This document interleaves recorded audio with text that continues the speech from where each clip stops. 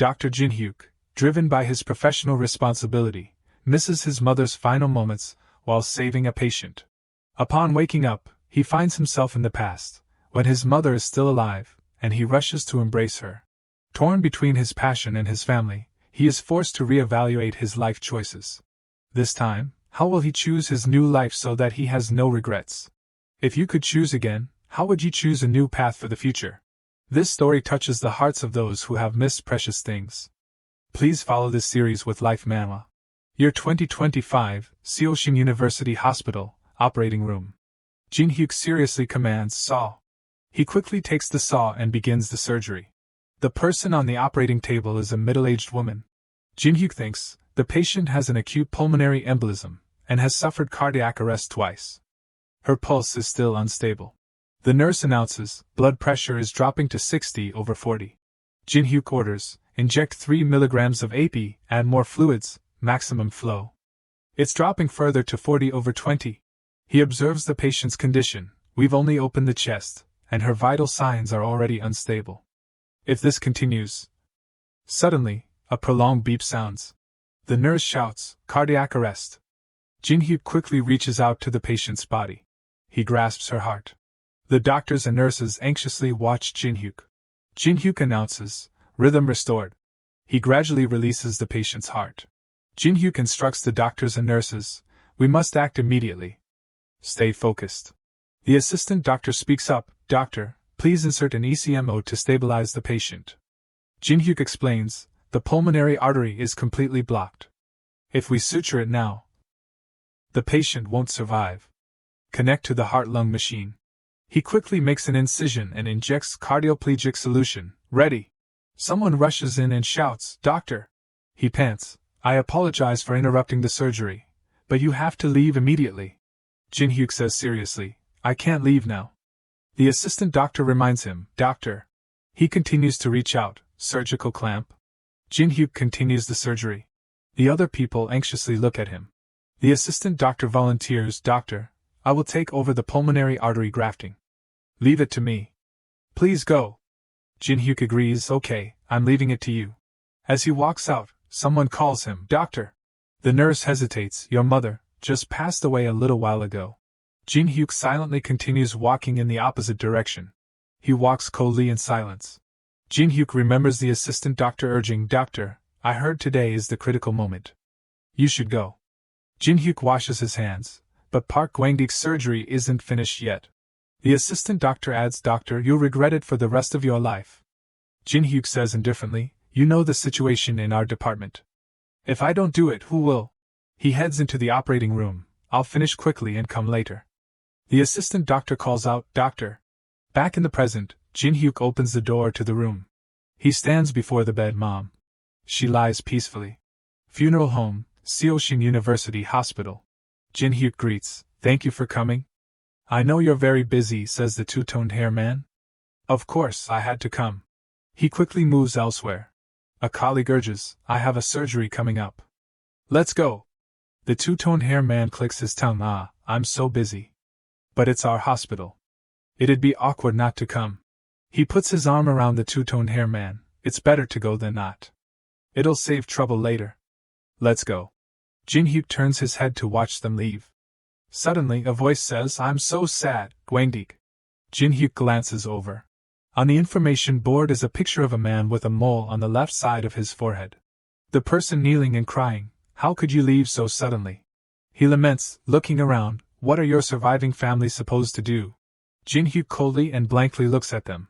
He quietly leaves the funeral home. Under the rain, Jinhuk looks at the grave, thank you, village chief, for helping with the funeral arrangements. The village chief crosses his arms behind his back. It's nothing. You did a good job. The village chief looks at him, I've heard of you for a long time.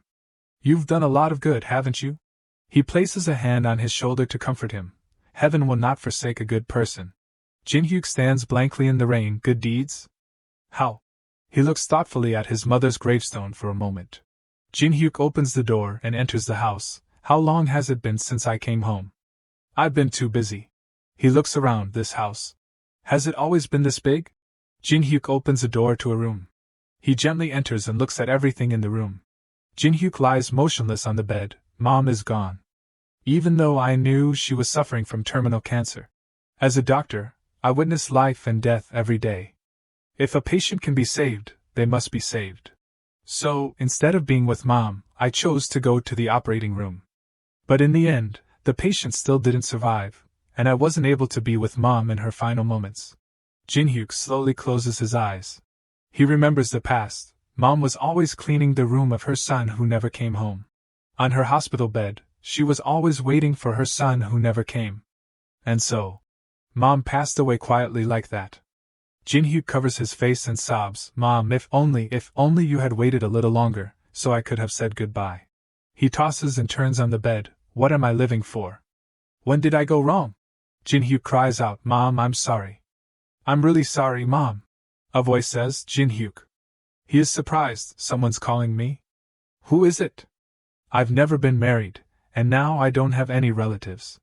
The voice echoes, Jinhuk, wake up, son. Jinhuk says dejectedly, I'm so tired. Leave me alone. A hand suddenly pulls the blanket down decisively. Jinhuk, wake up now. Mom looks at him, get up now. Breakfast I made is getting cold. Jinhuk is surprised, Mom? Is this a dream? How? He jumps up, Mom? Is that really you? Mom hits him, this kid, you're putting on an act again. What, Mom? She walks out, wash your face and come eat breakfast. Jinhuk holds his arm, that hurt. It's not a dream? How? He runs and hugs his mom tightly. Mom, she says angrily, what's wrong with this kid? She worries, what's wrong with you? Jinhuk cries, Mom, Mom. He looks in the mirror, this doesn't make sense. What's going on? Jinhuk stumbles out, I'm clearly young. And Mom and Dad, who passed away over 10 years ago, are still alive. Dad and Mom whisper, I heard Jinhuk broke up with his girlfriend? It seems so. Jinhuk slumps into a chair. Could it be that I've really gone back to the past? Dad asks curiously, tomorrow is the residency interview, right? Eat breakfast and get ready to go. He is surprised, huh? Residency interview? What year is it? He says unhappily, what's wrong with you today? It's 1998. Wash your hands before you eat, son. He says dazedly, February 1998. That's the year I just graduated medical school. I really went back to the past. Everything is so real. This taste is definitely Mom's cooking. So, were all those things just a dream? No, these hands still remember everything. This is procedural memory. If this is real, should I choose to leave my family again to do residency at a big hospital? Jinhuk remembers the scene of Mom in the hospital. No, I can't let the future repeat itself like before. Jinhuk says with determination, Mom, I'm not going to do a residency. I'm going to be a contract doctor at a clinic near home. Mom is stunned. A local hospital? He nods, yes. If it's near home, I can see Mom every day. She refuses, no way. Jinhuk is flustered, why? It's a good thing to have a stable job these days. Mom whispers, your dad will blame himself. He then understands. Jinhuk remembers, that's right. During this time, Dad is struggling after losing his job due to the IMF crisis. Although he doesn't say it, he often goes to the mountain to escape. Would Dad think that I'm giving up my career because of money problems? Jinhuk hesitates. If I go to Seoshing University Hospital, it will be far from home. So, the best choice is apply to Ulsan Hospital, which is a little closer. He decides, okay, I'll choose Ulsan Hospital. Mom scolds, this kid, you changed your mind again. Is it because your ex-girlfriend is applying to Seoshing Hospital? Jinhuk stammers, that's not it. He thinks, I need a good reason. Jinhuk then replies, Ulsan Hospital is one of the best places in Korea. If I'm going to do it, I have to be the best. Dad advises, son, being good is good, but being a doctor requires a heart that thinks for patients. Jinhuk looks at him proudly, that's right. Dad is always so warm. He says, yes, I will always remember that. 10 days later, the day of the residency interview, Ulsan Hospital. A huge facility with a main building and annex. There is even a cancer treatment center here. More than 1,000 doctors and nurses serve more than 10,000 patients every day. The place known as the undisputed #1 general hospital in Korea. Jinhuk opens the door and enters. But this place is also famous for another reason. Red Tai says grandly, A senior once said that if you get into residency, you definitely have to celebrate. Blue tie nods in agreement. Sounds good. Gray shirt asks curiously, oh, you're here too? Jinhuk recalls, they favor family and discriminate against outsiders. In short, they only prioritize people from the school. For outsiders, getting into Ulsan is almost impossible, but I'm confident. These hands have performed thousands of surgeries in my past life. Jinhuk confidently walks in. From the start, I'm not a rookie. I'm someone who has reached the peak.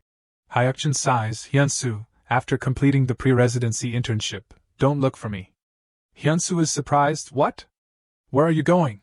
He replies with a question. Where else would I go? I'm going to Hawaii with my fiancé. Hyunsu is flustered. You're taking your girlfriend to Hawaii in the middle of the IMF crisis? What is that? Were you born with a silver spoon in your mouth? Hyukjin puts his arm around his shoulder. Jealous? If you're jealous, find a girlfriend yourself. Hyunsu is annoyed. Jealous. Hyukjin frowns. Hey, don't read anymore. You're studying even in the interview waiting room? Hyunsu says confidently, my mom told me to study until the very last minute. He sighs. Goodness, you're such a mama's boy. You're going to bring your mom into the interview room with you. Hyukjin glances at Tae-hee and exclaims, oh. He pulls Hyunsu up. Hyunsu, look in front of you. Hyunsu says crankily, what is it again? He is surprised and his eyes widen. Tae-hee is walking in front of Hyunsu. Hyukjin teases, go talk to her. You should date too. Hyunsu stammers, wait. She goes to a different school, right? What should I say when I meet her for the first time? He sneers, it's even better that she goes to a different school. Just give her this and you're done, right? Hyunsu is hesitant, is it really that simple? Jinhuk sits on the side, enjoying himself. This feeling is so good. My parents are still alive. I just need to live quietly and not cause any trouble. Tae-hee approaches. Are you from another school too? He nods. Ah, yes. She says sadly, Ulsan Hospital has never released the ranking of the answers. You didn't get it either, did you? Jinhuk explains. Yeah, if you get caught leaking it, no need to say it. Everyone in the industry understands this. Tae-hee asks curiously, you look relaxed. Even though you don't have the rankings. Did you study a lot? He smiles brightly, I'm just here. She is surprised, you're really confident.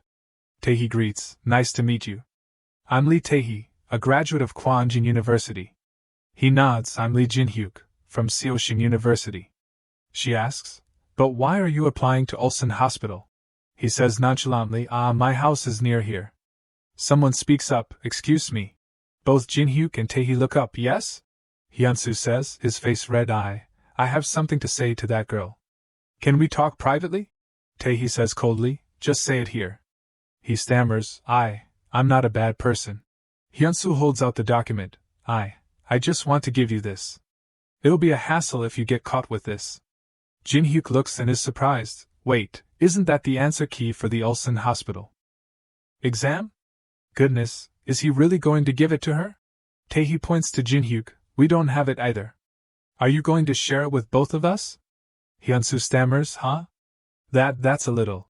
She says indifferently, then never mind showing it to us. He stammers, huh? You don't really need it? The speaker announces, applicants number 41 to 44, please enter the interview room. Tae-hee quickly leaves, I'll go to the interview first. Hyunsu calls out, hey. Jinhyuk watches her go. Even though she could look at it herself, she's still very honest. Hyunsu says angrily, darn it. Did he just score points with her? He looks inscrutable, what in the world? Hyukjin teases from afar, hey Hyunsu, did you get rejected? He yells, shut up, Jang Hyukjin. Dongsu rushes in from the door, interview room, I'm here. In-hyuk looks at the document, you're late. Inji remarks, we thought you weren't coming. Dongsu scratches his head, surgeons really don't care about time, but I still have to show up, right? Today, we're going to choose the future of this hospital. He looks at the resumes, let's see, the next applicant is, huh? What's this? Someone from Seoshing University dared to apply here? In-hyuk says coldly, there are quite a few applicants from outside the school this time. Inji sneers, yes, I don't know what those people are thinking. Dongsu laughs. The more opponents, the better. Inji sighs, better? Those people will end up quitting halfway anyway. He explains, that's why we have to make sure they can't quit. Especially the talented ones.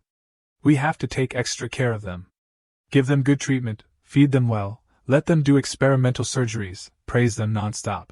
Make them feel so valuable that they can't betray us. That's how my department is. Inji is surprised. You guys really work hard. He looks at his watch. Alright, let's start. There is an announcement. The first test will now begin. Jinhuk does it while contemplating. Something feels off. I've lived my whole life exhausted by endless surgeries. I vowed never to become a surgeon again. Jinhuk closes his eyes. Hyunsu glances over. What's that? Why is he just standing still? Hasn't he learned how to suture the incision? Is this the level of those other schools? Jinhuk looks at the tools, but this feeling is great. I still have the skill, and now. Maybe I was born to be a surgeon. Vertical mattress suture, completely different from a simple suture. You have to use both hands skillfully. At the same time, you have to align the wound edges perfectly and make sure to evert the skin correctly. Jinhuk sutures quickly. He says proudly, this is the feeling. Now, all that's left is to tie the final knot. Jinhuk puts his hand on the table and sighs in relief. He glances at his side curiously. Hyunsu, Hyukjin, and Ponytail Girl are gaping. What is that? He's suturing with both hands? That fast? No way.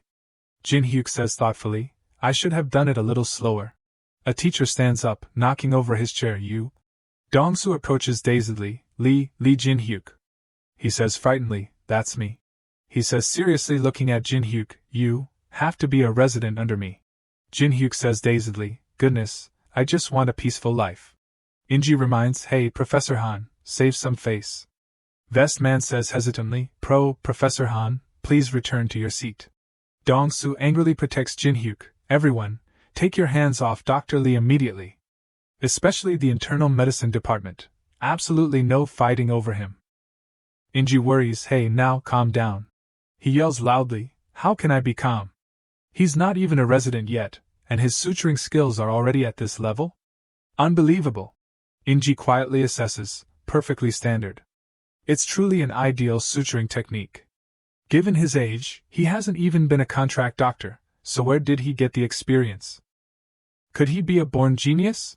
Dongsu is determined. Dr. Lee, come to my department. If you refuse, I'll eliminate you immediately. Jinhuk stammers, could you at least tell me what department this is first? He guesses, why does he look so desperate? He puts his hands on his hips proudly. CS, I'm Associate Professor Han Dongsu, Department of Cardiothoracic Surgery. Jinhuk calculates, if I choose CS, the chances of getting in are very high, but every day will be a continuous cycle of surgery. Just like in my past life. I won't have time for my family. He straightens up and says seriously, Professor, I can't decide right away. I want to rotate through the departments before making a formal decision. Dongsu nods in satisfaction. A very exemplary answer, perfect. Welcome to the CS department. Jinhuk says puzzledly, did I hear wrong? He says firmly, listen here, anyone who dares to discriminate against him for being an outsider will have to deal with me. Especially Dr. Lee. Jinhuk, my personal goal is to impart everything to all the residents, got it? Hyunsu and Hyukjin say fearfully, yes, got it. Dongsu smiles, Dr. Lee, if anyone gives you trouble, tell me, got it? Jinhuk says confusedly, yes, thank you, Professor. He asks, alright, next is the CPR test. Right. Dr. Cho, wait a minute. Vest Man replies, yes. Dongsu whispers, then, do it like this. Vest Man nods, yes, I understand.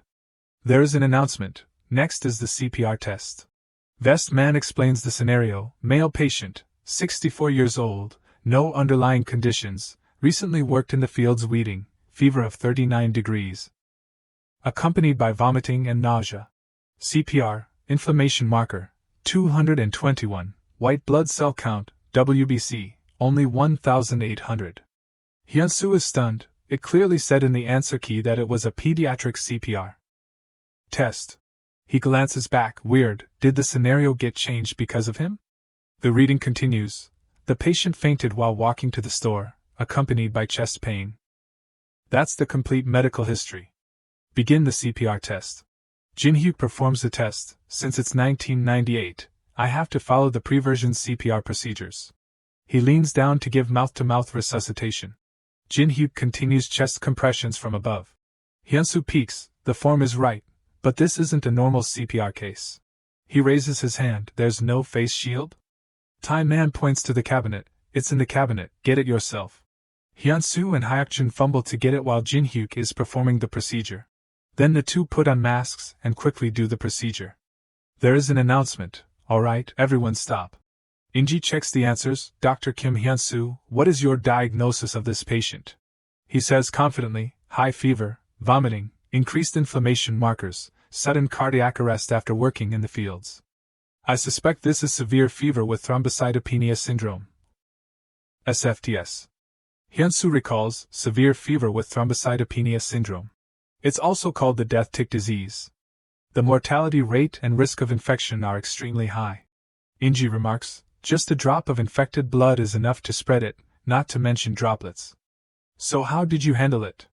Hyunsu says smugly, because this is a CPR case related to infectious disease, I used a face shield according to the procedure. He praises, good. Did everyone else do the same? But, Inji says sternly, Dr. Lee Jinhyuk, why did you perform CPR without a face shield? He confidently looks into his eyes. The patient fainted due to acute myocardial infarction. Delaying treatment for even a second could cost a life.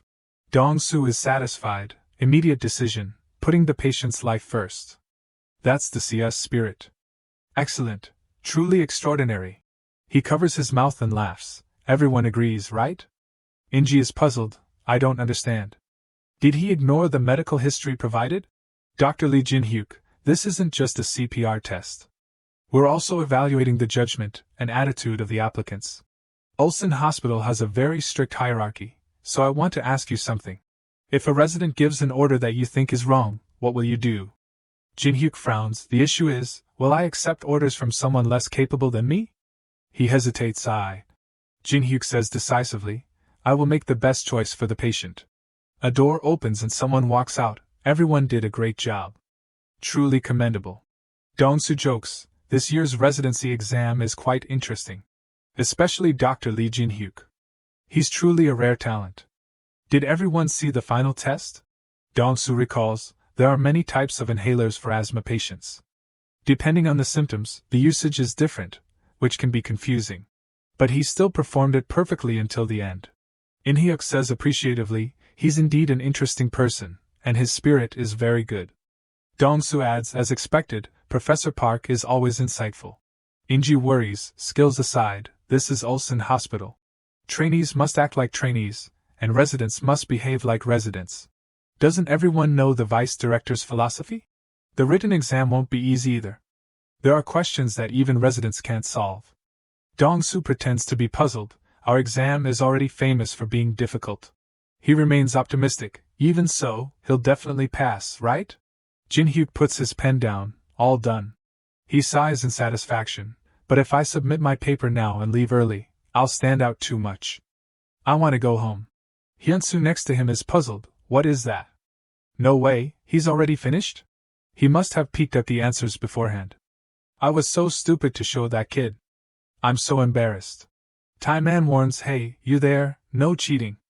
Don't look at other people's papers. Hyunsu stammers, no, I'm not. He shouts, silence.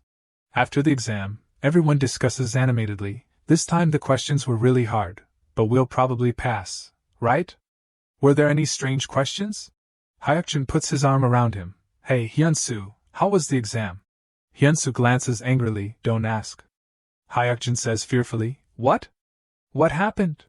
He immediately slumps down and covers his face while Jinhyuk calmly walks home. I did well on the exam. Tae asks, you seem to be in a good mood? She stammers, did you do well? He scratches his head, you could say that. Tae teases, I'm so jealous. You said you didn't study much, so you were lying, right? Jinhyuk replies with a question, what about you? Tae sighs, I'm doomed. The examiners looked at me like I didn't exist just because I went to a different school. I was flustered and made a lot of mistakes. He comforts, it's your first time. It's normal. After working for a while, you'll naturally gain experience. She is puzzled, you sound like an old man. he asks curiously. It'd probably be easier to fit in if you went back to your old school, right? Why did you choose Ulsan Hospital? Tae-hee says nonchalantly. I'm probably tired of the internal politics. It's really cold today, huh?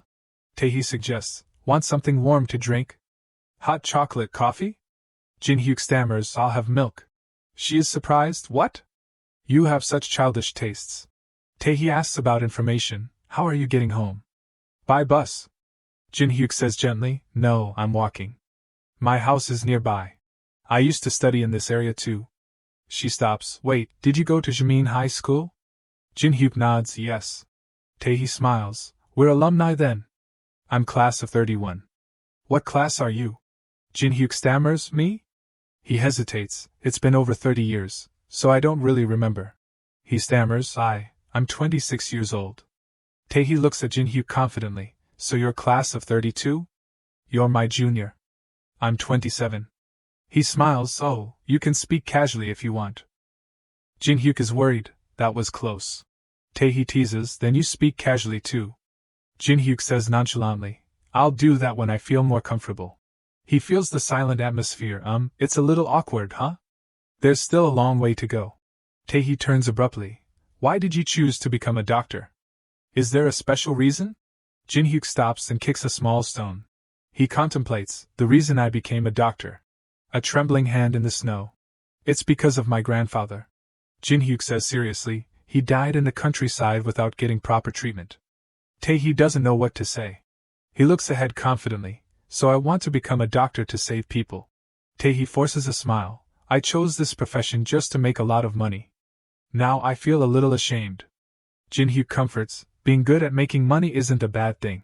She holds out her glass as if to clink glasses. Anyway, if we become co-interns, let's work hard together. As long as I pass this time. He says happily, yeah? A week later, at Donghae Hotel. Everyone is relaxing in the sauna. Dad sighs, your mom really embarrassed me today. Jinhuk smiles brightly, she seems really excited about the trip.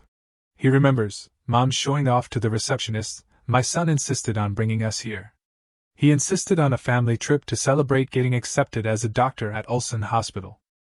Dad sighs, she stood at the counter and bragged about her son for 20 minutes. Jinhuk says cheerfully, let's go on trips more often in the future, Dad. He reminds, once you start your internship, you'll be very busy, with night shifts too. He explains, even so. Someone comes over and interrupts, your son is a doctor? Dad says shyly, oh, you heard everything? I wasn't really trying to brag. Dad smiles proudly, but he just got accepted into Ulsan Hospital. The guest says, oh, Ulsan Hospital?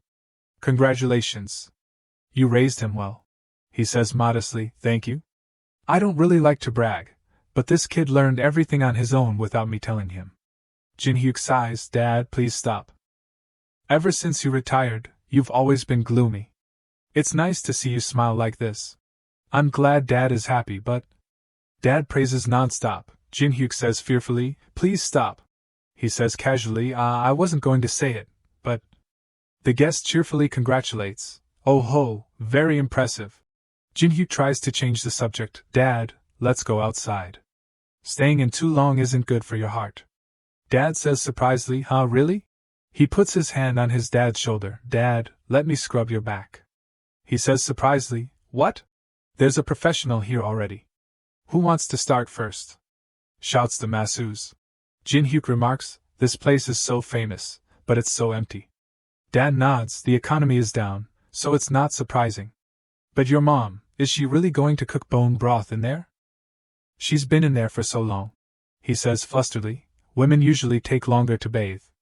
He takes a sip of water, but... Suddenly, Mom comes out cheerfully, the hot spring here is really great. Jinhuk speaks up, Mom. She asks curiously, this place is really good, but it's so empty.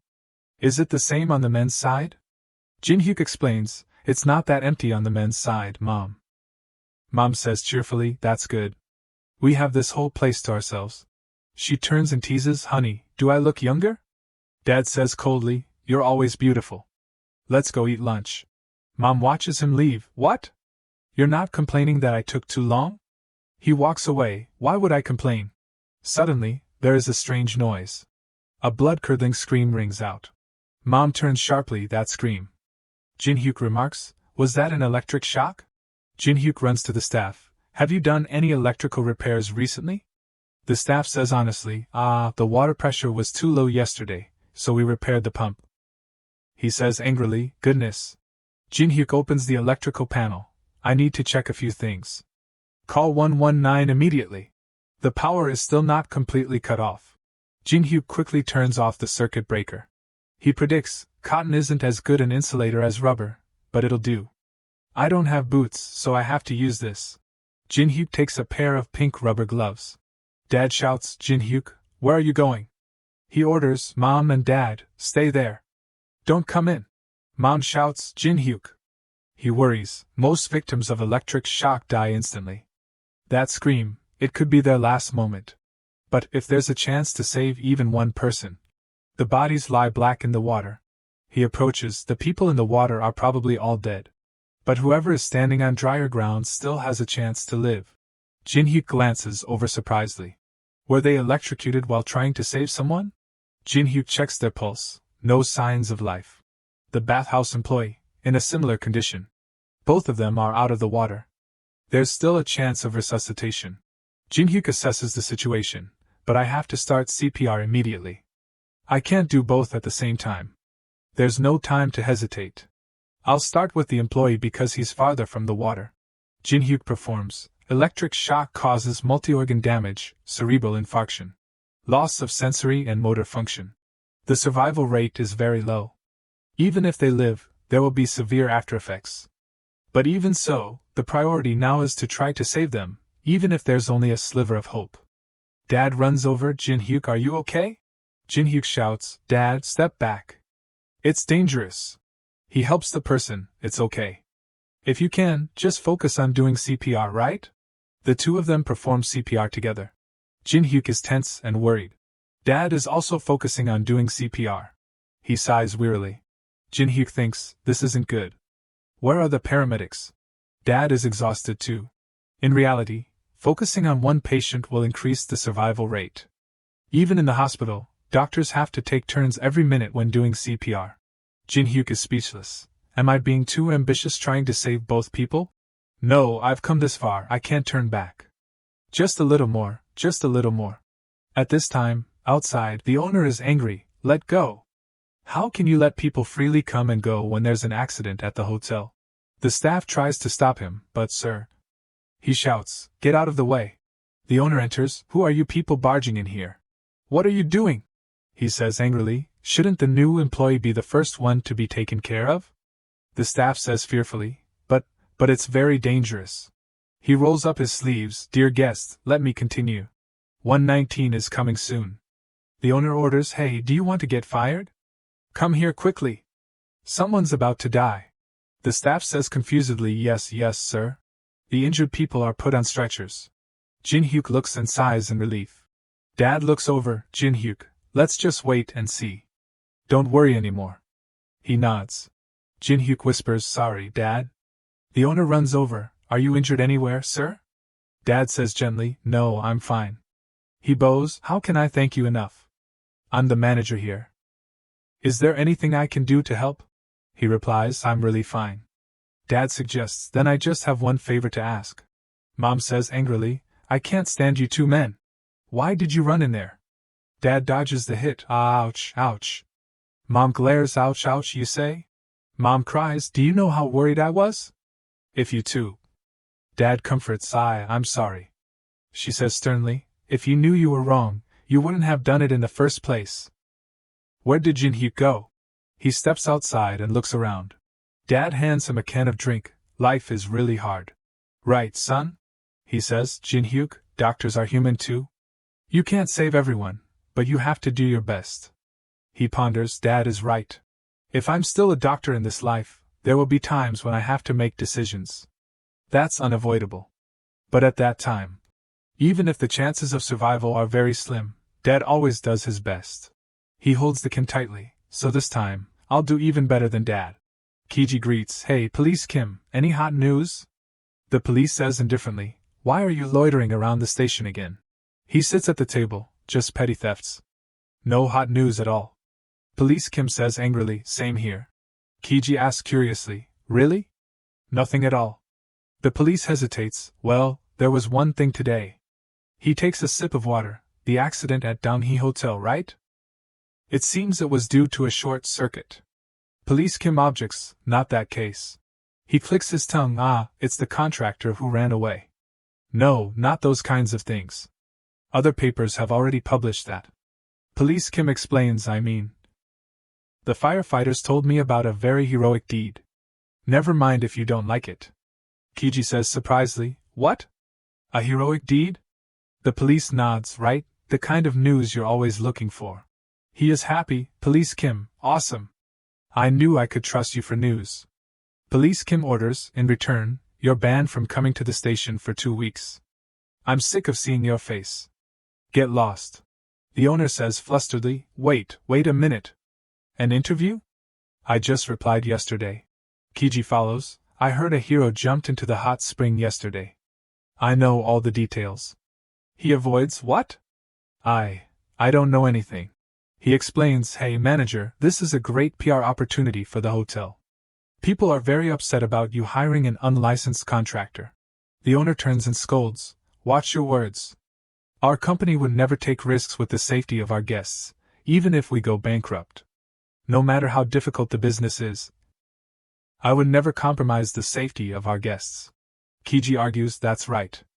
Everyone is having a hard time now, so you need a good PR story, which is beneficial to the hotel and beneficial to the doctor. Seeing the owner flustered, Kiji manipulates, what? Do you think I'm doing this for fame? He grabs Jinhyuk's hand, you're the doctor who saved people yesterday, right? Can I have a quick interview? He is worried, an interview? Jinhyuk glances at the owner, I told you to keep it a secret to avoid things like this. He says coldly, I refuse. Kiji coaxes, but don't you want to know about the condition of the patients you saved? If you agree to the interview, I'll tell you. Jinhyuk shouts, how are they? Are there any after effects? Are they still alive? Kiji hands out a business card, thanks to your quick response, they're still alive, but there will be some after effects.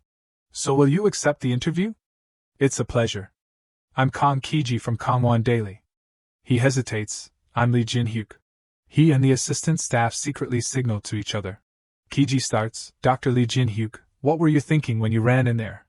Weren't you afraid of getting electrocuted again? He says nonchalantly, I just thought I had to act. He asks curiously, what hospital are you working at? He replies, I haven't started yet, but I'll be interning at Ulsan Hospital soon. A few days later, at Yangsil, Wonju, there is a voice. This concludes the introduction to the Ulsan Hospital branch. Next, we will learn about the internship program. The students whisper, hey, isn't that the guy in the article about Donghae Hotel? That's right, I read it too. The hospital's media team also invited him for an interview. Oh, so that's him? The pride of Ulsan University, Lee Jinhyuk? But he said he hasn't started working yet. And he went to Seoshin University, not Ulsan. He sighs, I thought everything would just be a fleeting moment in the news, just one of countless stories that would be quickly forgotten. But Kiji answers a phone call from Jinhyuk. Kong Kiji, this article seems a bit excessive. He says nonchalantly, Doctor, that's how the media works. The public likes these kinds of stories. Jinhyuk shakes his head, everything's already published, so you can't withdraw it. What's the condition of the patients? What the heck? The Ulsan Hospital media team also started spreading the story. Journalist Kong Kiji kept pushing the article, and other newspapers copied it exactly. Jinhyuk covers his face. I've really gotten into a mess. The teacher announces, alright, today's training ends here. You'll be divided into groups, so go have lunch and get to know each other. Tae-hee pokes, hey, altruistic hero. Jinhyuk says blankly, huh? What did you just call me? She stands up, get up, let's go eat. He stammers, okay. Suddenly, someone greets, oh, are you students from other schools? Both Jinhyuk and Tae-hee glance over. Jinhyuk smiles, I'm in group 14 too. Same group as you. Nice to meet everyone. I'm Jang Hyukjun. He is surprised, oh, you guys are all group 14? Hyunsu introduces shyly, I'm Kim Hyunsu. The other two also say awkwardly, nice to meet you. Hello? Jinhyuk says seriously, I'm Lee Jinhyuk. Since we'll be seeing each other often, I hope we can work well together. Tae-hee says nonchalantly, I'm Lee Tae-hee. It's nice to meet you. Hyuk-jin says sociably, Dr. Lee Jinhuk, the altruistic hero. I read the article. You look cool in the picture. He is speechless. Goodness, I shouldn't have agreed to the interview. He praises, the article said we're the same age. Let's work hard together. Jinhuk nods, oh, yeah? Hyuk-jin puts his arm around him. How about everyone eating together? We can talk about tomorrow's talent show too. Jinhuk refuses, He says confusedly, a talent show? At this age? Hyunsu reminds, hey, why are you? Hyuk-jin signals, let me handle this. You go talk to Dr. Lee Tae-hee. Hyunsu realizes, what? So that's what this is about. You should have said so earlier. Hyuk-jin smiles, okay, this side is done. Now, Dr. Lee Tae-hee, what do you think? Jinhuk walks and relaxes. He is tired, I'm so tired. I don't know where all that food went. I finally snuck out. Jinhuk suddenly realizes. Tae-hee is taking pictures of something. Jinhuk asks curiously, what are you doing by yourself? She turns, oh, you startled me. It's you. I'm just taking a walk. It's too crowded and noisy in there, so I snuck out. He asks, have you eaten? Tae-hee says proudly, I ate a few rice cakes. They were at the buffet. Jinhuk looks at the camera, you take pictures a lot? She explains this. It's just a hobby. Surprising, right? I used to be a student reporter. He asks curiously, no way, you actually did real reporting? A scream cries out, help. Sunjae shouts, shut up. What? Who let a trainee in here? Was it Chairman Wu? The staff is obsequious. I'm sorry. He orders, if this continues, it'll be a problem. Understand? The staff says fearfully, yes, sir. Mr. Kim looks seriously injured. We should call 119 immediately. Sunjae says coldly, don't meddle. He makes a call, let me handle it. Everyone, be quiet. Sunjae worries, the National Assembly is in session. If it's revealed that I'm here under a false name, my seat in the National Assembly is over. Tae-hee shouts, Lee Jinhyuk, wait. He looks ahead, in that direction. Jinhyuk says loudly, what's going on? Sunjae is sweating with fear. He stops them, who are you people? Jinhyuk explains, I'm a doctor. I'll give first aid immediately. What happened? The staff reports he was hit in the chest with a golf club. Sunjae glares at her, who do you think you are interfering? He just kept screaming, what a nuisance. Jinhyuk worries, I saw it with my own eyes. I can't stand by and watch. He sits down and examines, we have to get him in the right position. Difficulty breathing, chest pain, vomiting. Jinhyuk predicts, it could be pericardial effusion due to trauma, or a diaphragmatic rupture due to the impact. He speaks up, may I? A red circle on the patient's chest. Jinhyuk requests, I'm going to press lightly on your abdomen. If it hurts, just yell. Feeling pain in the abdomen, quite far from the area that was hit. Could the force of the impact have torn the diaphragm, causing organ prolapse? The organs that could be affected include the stomach, colon, mesentery, spleen, small intestine. Too many possibilities. He has to be taken to the hospital immediately. He says, did anyone call 119? Sunjae shouts, it's just a bruise. He's faking it.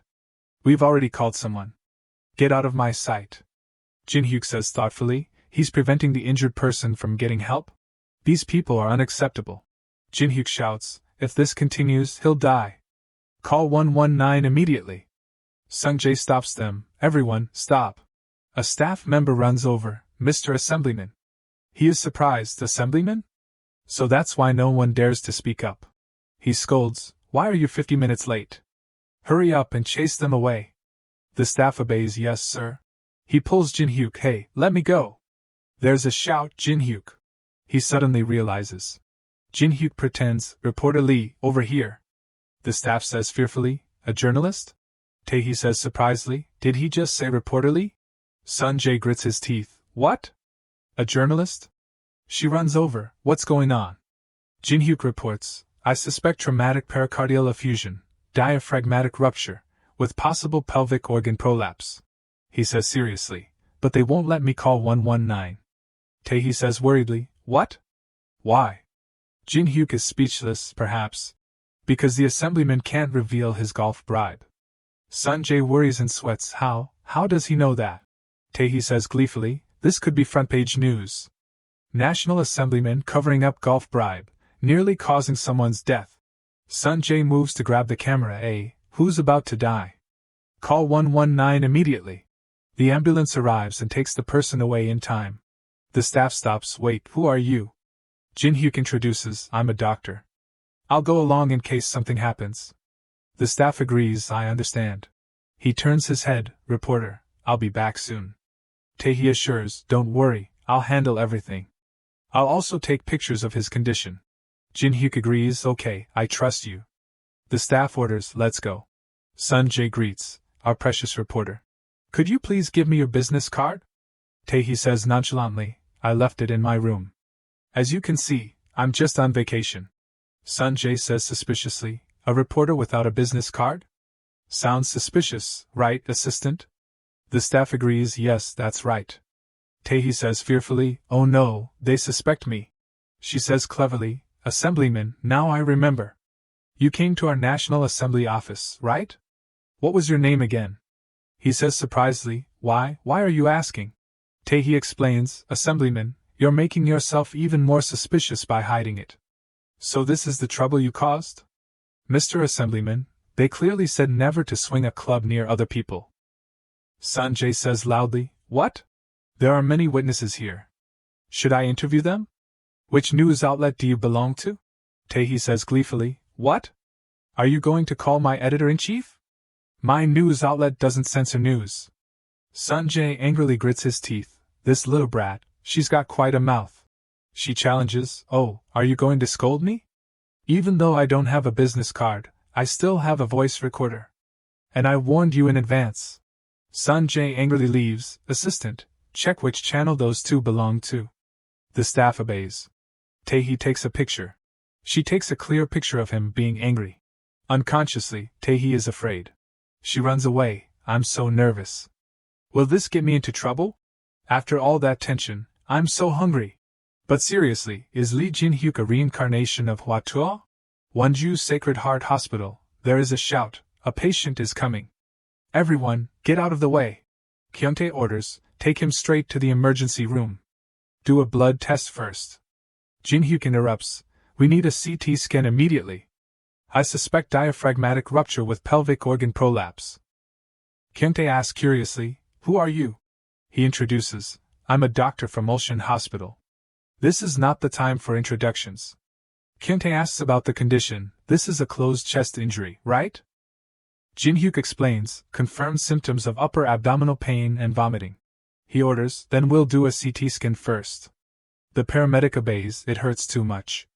I'm going to die. Jinhuk says loudly, we'll do a CT scan and start treatment immediately. He encourages, you have loved ones, right? Think of the people you love. Don't give up.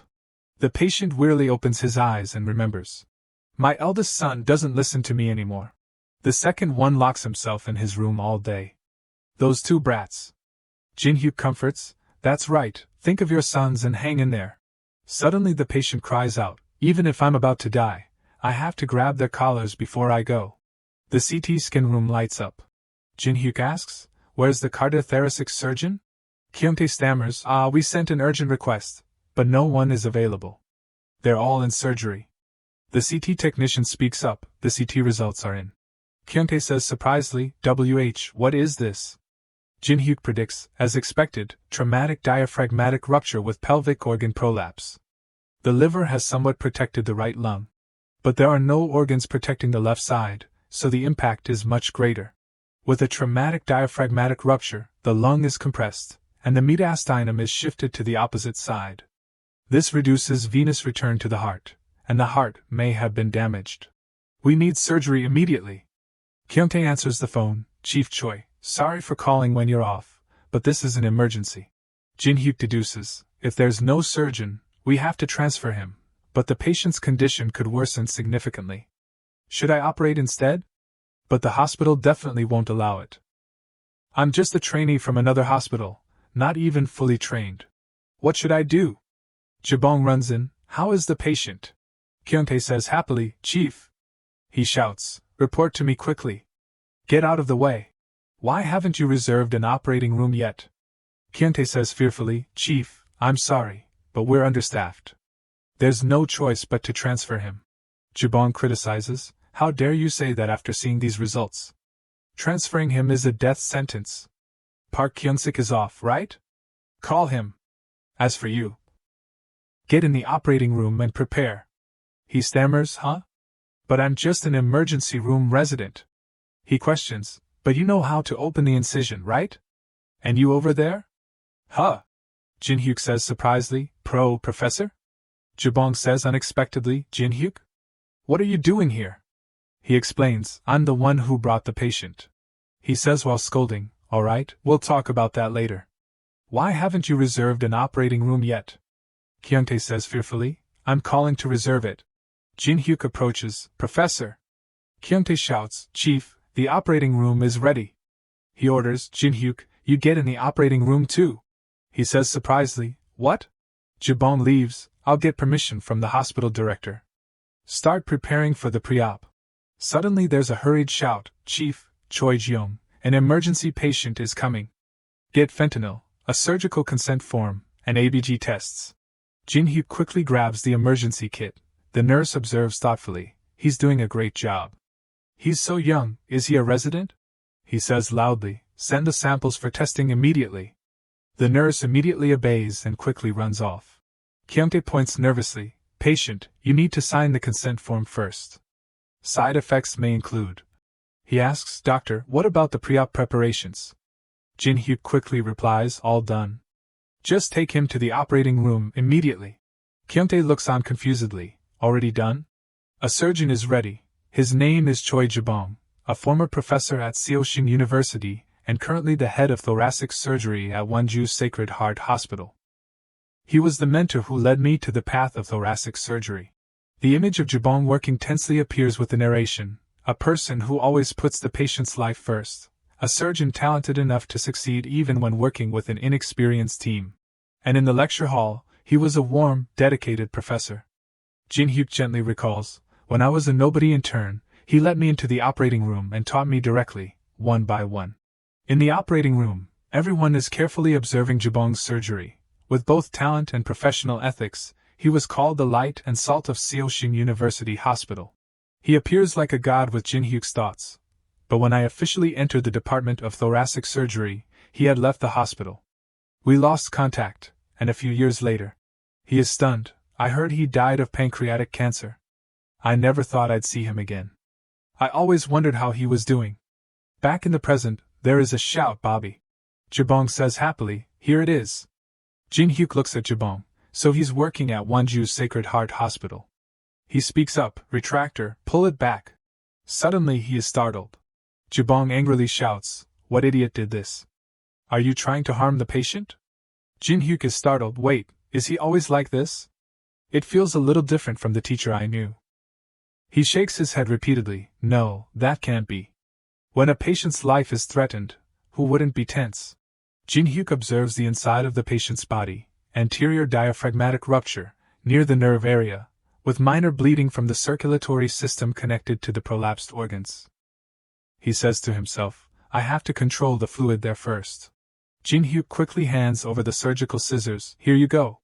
Jabong says surprisedly, I haven't even asked for it yet. But I like such a quick reaction. Immediately after, he scolds another person, can't you see the diaphragm is leaking fluid? Why haven't you put gauze in there yet? The person awkwardly does as he says. Jinhyuk works on this side and says thoughtfully, he hasn't even passed his internship yet.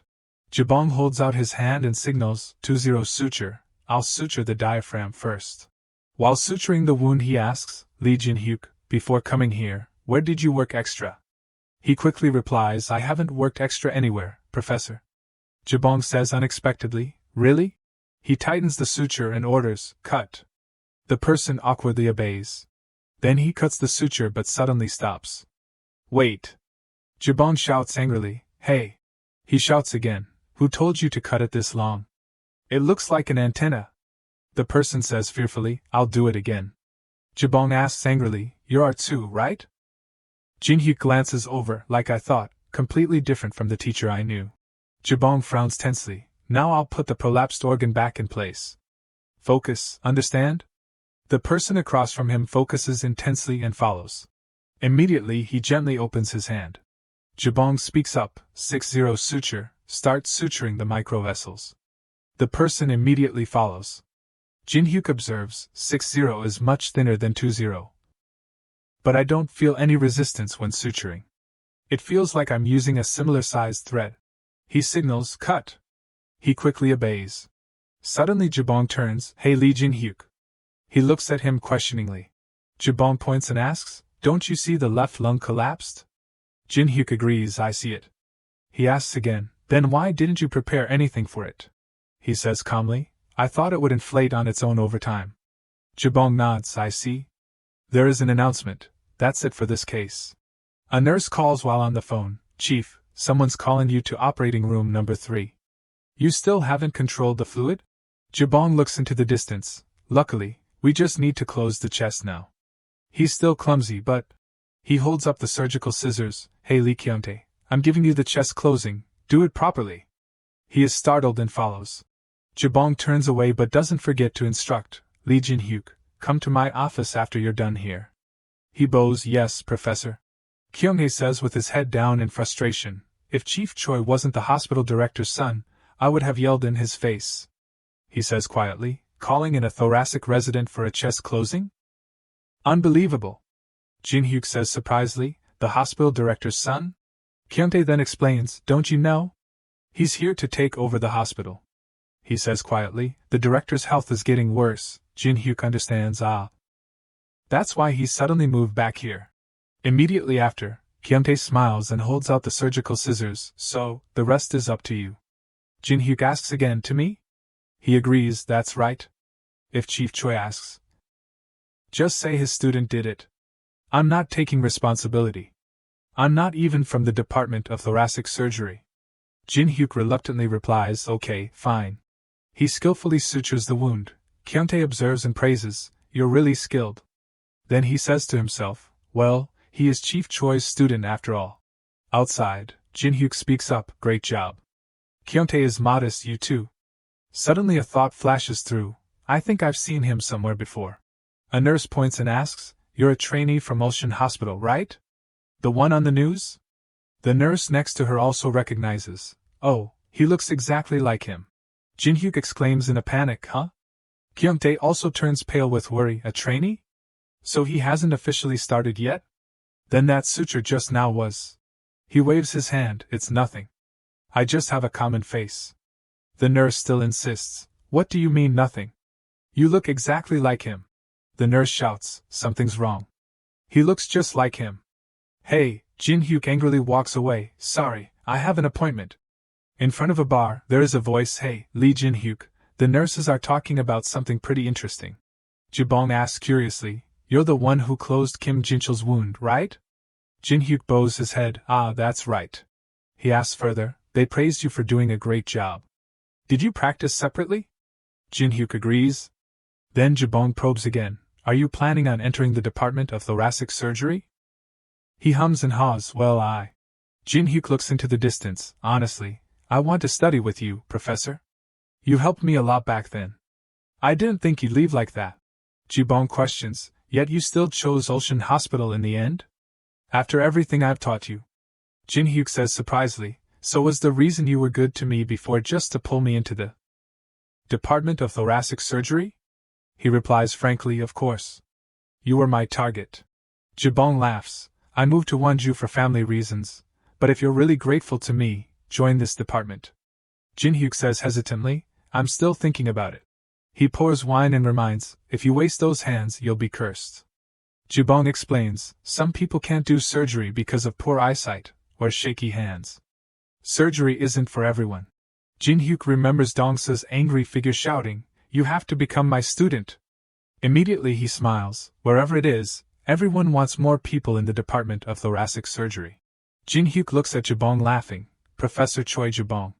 He passed away from pancreatic cancer. Pancreatic cancer has a low survival rate and often has no symptoms until the late stages. He suddenly speaks up and suggests, Professor, you should get a pancreatic cancer screening at your next checkup. Jabong asks unconsciously, What? Are you drunk? Jinhuk says seriously, I just said it because I saw you drinking. He laughs nonchalantly, Do you think you're my wife? Let me drink in peace. He worries, I'm being completely ignored. In 2005, pancreatic CT scans weren't common in checkups.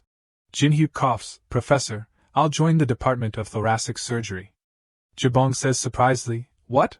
He takes Jabong's hand, I'll do my best, but in return, please get a checkup. I want you to live long so I can continue to learn. He asks, Do you think you can bargain with me? Jabong points and says, Lee Jinhuk, you have to keep your word. He says sadly, Sorry, Professor, but sometimes you have to lie a little. Jinhuk says resolutely, I couldn't do anything last time, but this time, I'll definitely help you live longer. He closes the car door. Inside the car, Jabong says loudly, Thank you. Jinhuk sighs in relief when there is a loud shout, Lee Jinhuk. Tae-hee angrily walks over, Where were you just now? Wait, are you drunk? Jinhuk admits, I have a reason. She shouts angrily, You're really carefree. We're in big trouble. Tae-hee says worriedly, The assemblyman at the golf course called the vice director to complain. They're considering disciplinary action. Jinhuk says stunnedly. Disciplinary action?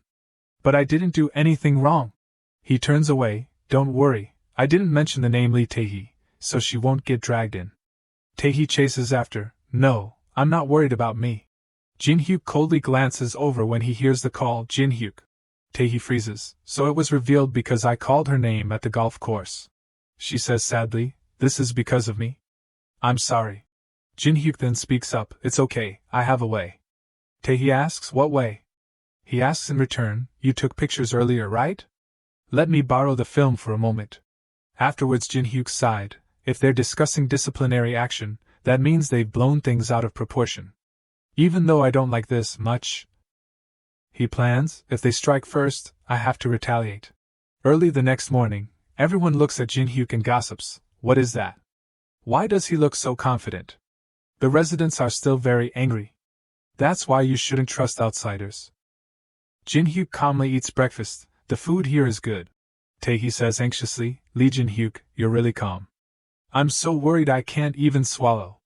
He says calmly, I told you, it's okay. She asks, But aren't you going to look at those messages? It's ringing non-stop. Jinhuk chews a mouthful of food, I'll look after I finish eating. Tae-hee is helpless. It seems urgent. Suddenly there's a shout, Hey, you're hard to find, Lee Jinhuk. Gilman looks angry. Let's talk for a moment. The brown-clothed man worries, Dr. Jang Gilman, calm down. If you're like this, the patient will run away. The blue-clothed man asks sarcastically, Someone already ran away yesterday. Didn't they? The white-clothed man says tensely, Just a trainee and already quitting halfway, what a joke. Jinhuk is still carefree. I'm so sleepy after eating. I must have run around too much yesterday. He wonders to himself, Since I'm in Wonju, I wonder if the Gangwon Daily will publish it. Gilman glances over, I sent it last night. It can't be up this early, huh?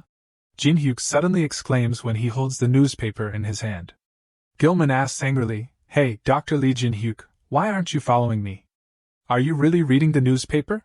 He reaches out and snatches the newspaper and shouts, This brat, daring to disrespect a senior. Gilman looks over the newspaper and is suddenly shocked. The contents of the newspaper are, An assemblyman ignores a dying patient. Assemblyman Yuk Sun-jae nearly caused someone's death while golfing during a National Assembly session. Heroic Dr. Lee Jinhuk dares to stand up against power. Who is he? Everyone gathers around to look at the newspaper and says surprisedly, Is this real? Jinhuk says innocently, Well, it is accurate, but I don't know who leaked this. It's a mess. Kiji is hurrying while talking on the phone, Yes, I'm Kong Kiji from the Gangwon Daily. The voice on the other end says, Reporter Kong, are you interested in an exclusive? He asks curiously, An exclusive? Kiji probes, Is it interesting? The voice on this end Jinhuk then replies, It's related to a high-profile politician. Do you think you can handle it? If you find it difficult, I'll find another reporter. He immediately takes out a pen and writes, Let's give it a try. I used to work at a big news outlet. Jinhuk says gently, It happened at a golf course near Yangtze Valley. Kiji laughs. This old man is really skilled. Alright, I'll come get the film right now. Afterwards he immediately turns to leave. Hey, you said you'd treat me to a drink tonight. Jinhuk goes outside and hands over the film. Driver, double the fare for him. He happily hands over the film. Consider it revenge for the article about the chief. Tae-hee speaks up and asks, what are we going to do for the talent show? Dance or sing? Someone speaks up and replies, our team has someone famous. We can't do anything ordinary. Others also chime in, how about doing a magic show? He says excitedly and shows off, I'm good at catching things. Throw me a snack. Jinhuk says helplessly, is this a circus? Hyunsu asks curiously, you haven't said anything this whole time. What's wrong? Are you too famous to do this? Jinhuk is silent then thinks, as if he wants to do that. He suggests, how about we just sing? The person immediately refuses, no way. We can't let someone famous do something so boring. Jinhuk says unhappily, famous this, famous that, always famous. Someone suggests, Dr. Lee Jinhuk should do a spinning plate trick. Suddenly Gilman unexpectedly appears, Dr. Lee Jinhuk. Afterwards he turns away, can I talk to you in private for a bit? Jinhuk says anxiously, okay. He thinks, what good timing. The person calls after him, hey, what about the show? Jinhuk smiles, choose whatever you want. I'll go along with the team's wishes. The person says thoughtfully, so you'll accept all of our decisions? Immediately, the whole group fell into thought, then chuckled to themselves, pleased. On the other side, Jinhuk questioned what he meant. He angrily retorted, no formal disciplinary action, no opportunity for residency. It's no different from kicking me out after the internship. You know most interns are here to get a residency spot. Gilman was stubborn. The vice director doesn't like you. Jinhuk clenched his fist. I told you, I didn't do anything wrong.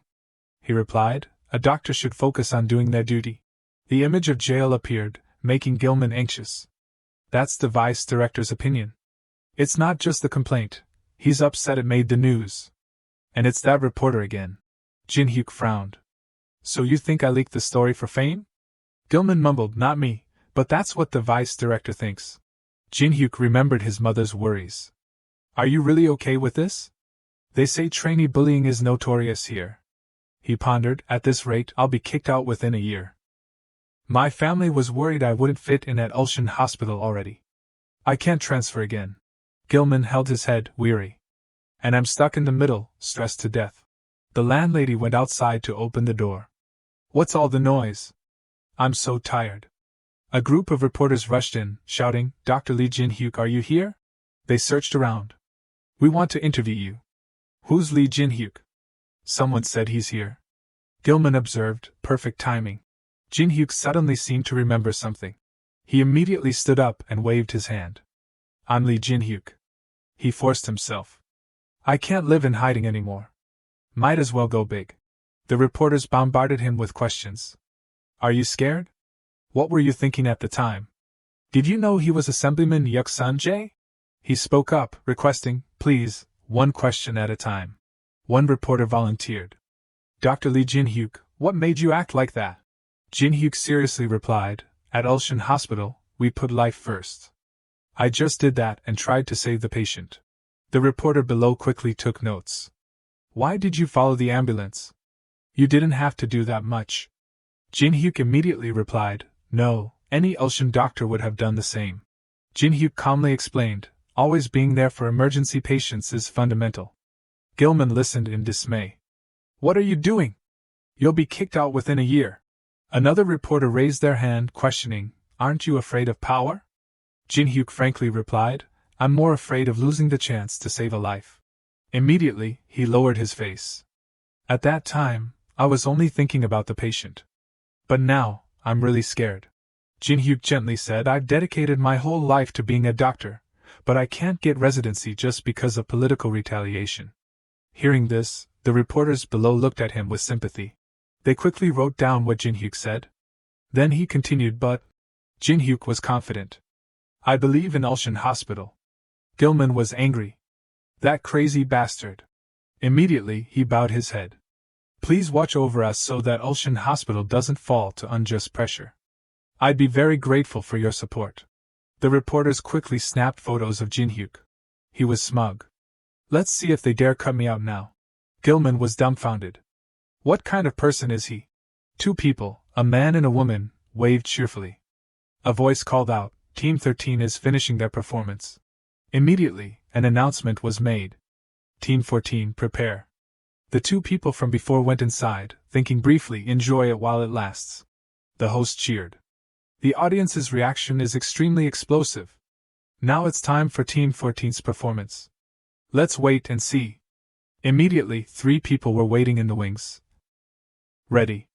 Someone pondered, memories like these are the ones worth remembering.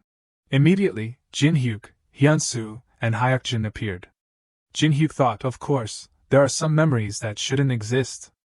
The audience below exclaimed in surprise. What the heck? People swarmed around to put makeup on Jinhuk. He asked in confusion, I haven't even learned this dance. Do I really have to dance? Hyukjin smiled. You said you'd go along with whatever the team chose. Immediately, the three of them performed a dance together. The audience below wondered, hey, why is the center person? Tae-hee took a photo and laughed, complimenting, he looks so handsome. Jinhuk saw it and was surprised. What is that? Why is that even there? The man in the brown coat chuckled. Even with this, Dr. Lee Jinhuk is completely serious. He's really something. Gilman turned and questioned, then exclaimed. That guy's scary. The man in the brown coat countered, scary? He's just a newbie under us. That person continued, I saw him during the interview. He had no connections, but he did really well. I bet he'll choose the thoracic surgery department. Gilman surprisingly asked back. Thoracic surgery? The man in the brown coat agreed. Professor Han Dong-soo has his eye on him. He's afraid someone else will snatch him up. Gilman shook his head repeatedly. As long as he doesn't come to the emergency room. As soon as they finished performing, they all collapsed to the ground, panting. Tae-hee worried, are you dead yet? Jinhuk awkwardly squeezed the water bottle in his hand. On stage, the host announced, all right, while the organizers are scoring the talent show, we'll move on to the special contest. You've all been waiting for it. Right. Jinhuk looked up. What now? Tae-hee explained, the wound suturing contest with an attractive prize. Sounds tempting, right? She handed Jinhuk a towel. Wipe off your sweat. He tiredly wiped his face. I just want to soak in a hot bath. I'm so tired. Tae-hee teased, you really look like an old man right now. Jinhuk pondered, well, that's true. The host announced the prizes. Third place gets a pager, second place is an MP3 player. Jinhuk stood up. Maybe I should go out and get some air. The host continued to announce. And first place is... That person held up a cell phone. A cell phone. Jinhuk turned to leave, then suddenly turned back in shock. If my family bought that, it would cost a fortune. The host held up the cell phone, smiling and gesturing. All right, contestants, come up on stage. First come, first served. From behind, Jinhuk rushed forward, shouting, me. Tae-hee was astonished. Didn't you say you weren't participating? Suddenly, Jinhuk collapsed on the other side. Tae-hee smiled. You shouldn't have drunk so much. He tiredly looked up. You're probably the last person who should say that. The host shouted, what a hero who sacrifices for others. Dr. Lee Jinhuk, he's working at lightning speed. Hyunsu was amazed. He's even faster than during the interview. Soon after, he finished. Done. The host was stunned. The winner of the 37th Ulsan Hospital Wound Suturing Contest, Dr. Lee Jinhuk. The gifts were placed, lying still, along with the praise. And in the team category, the winning team is Team 14, featuring Dr. Lee Jinhuk. His fiery dance moves truly match his reputation. As a silent hero, right? The prize is a cell phone and 2 bottles of premium whiskey. Hyukjin was happy. Let's drink until we drop tonight. Jinhuk was tired. I just want to go home and sleep. The host smiled. The resident doctors will be doing rounds tonight. Don't even think about skipping the party. A beer bottle lay rolling on the table. Immediately, the beer bottle pointed toward Jinhuk. Everyone exclaimed, and again, Dr. Lee Jinhuk is chosen. He was surprised. Why is it always me? Tae-hee laughed. Good at suturing, but terrible at everything else, huh? The man in the blue shirt frantically reached out. Oh no, that's my secret Valentine's. Jinhuk was annoyed. But the person who said that has never been chosen even once. You're really the kind of person who's both precious and annoying. Tae-hee beckoned. They're taking a group photo. Hurry up. He quickly replied, let's go. Jinhuk glanced over. Maybe this will be the first and last time we take a group photo. He pondered. When the internship ends. The person holding the camera gestured. All right, everyone look here. Jinhuk regretted. Afterwards, everyone will go their separate ways. There won't be time for things like this anymore. The photographer called out, 1, 2, 3. Afterwards, the photo was framed. In February of 1998, the start of the 37th Ulsan Hospital internship. The group will go down in history. The man in the brown coat was happy. Finally, I can go home. The man in the white coat immediately replied, but there's still internal training. Gyuji suddenly appeared, waving his hand. Dr. Lee Jinhyuk. He was surprised.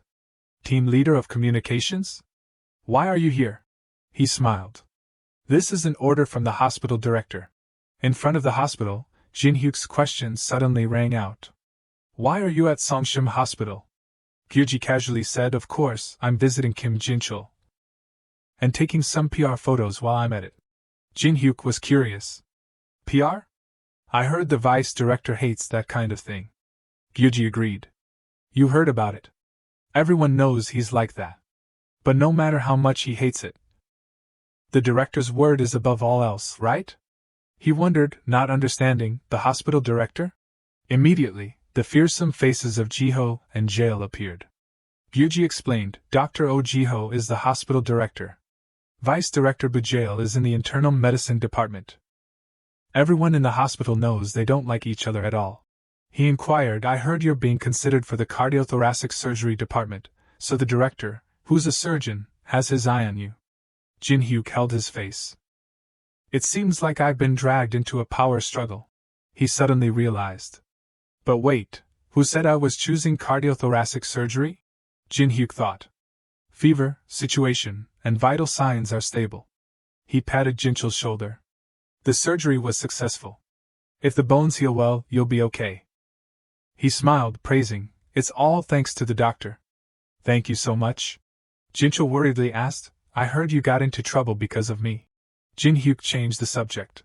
You should focus on recovering first. You need to get up so you can grab your son, right? Jinchul was embarrassed. I probably said all sorts of nonsense that day. Outside, Gyuji managed to take a photo. Jinhyuk pondered. Today is the last day of internal training, and also the day we find out which department we'll be rotating to for the next year. Tae-hee wondered. Are you in the news again? Jinhyuk nodded. Well, sort of. She worried. At this rate, you'll be on TV. Tae-hee opened the door and a loud voice spoke. Ancestors, I beg you. Hyukjin was kneeling on the ground. Great ancestors of the Indongjang clan, please show me the way. He hit the wooden block, continuing to chant. Namo Amitabha, Avalokiteshvara Bodhisattva, please save this pitiful soul. Jinhyuk was confused. What's he doing? The man in the white coat next to him explained, he's praying to avoid being assigned to the emergency room. I really admire him. He's desperate to the point of being irreverent. But still sincere.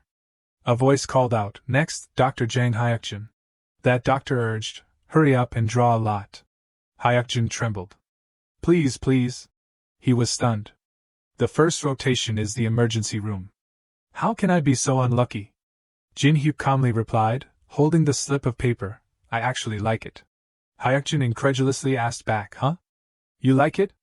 Jinhyuk replied, I can go home regularly because of the shifts, and I can learn a lot. What's not to like? Then he smiled. More importantly, Professor Han Dong-soo won't drag me to the cardiothoracic surgery department. Tae-hee was speechless. This guy's really crazy. Hyukjin wondered, am I rotating with him?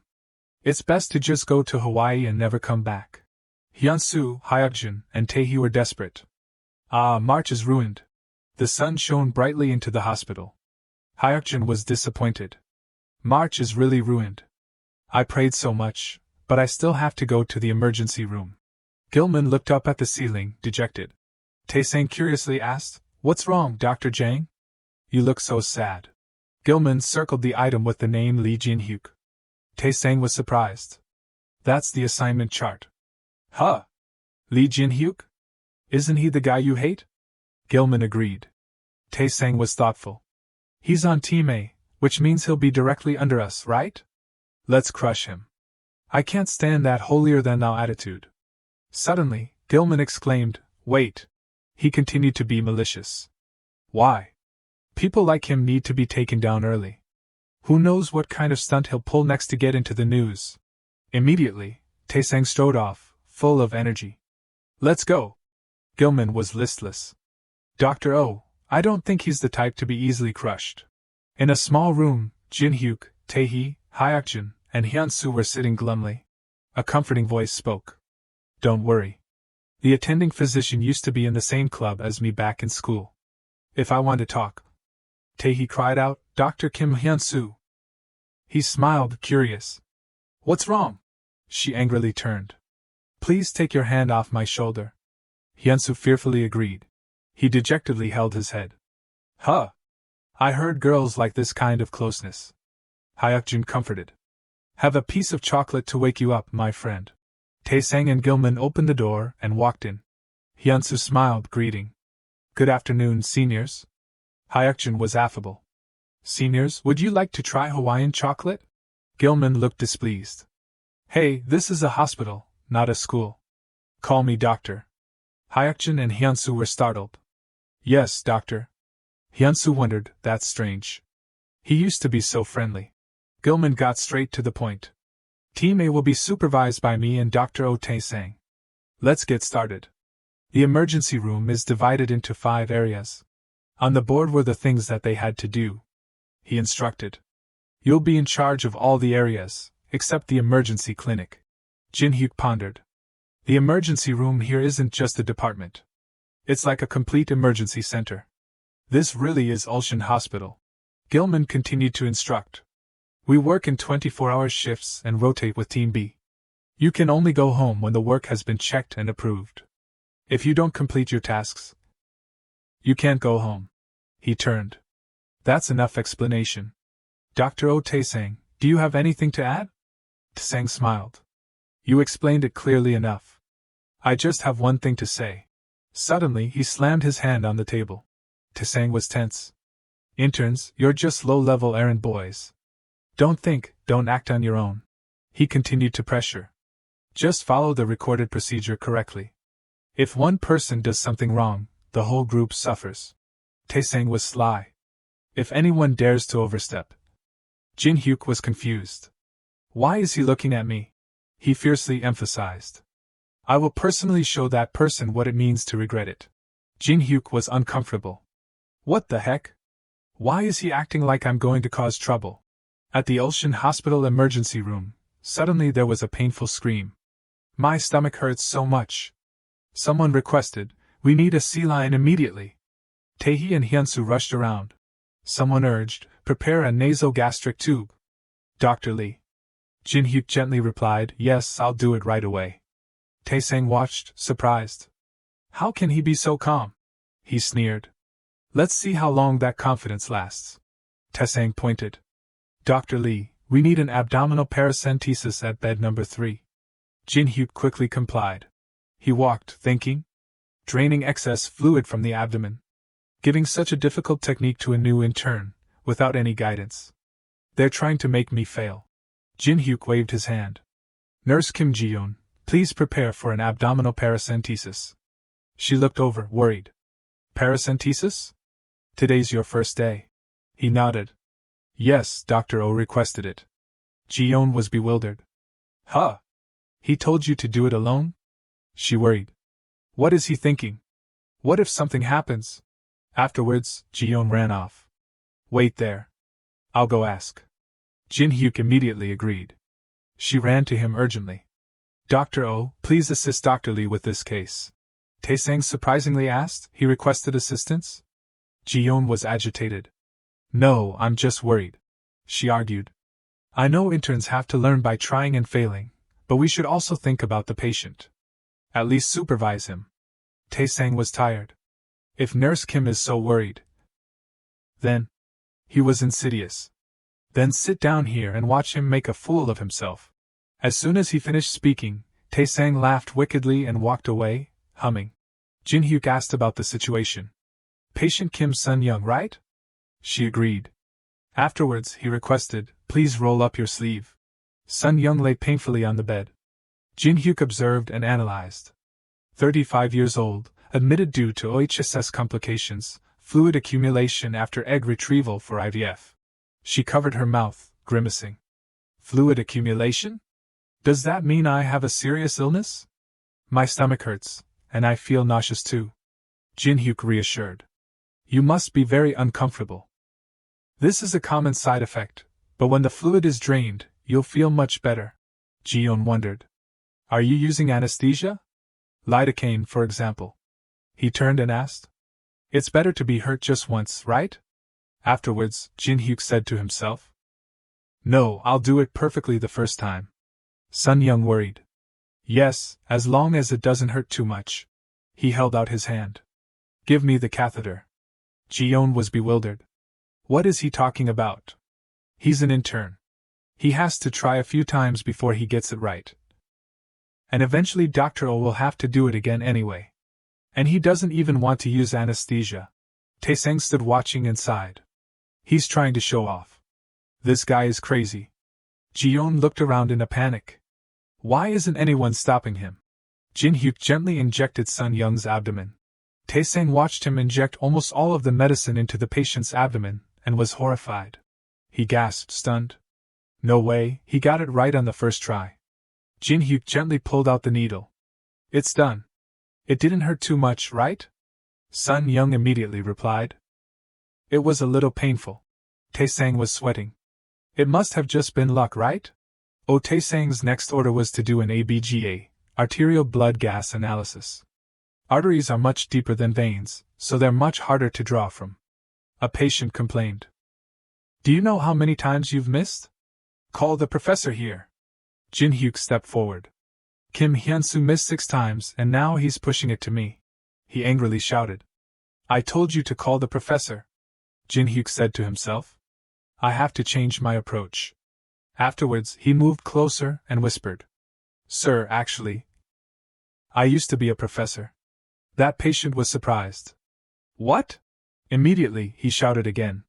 You brat, daring to lie to me? Jinhuk suddenly understood. I probably can't use this trick in my current form, he said to himself. There's no time to mess around, Jinhuk gently said. Unlike veins, if an arterial sample clots, it can cause limb ischemia, even tissue necrosis. In some cases, it can even lead to amputation. He panicked. Amputation? Afterwards, he obediently lay down. If you fail this time, I'll file a complaint. Jinhuk carefully checked. I won't fail. Suddenly, he was surprised. Did I feel the wrong pulse? Jinhuk pondered. No, I'm not mistaken. This patient is young, but the radial artery looks a bit pale. He felt for the pulse, thinking. Even if you feel the right pulse in this case, the arterial path is still very difficult to determine. No wonder Kim Hyun-soo had such a hard time. With a case like this, it's best to. Jinhuk took a cotton swab and applied it to the upper arm. I'll draw from the inside of the elbow. It will be less painful this way. The patient smiled. Oh, that's good. Tae-sang stood outside, frowning. If he hits the median nerve, it will be even more painful. He waited expectantly. Wait for him to fail, you brat. Ji-yeon worried. What if he draws the wrong venous blood? Jinhuk did it calmly. It doesn't hurt, right? Tae-sang and Ji-yeon gasped in surprise. Afterwards, he took the blood sample and requested. Dr. Kim, remove the tourniquet after 5 minutes. I'll take this sample to the lab. Ji-yeon behind him replied. Okay. I'll take care of the rest. Jinhuk fussed. All day today, I've only done ABGAs. Ji-yeon pointed. Dr. Lee, this is the 30th patient. One nurse admired. He's really a machine. Jinhuk was sad. It seems like they're planning to make me do this until I fail, Tae shyly said. Dr. Oh, help me do an ABGA for patient number 64. Tae-sang went crazy and shouted. Don't mention ABGA in front of me again. Tae flinched. What's wrong with him? He was angry.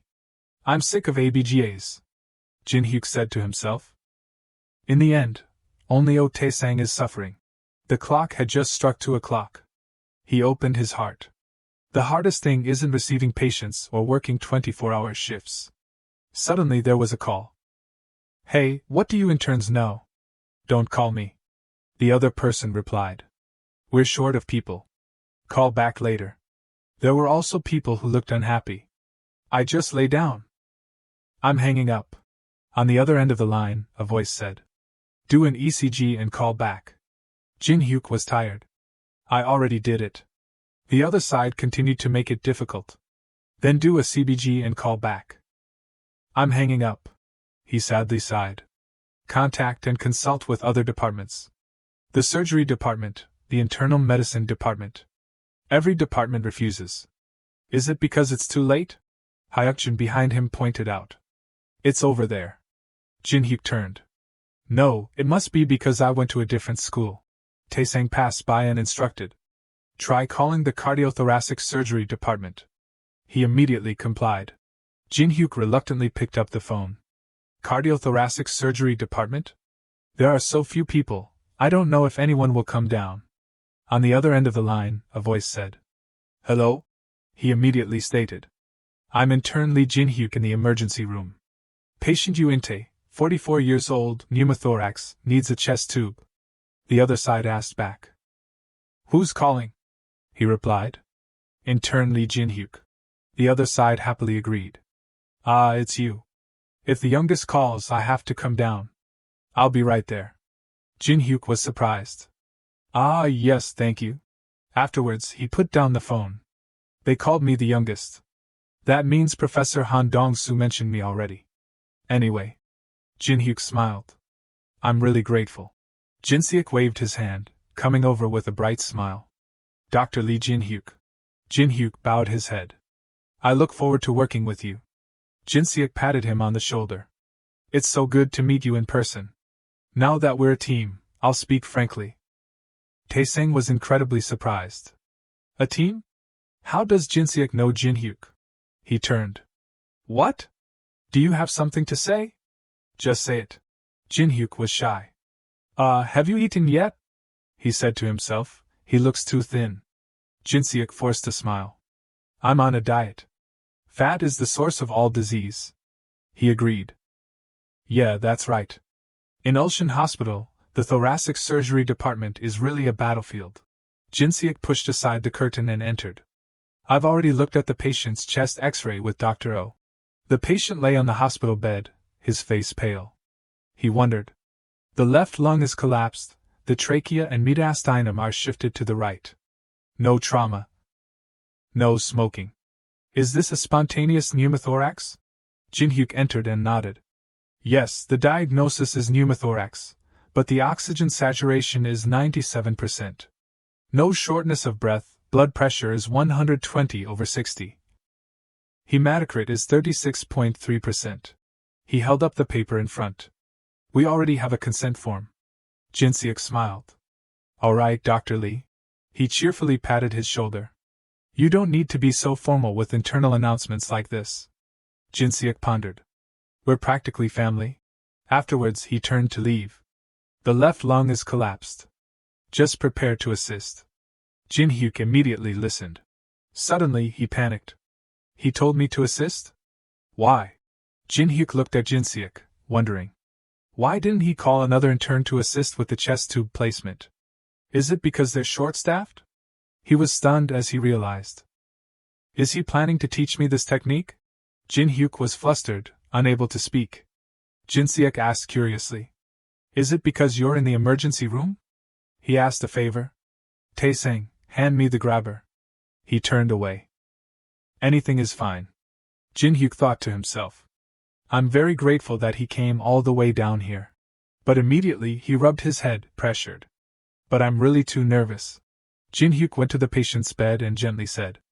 Patient, as I explained, we're going to insert the tube now. I'll take off your shirt first. Please wait a moment. The man lying on the bed immediately nodded in agreement. He immediately got to work. For patients with pneumothorax, the initial treatment has 3 main directions. If the symptoms are mild, we'll use oxygen therapy. But in this case, the oxygen saturation is normal, so no oxygen is needed. Jinhuk stepped forward, instructing. Keep the patient in the same position, just slightly adjust the bed. Jinhuk nodded, listening. Afterwards, he pondered. The second method is needle aspiration, manually drawing air out of the pleural space with a needle. Jinhuk grabbed the equipment. But because this method isn't always effective, we often perform chest tube placement, like in this case. Jinhuk was considerate. Please lean forward. It will be a little cold when I start disinfecting. The patient quickly complied. Immediately, he took a cotton ball and disinfected the patient's chest area. Jinhuk curiously observed. You're disinfecting 3 times? Jinhuk replied. I was taught that the more thorough, the better. Tsang spoke up. Or are you just not sure where to cut? Jinhuk asked. Dr. Lee, do you know where the safe triangle is? Suddenly, Jinhuk stood looking and remained silent, not answering. Tsang sneered. You don't know? Jinhuk also laughed. So this case is too much for him? But immediately, Jinhuk pointed to a spot on the patient and confidently replied. First, it's here. He quickly pointed to the second spot. Then finally, Jinhuk pointed to, and here. He pointed out, explaining. I think the incision should be made at this point. Jinhuk was surprised. I guess the head of the department valued him, but... He forced a smile. He even accurately identified the incision site? This guy is really a talent. Jinhuk called out loudly. Hey, Tae-sang. He put his arm around Jinhuk's shoulder, pleased. Our intern is amazing, isn't he? He turned pale, resisting. This is bad. Is there any chance I'll be dragged to the thoracic surgery department? Tae-sang unhappily retorted. Don't get too close too early. The last person you mentored ran away. Jinhuk frowned. What? You mean this intern will leave too? He was horrified. No, I don't mean that, Tae-sang reluctantly said. He's just a little talented. Jinhuk asked back. Tae-sang, you've grown up, haven't you? Were you as good as him when you were an intern? Or should I ask other people? He cursed inwardly. Damn it. Tae-sang was annoyed. Among all the people, I lost face in front of Lee Jinhuk. Jinhuk looked at him, shaking with anger. Tae-sang, you know how fast rumors spread in the hospital. He looked up. What do you mean? Jinhuk threatened. If you mess with this intern, I'll know right away. Jinhuk looked worried. Immediately, Jinhuk smiled. So it's best to avoid causing unnecessary trouble, understand? He carefully instructed. Hey kid, watch closely. You can't just cut randomly. First, only remove the subcutaneous tissue. Jinhuk nodded. He explained in surprisingly detailed fashion. He held out the surgical scissors towards Jinhuk before he even asked. When you feel resistance, stop and use the clamp to widen the space. Jinhuk lightly did it. He's even proactively assisting? It's spooky. Where did he learn this stuff? He continued to instruct. Now insert the tube. Jinhuk quickly complied. Jinhuk pointed, gesturing. I heard you're very good at suturing. Jinhuk looked confused. He requested. Use an anchor stitch. Can you do it? Jinhuk still carefully instructed. Adjust the chest drainage to 18 centimeters and complete the intervention. Jinhuk carefully followed. Seeing what was happening before her eyes, Tae-hee was extremely angry. Just who is this Lee Jinhuk? Why is he treating him like that? He leaned down to check. Now all that's left is to check the drainage tube. But suddenly, Jinhuk was shocked. A brown liquid suddenly flowed out. It's not air, but pleural effusion. Jinhuk angrily shouted. What is this? Wasn't there no trauma? Tae-sang panicked. Yes, I already confirmed that. He approached and asked.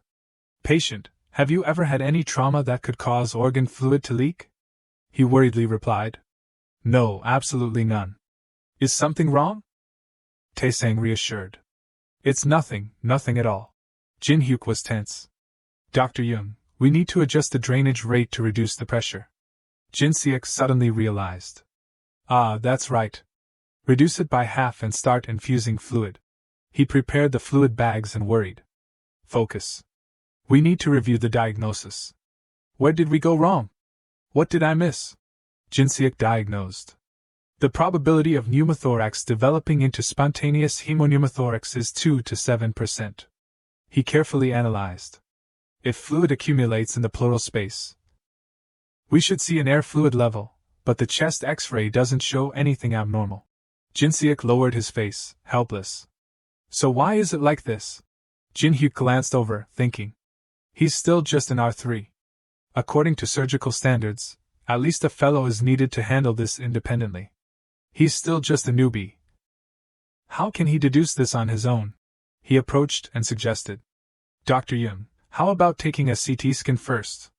Jinhuk wondered. Right now? Jinhuk analyzed. Although rare, it could be a case of congenital lymphatic malformation rupture, leading to spontaneous chylothorax. Jinhuk was surprised. What? Taesang was curious. Is he serious? He grabbed Jinhuk's collar and pulled him aside. Taesang forcefully threw him against the wall and shouted. Who told you to offer your opinion, intern? Know your place. Jinhuk lowered his face. I did overstep. He apologized. I'm sorry. Taesang still had no intention of letting it go. I've let it go, but... Suddenly a voice called out. Dr. O. Taesang. Jinhuk frowned and walked over. I told you not to mess with my junior. I'll call the professor to ask for a CT scan. Just wait here. Jinhuk went to the patient's bed and made notes. The patient suddenly called out. Ah, doctor. He surprisingly asked. What's wrong? Are you uncomfortable? He worriedly said. Earlier, you said this was a rare case. Does that mean I have a special disease? Jinhuk comforted. A special disease? It's kind of like that. But don't worry too much. I'll closely monitor your condition. Taesang watched tensely, saying, No way, the lymphatic vessel is really damaged? Jinhuk thought. The intern was right. The abnormal lymphatic vessel between the parietal and visceral pleura ruptured. He ordered. If the fluid stops flowing, we'll continue monitoring. If the fluid hasn't stopped by tomorrow morning, we'll take him into surgery right away. Taesang glanced over. We have to closely monitor it every day. Jinhuk trusted. I'm counting on you. Our department is severely short-staffed. Jinhuk lowered his face. Frowning. So we're just monitoring? Jinhuk looked up and called out. Hey, newbie. Jinhuk curiously looked. He pointed to the screen. You knew before we even did the CT scan? Jinhuk stammered. He smiled, replying. I recently learned about a similar case in a clinical discussion. Jinhuk prepared to measure the patient's blood pressure. Chylous drainage recurrence, prolonged air leak, chylothorax complications. Later on, people often prioritize early surgery to avoid complications. But now no one will listen to what an intern says. He did it while pondering. Even if I have knowledge from the future, all I can do now is observe the patient, and hope they decide to operate before it's too late. Jinhuk sighed slightly. I can't be discouraged right now. There must be another way. Taesang pressed the button, requesting. Finally, Dr. Lee Jinhuk's end-of-shift report. He immediately replied. Yes, patient Choi Junman's ABGA results. Taesang looked displeased. There's no need to report the ABGA. Is there anything else? He tiredly looked at the screen. Wait, why has he only been doing ABGAs all day? The person who forced him to do only fluid tests was sitting uncomfortably, reviewing. Immediately, Taesang frowned and turned. Dr. Lee, you can't even get other departments to do anything right. We need to notify them quickly and transfer the patient urgently. Jinhuk lowered his head. I'll learn from this. He curiously called out. But Dr. O. Taesang unhappily asked. What? Jinhuk seriously said. The chylothorax patient's fluid hasn't stopped. I want to monitor him a little more. Taesang asked back. You think that's okay? He made it difficult. So you want to postpone the handover of the shift? Taesang pointed at Jinhuk. You don't trust Team B to take over? What is this, like you're the only one who cares about the patients? He still softly replied. I didn't mean that. Suddenly, Tae-sang remembered Jinseok's words. Avoid causing unnecessary conflict. Afterwards, he turned pale. Damn it. If it wasn't for Dr. Young Jinseok. He coughed. The end of shift report is concluded here. Tae-sang turned to leave, but didn't forget to instruct. Dr. Park Young-jin is giving the order that, starting next week, interns will be the first to present in the conference. Choose your own topic, 10 minutes in length, prepare carefully. He was insidious. Lee Jinhuk, I'll make you work so hard that you won't have time to prepare. Tae asked. Dr. Lee, want to get breakfast before your shift? Jinhuk replied. I'm planning to go home and eat my mom's cooking. She was helpless. Tae scolded. You still let your mom cook? You're so unfilial. He immediately retorted. What? Nonsense. Suddenly, the phone rang. Jinhuk answered. Hello, Mom? I'm on my way home for dinner. Tae was curious. What did your mom say? Jinhuk tiredly replied. She said to eat out. Cooking is too much trouble. She cheered. See? I guessed right. I'll treat you to coffee. Let's go. He forced himself. Ah, sure. He stared into the distance, pondering. It seems like Mom wants to live her own life. But I can't feel the same as before, because only I clearly remember the feeling of losing Mom in my past life. Jinhuk was sad. Even so, I'll always remember you, Mom. On the other side, Hyunsu and Hyukjin sat at the table, lowering their faces. Hyunsu said in a trembling voice. I'll probably only get AC grade. I need a higher score to get into the plastic surgery specialty. Hyukjin cried. Me too. The emergency room is really hell. I want to go back to Hawaii. Hyunsu angrily looked up. You're rich, so you can just open a private clinic. But me. He remembered his mother's words. Kim Hyunsu, do you know how much I've invested in you? You're not allowed to fail plastic surgery, understand? Hyunsu held his head. I made mistakes all day, while Lee Jinhyuk succeeded in one shot. Suddenly, Hyukjin seemed to realize something. He cheerfully waved his hand. Hey, let's eat lunch together. Hyunsu was helpless. It's already full, why call Lee Jinhyuk? Hyukjin asked like a reporter. How are you so good at doing ABGAs? Do you have any secrets? Jinhyuk immediately replied. Practice. To be honest, only practice can help. He was dissatisfied. No, I mean, don't answer like a textbook. Share practical tips. Jinhyuk glanced over. Real experience can't be understood just by talking. You have to do it to grasp it. Tae frowned. Why do I keep feeling like I'm talking to a professor? Hyukjin whined. But Dr. Jinhyuk, you've never had any difficulties, right? Be honest. How did you practice this when you were a student? He seemed to realize something. Wait, maybe this is an opportunity. Jinhyuk revealed. This is top secret, but Seoshing University has a special vision. Hyukjin ran over. Vision? Do you mean a cheat sheet or something? He calmly said. It's limited information, but because we're alumni, I can make an exception. Hyukjin cheered. I'm in. Please, you have to tell me. Jinhyuk set a condition. Okay, in exchange, each of you owes me 10 calls to the resident doctor, just to get the secret to ABGAs. He wondered. Only 10? That's too easy. Jinhyuk sighed in relief. I'm an outsider with no connections, so everyone hates me. Hyukjin pointed and laughed. Deal. Hyunsu, you join too? He was startled, stammering.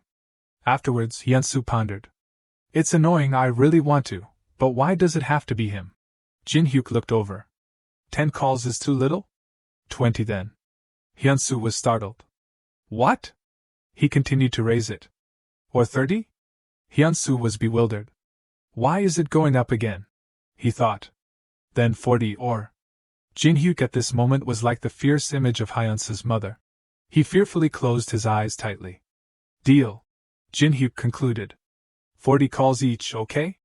Hyukjin was surprised. What? Why do I have to do 40 calls too? He laughed, replying. Collective responsibility. Tae turned pale. I'm not even good at this.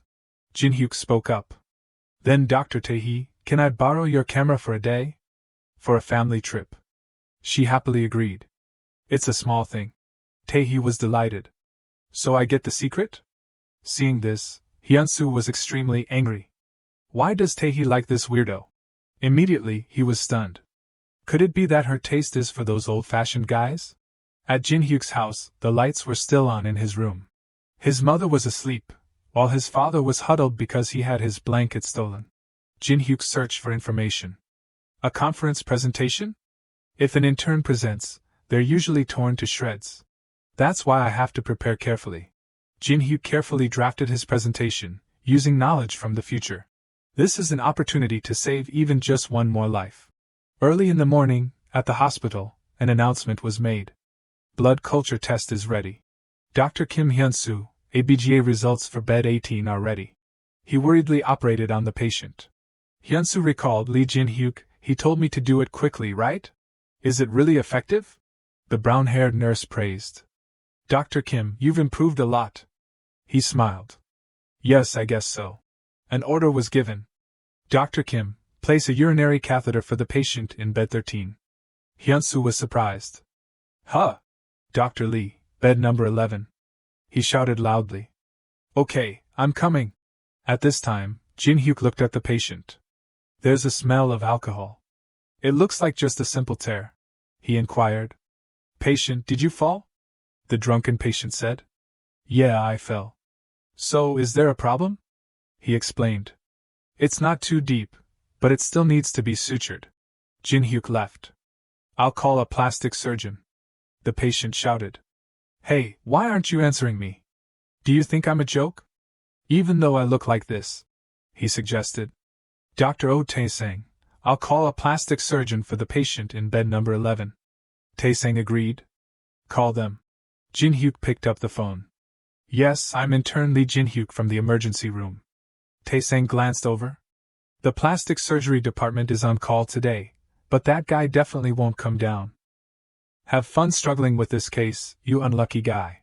Jinhyuk put down the phone. The doctor said he'll come down after the patient sobers up. He doesn't want to be blamed if the patient makes a fuss while he's treating him. Tae-sang pointed. Then Dr. Lee, stay and monitor the patient.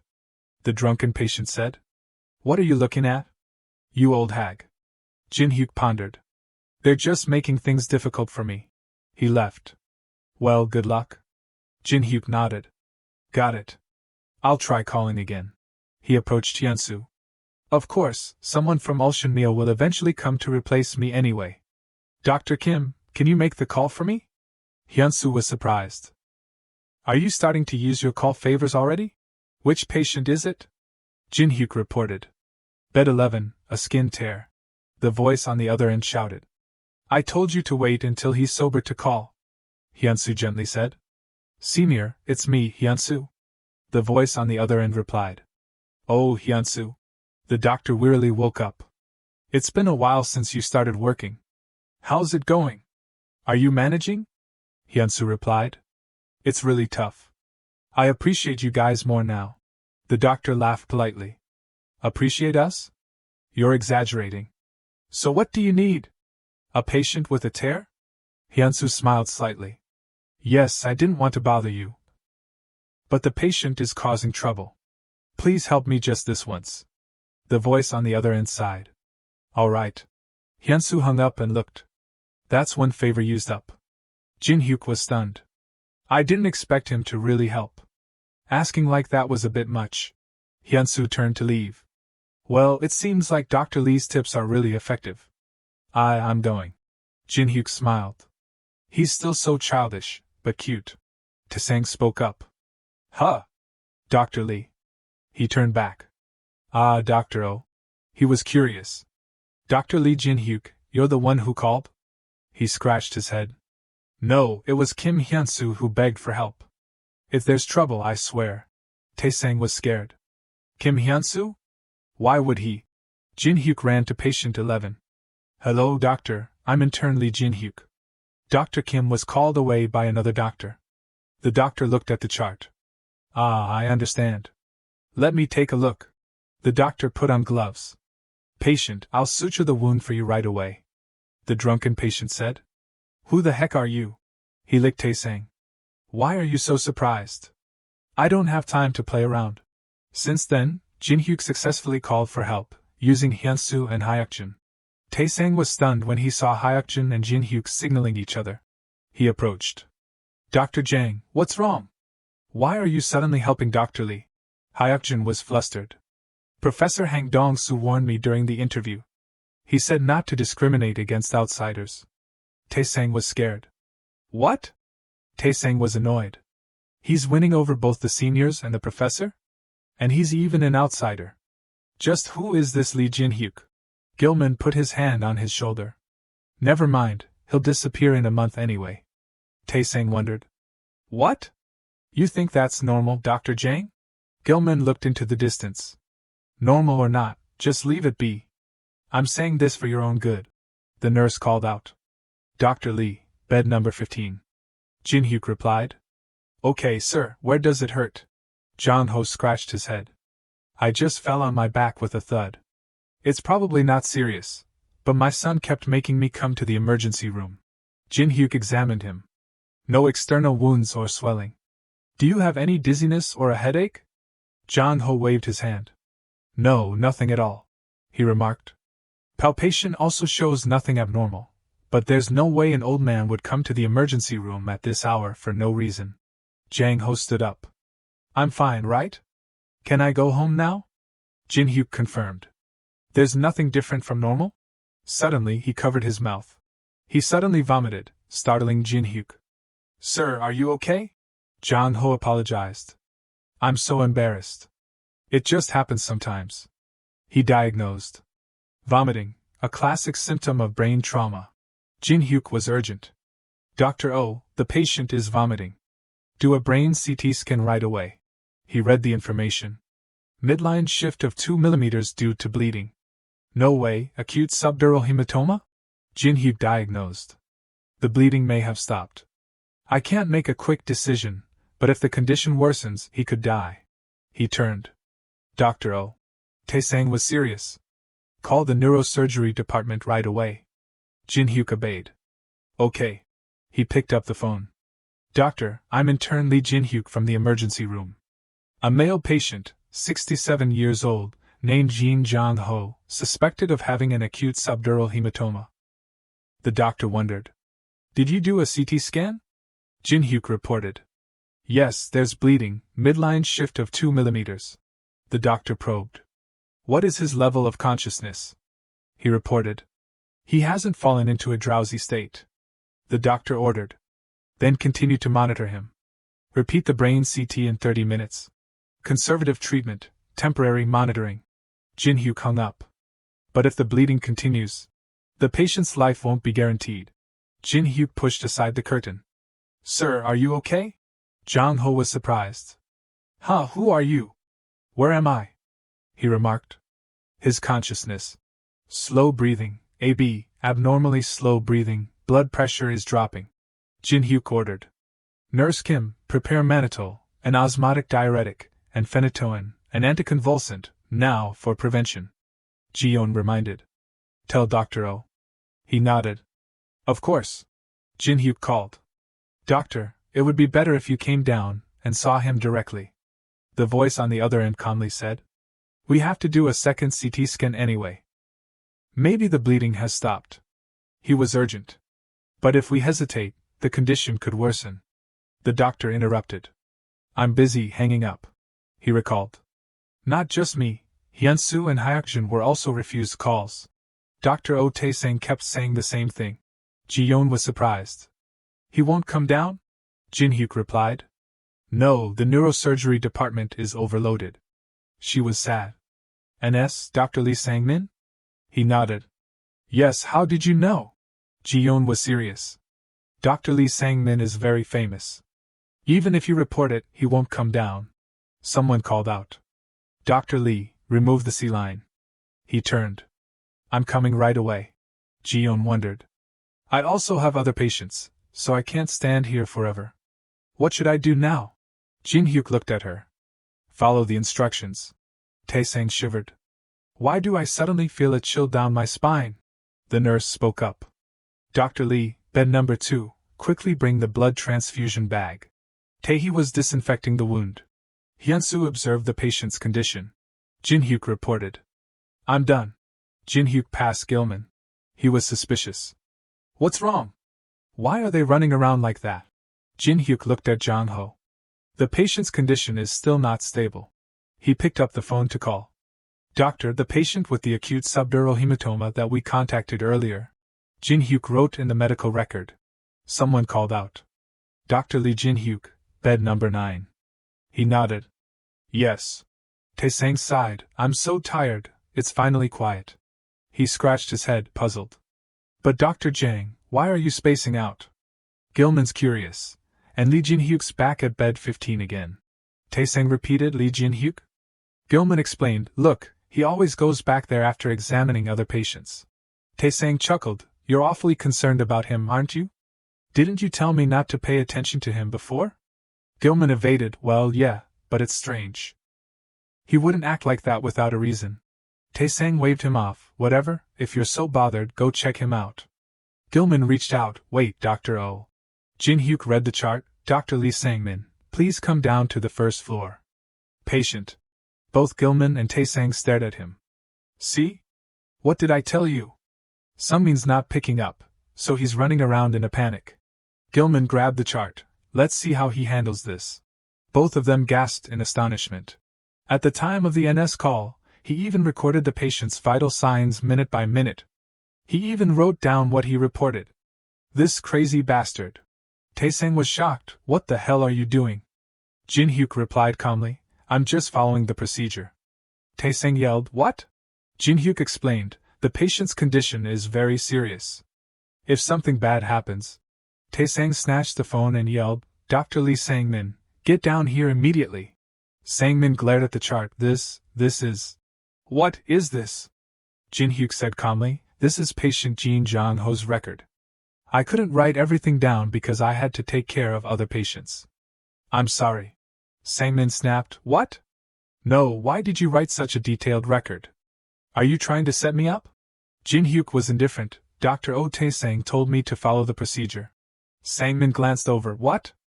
Taesang shook his head. No, I didn't mean that. Taesang thought in fear. This punk is trying to make me take the fall for him. He should know when not to blindly follow orders. What if the patient dies and gets sued? If this record is used as evidence, I'll have to take off my white coat. Jinhyuk explained. According to the resident handbook, the responsibility lies with the person handing over until the transfer is complete. No matter what happens, Dr. Lee Sangmin won't be held responsible, so don't worry. Sangmin was dejected. Don't bring up the handbook. Gilman said blankly. He slept through most of his residency training. Jinhyuk bowed his head. If I did anything wrong, I sincerely apologize. I just want to do what's best for the patient. Sangmin shouted. Nonsense. Two nurses whispered. He's just worried about the patient. What else would an intern know? If he was really worried, he would have come down himself earlier. Sangmin glared. Oh my God. He stammered. All right, get up and do a brain CT on the patient. Jinhyuk replied calmly. Yes, I understand. All four of them read the CT results together. Sangmin was shocked. The midline is shifted by 4 millimeters already. Is it still bleeding? We need to transfer him to the neurology department right away. He yelled loudly. Get out of the way. Jinhyuk sighed. At least the patient was handed over safely. I just hope his condition doesn't get any worse. Ji-yeon nudged him. One less thing to worry about. Jinhyuk was surprised. Nurse Kim, you're smiling? She said. You did a good job, Dr. Lee. Want to grab a coffee? He nodded. Sounds good. Dr. Lee, the way she called him was different. Ji-yeon stammered. They'll probably come down faster next time. That's good, but what about your next rotation? Dr. Lee? The malignancy rumors will spread like wildfire. Jinhyuk said seriously. I'll face it. I did it for the patient, that's all. Ji-yeon was concerned. You're presenting at the conference next week, right? How's the preparation going? He opened his can of coffee. I'm trying my best. She speculated. The professor never lets any conference go smoothly.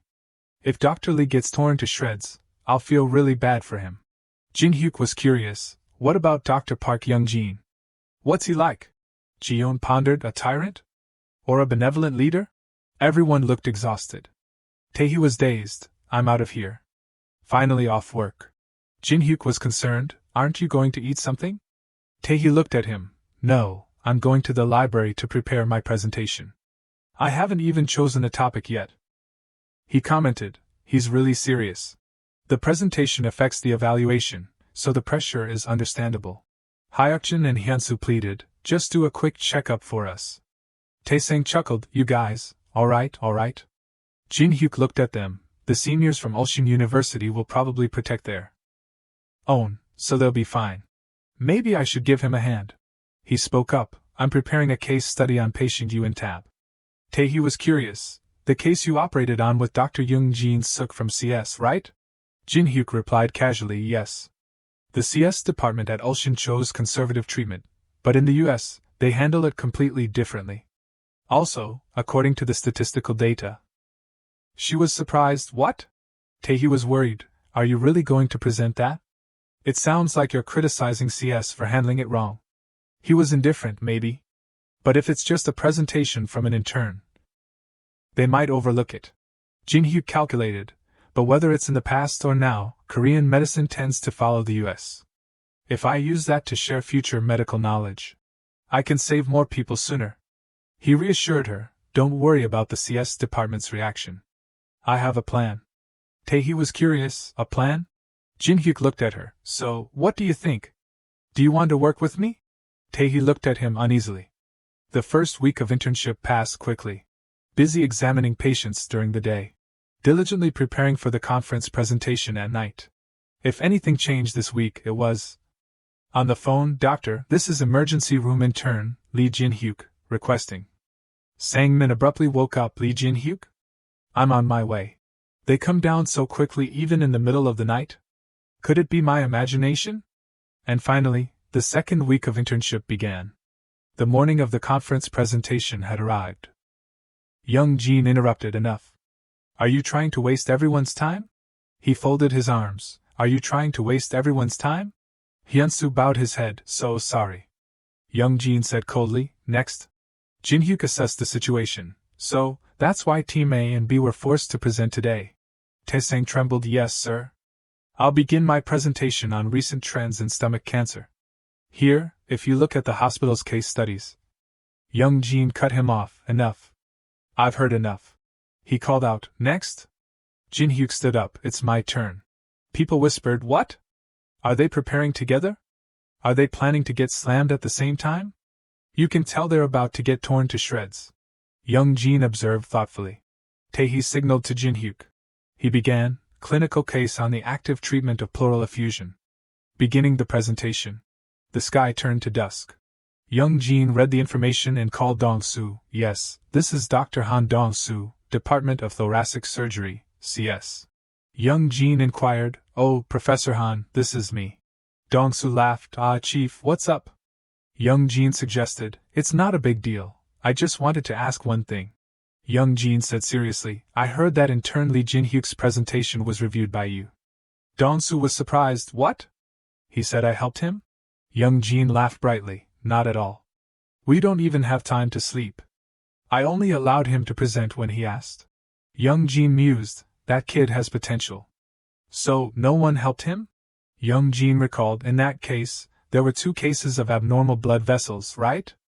Jinhyuk replied confidently, yes, this time it was due to damage during chest tube placement. But as you said, there was another case. When there was positive Alcyon blue deposition in the fibrous tissue between the mesothelium and endothelium. People whispered. He answered the chief's question so smoothly. How is he so good? Tae-sang was irritated. Did someone coach him? From another school? No way. Jinhyuk explained, in the US, they would choose surgery quickly to reduce future complications. Young Jin raised his hand. Wait a minute, I remember that our department used to monitor the condition before deciding on surgery. Are you saying that the CS department at Ulsan Hospital handled it wrong? Jinhyuk looked him straight in the eye. That's not it. This presentation was approved by the CS department. I even consulted with Professor Han Dong-soo. Young Jin was stunned, saying it so casually. Is he lying? Dong-soo said heartily, oh, Professor, please give my department's kid a very strict evaluation. Young Jin was suspicious. My department's kid? Young Jin raised his voice. What? Why? Dong-su laughed. So he'll come back to the CS department with me. I've already set my sights on him. Please. Young Jin said coldly, I'm hanging up. Sang-hyuk entered. Chief, did you call me? Young Jin ordered. Oh, you came at the right time. Give Lee Jinhuk a perfect score. Sang-hyuk was surprised. What? Young Jin said calmly, you're the chief anyway. Observe him closely and pay more attention to the young interns. Sang-hyuk nodded, understood. Young Jin mused, this kid is really interesting. When other people start paying attention to something, I naturally become interested too. Rumors spread like wildfire. He got help from the professor? The evaluation was finished in just 2 weeks, breaking all the existing rules. The reactions to Jinhuk were very negative. The doctors gossiped, he's still walking around casually even though rumors are spreading everywhere. If we had prepared together, we wouldn't have lost. He even played the professor card. Tae-hee looked at Jinhuk worriedly. They continued, how can you survive without connections? Tae-hee snapped, hey you guys. Jinhuk pulled her back, Dr. Lee Tae-hee, I'm okay. The doctor was frightened. What? Do you feel guilty? Tae-hee glared. I don't know about other things, but his high score isn't thanks to me. He was surprised. What do you mean? She explained, Dr. Lee Jinhuk could have done well without me. He was the one who suggested the presentation idea to me when I hadn't even chosen a topic. Sang-hyuk spoke up, really? Chief. Tae-sang sweated, for someone who hates trouble like him to actively check on an intern, how strange. Sang-hyuk said seriously, Dr. Lee Jinhuk, is what I just heard true? I heard you didn't actually consult with Professor Han. Everyone yelled, what? Jinhuk nodded, yes. I really don't want to attract any more attention. Everyone was scared. Lee Jinhuk, that guy is crazy. Sang-hyuk nodded, Dr. Lee, you're too passionate about medicine. I'll write that in the evaluation. Tae-sang stammered. Chief, I didn't mean that. Sang-hyuk laughed. All right, I understand. Just keep trying your best. Tae-hee ran over, Chief. She said seriously, as you just heard, the presentation was mainly Dr. Lee Jinhyuk's work. I don't deserve such a high score. Please adjust it for me. Sang-hyuk said casually, but that score was an order from Dr. Park. There's no way to change it. Just leave it as it is. Tae-hee stammered, but... He waved his hand. If you really feel uncomfortable, then try harder. The group of doctors gossiped. It seems Dr. Park is also paying attention to Lee Jinhuk. But we were wrong, weren't we? Yeah, that's right. They approached, Dr. Lee, sorry for misunderstanding you. I apologize too. Jinhuk was indifferent, it's okay. Tae-hee commented inwardly, even so, he definitely has potential. The patient cried out, Doctor. I came because I got stung by a bee. I did the right thing, right? The woman folded her arms, right, you even said right. Jinhuk smiled, we need to remove the stinger as soon as possible. Next time you get stung, pull it out right away. This will hurt a little. He quickly used tweezers to remove the bee stinger. Jinhuk examined the patient's condition. Are you taking any medication regularly? The patient said honestly, I have high blood pressure, so I'm taking medication. Jinhuk was surprised. Blood pressure is 110/80. That's normal. If you have high blood pressure, it should be higher. Jinhuk said seriously, do you remember the name of the medication? When did you start taking it? The patient hesitated. I haven't taken it today. What's the name of the medication? Jinhuk was concerned. Are you feeling short of breath? The patient replied, I'm fine. Jinhuk asked, can you lift up your shirt a little? Jinhuk examined him. I can hear wheezing. Jinhuk looked at the patient. Do you smoke? The patient stammered, smoke? No way, I don't smoke. Jinhuk suggested, you should stay in the emergency room for monitoring. The patient was worried. Stay here? Doctor, is something wrong? Jinhuk explained, there's a possibility of an acute allergic reaction. The venom from the bee sting can cause a systemic reaction, anaphylaxis. From a few minutes to a few hours, the patient can be in critical condition. The image of a man rolling on the ground flashed. Jinhuk turned his head. Even though there are no symptoms yet, we should treat it quickly.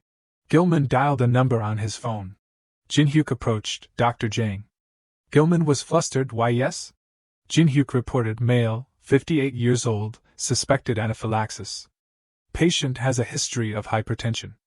Gilman said nervously, oh my god, that's scary. They can't see me, right? Gilman ordered, then administered diphenhydramine and methylprednisolone, and monitor. Jinhuk questioned, if the blood pressure drops further, should we use epinephrine? Gilman nodded yes, prepare it just in case. Gilman looked at Jinhuk, is this person really an intern? Even after seeing it so many times, I still can't get used to it. There was a scream, get away from me.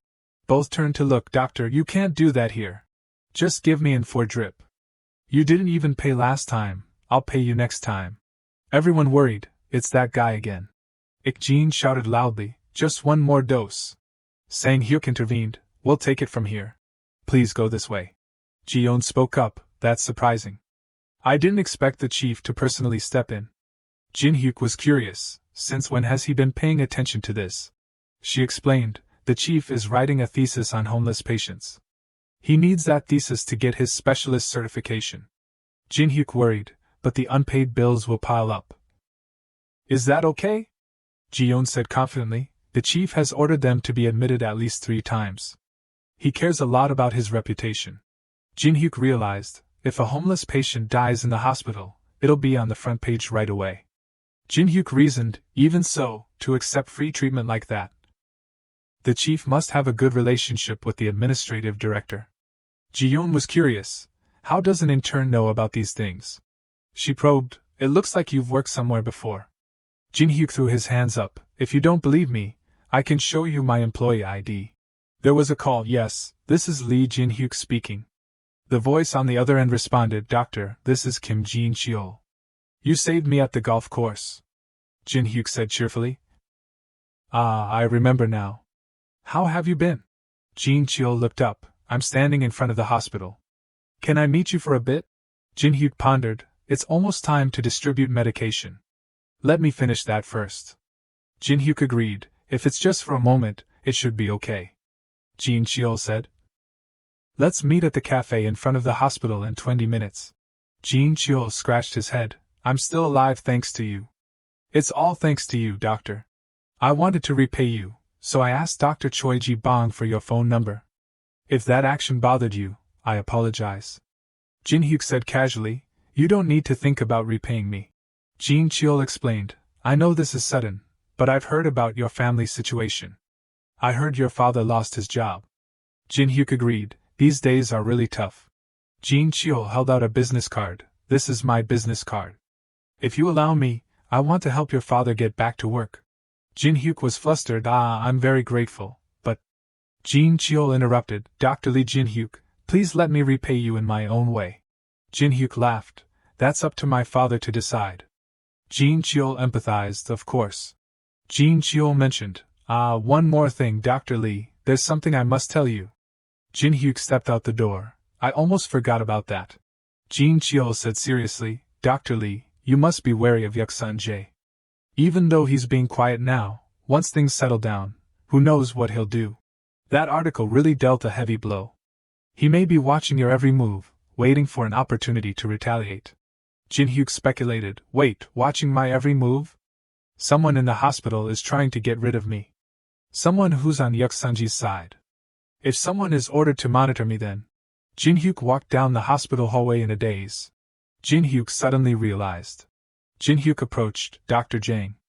Gilman stammered, what? Jinhuk asked calmly, were you just on the phone with the vice director?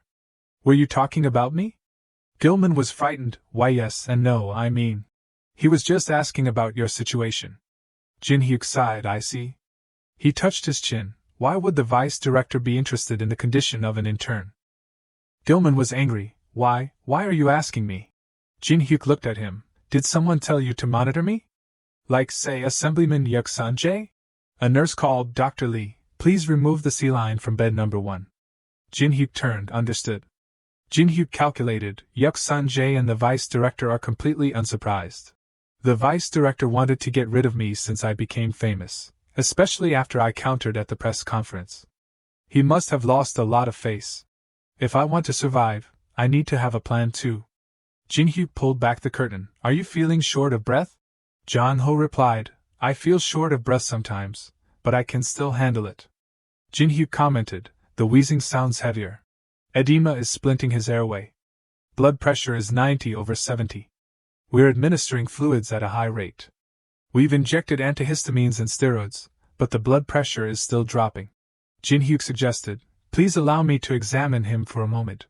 He has pain in his pancreas.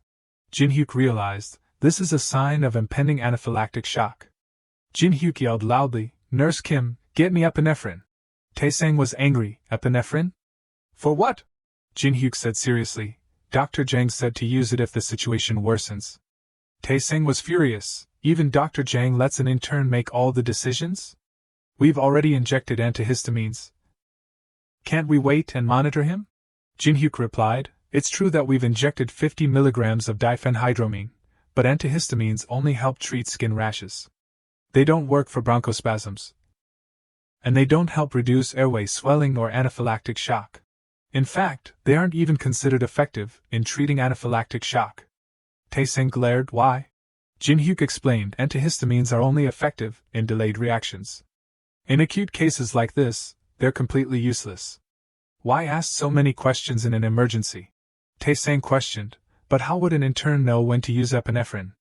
Sang-hyuk placed his hand on Taesang's shoulder. Dr. Oh, the patient is waiting. Taesang was frightened, Chief. Sang-hyuk ordered, Nurse Kim, prepare epinephrine. Ji-yeon nodded yes. Sang-hyuk instructed, Dr. Oh, don't prioritize rank when a patient's life is at stake. Taesang cowered, yes, I'm sorry. How annoying. Sang-hyuk said casually.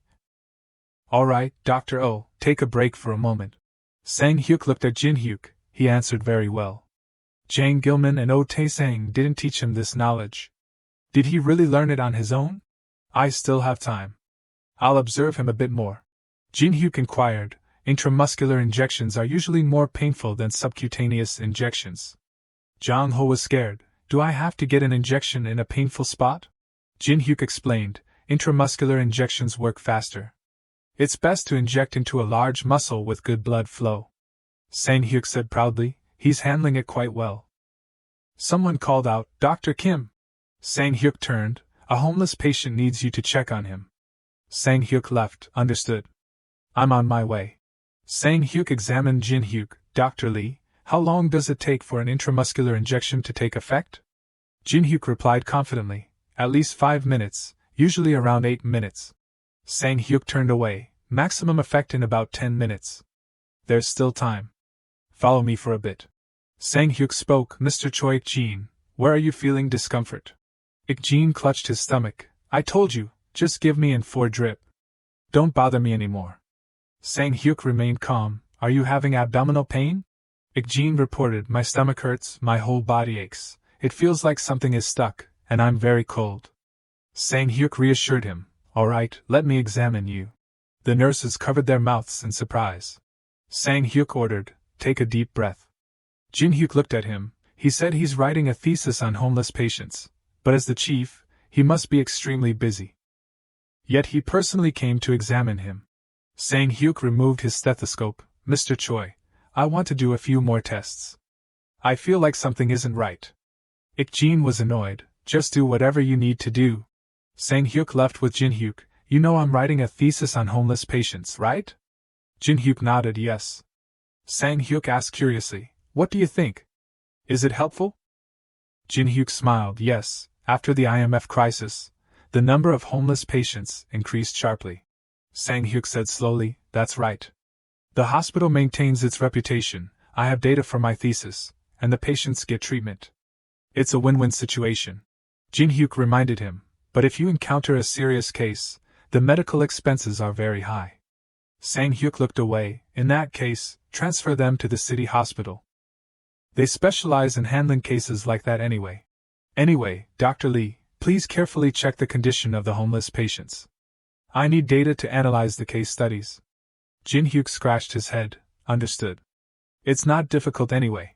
Sang-hyuk looked at his watch. It's been 11 minutes already. What about the patient from earlier?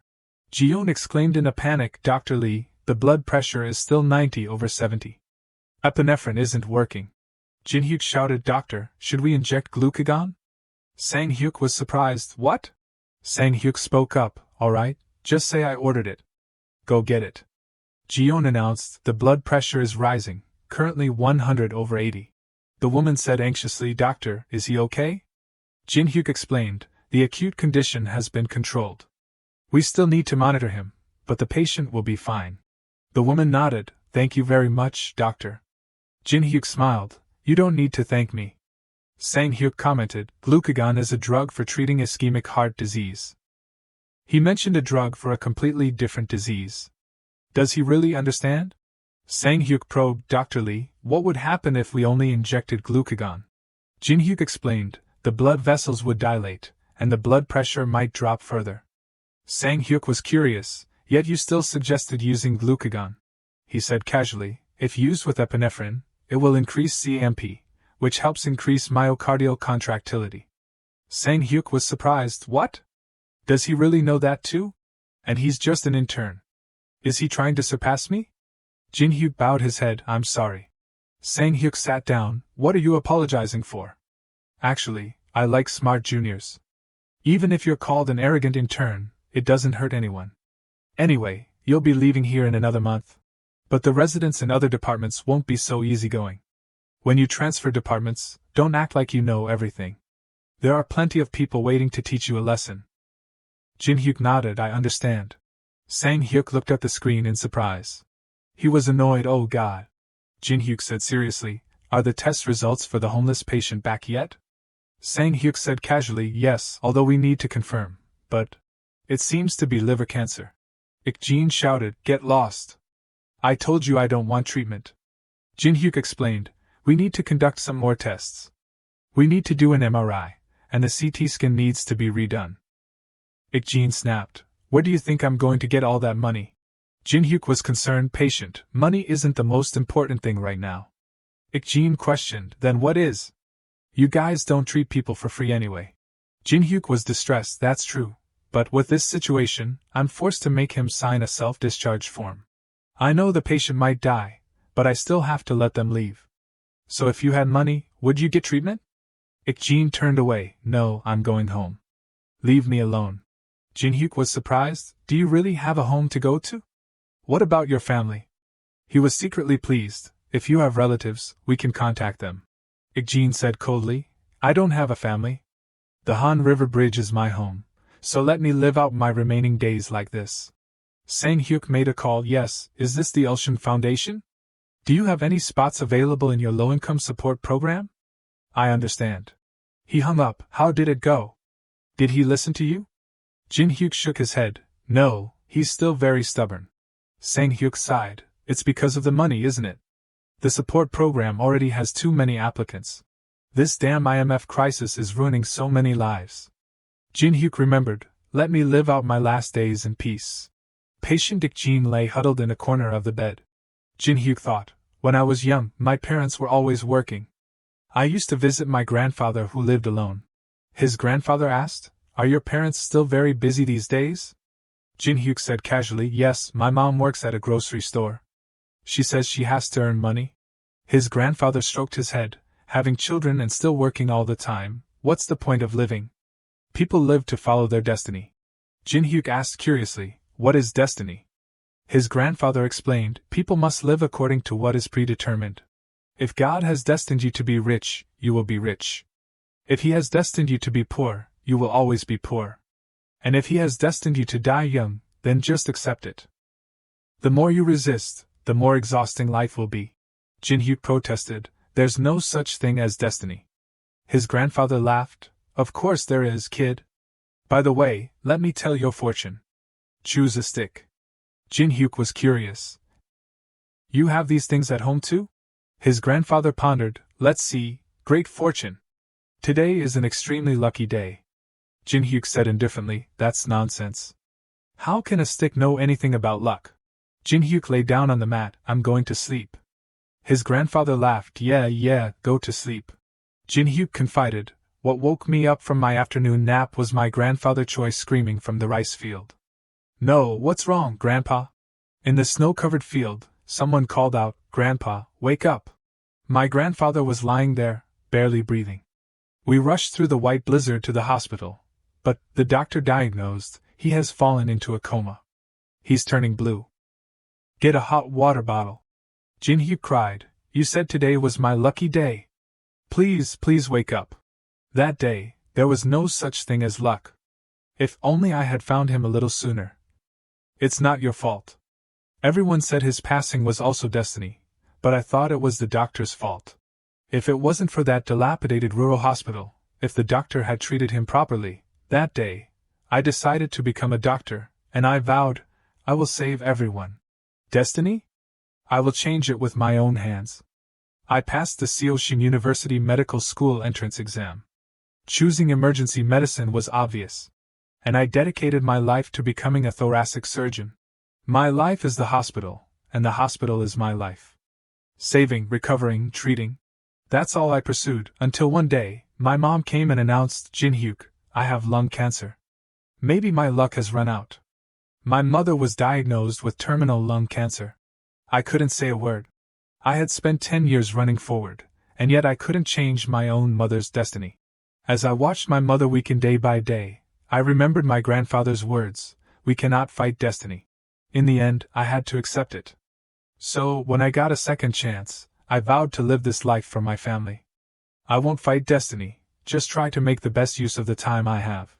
But now that I'm back at the hospital, I've seen the truth. There are destinies I can change. I can't let this patient die. There has to be a way. Jinhuk inquired, besides the Ulshan Foundation, are there any other support programs? Sang-hyuk searched, there are many, but the waiting lists are very long. Ji-yeon spoke up, are you talking about Choik-jin? Yes, the oncology department's list might be more feasible than ours. I'll find their contact information. Jinhuk nodded, great, thank you. Sang-hyuk stammered, when I have the list, I'll call right away. Let's work together. Ji-yeon smiled, because it's Dr. Lee, I'll help too. Jinhuk made a call, Green Foundation. This is Ulshan Hospital Emergency Room. I'm calling to inquire about applying for the program. The person on the other end interrupted. Sorry, we currently don't have any spots available. Ji-yeon said shyly, hello, this is Ulshan Hospital. Sang-hyuk said hastily, are there any support slots available? You'll have to wait at least 6 months. The foundation names were crossed out one by one.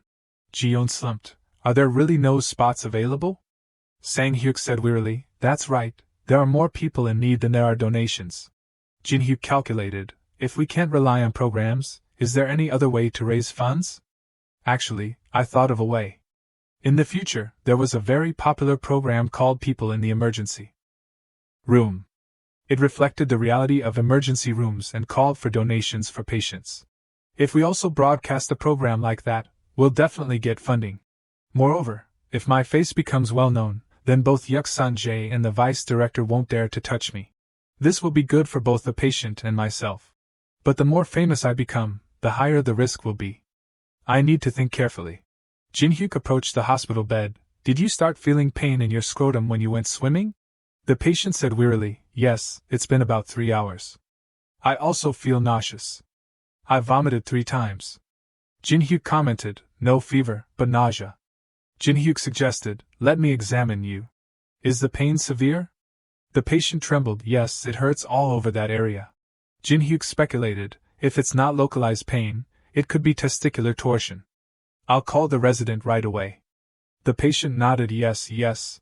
Jinhuk approached Taesang. Dr. Oh, a 23-year-old male patient came in with scrotal pain but no fever. He's vomited 3 times. I suspect testicular torsion.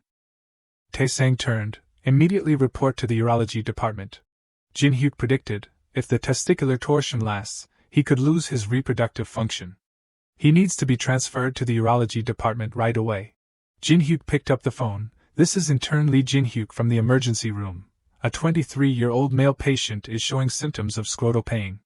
The person on the other end interrupted. Yes, I understand. I'm on my way. Jinhuk looked at the phone. Manipulating medical records is effective. There was a shout, we'll transfer the patient to the department. Jinhuk sighed, the urology patient has been successfully handed over. Sang-hyuk scolded, you're really stubborn. Sang-hyuk explained, you need to be treated. You're clearly in a lot of pain. Ik-jin refused, I told you, drinking alcohol will make the pain go away. Sang-hyuk said slowly. Even so, you still have to get proper treatment. You don't want to be discharged because you want to be treated, right? Jinhuk looked at him, it's him again. A chief resident is so busy that he doesn't even dare to take a break, yet he's still trying to do all these things. Kim Sang-hyuk is working so hard, what am I hesitating for?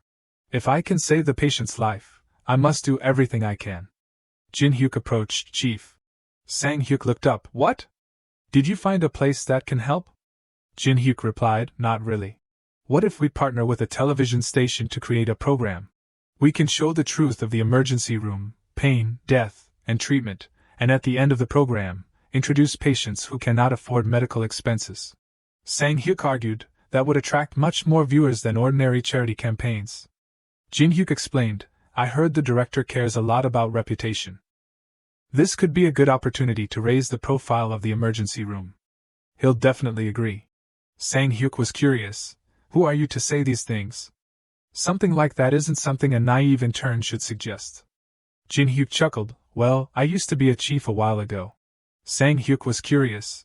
How do you plan to contact the television station? Do you know anyone there? Jinhuk replied, no. Sang-hyuk was puzzled. Oh God, I thought you had a great plan. Jinhuk said confidently, but I know someone who can help. Hyun-young handed the phone to Kiji. Oh, it's our doctor. Is there any new information for the media? Jinhuk spoke. Do you know any directors at the television stations? Kiji said casually, of course, I used to work for a major station. Jinhuk requested, then please give me their contact information. Kiji asked curiously, hey, doctor, at least tell me what's going on. Jinhuk replied, it's for a partnership with Ulsan Hospital. Kiji was interested, the hospital and the television station benefit. But what do I get? Jinhuk smiled, you'll get something. People say, a family should have a doctor. That means I'll treat you like family. Kiji immediately requested, hey, Lee Hyun-young. You said your sister is a director at KBC, right? Call her. Hyun-young was surprised. Are you trying to use me to get a doctor in the family?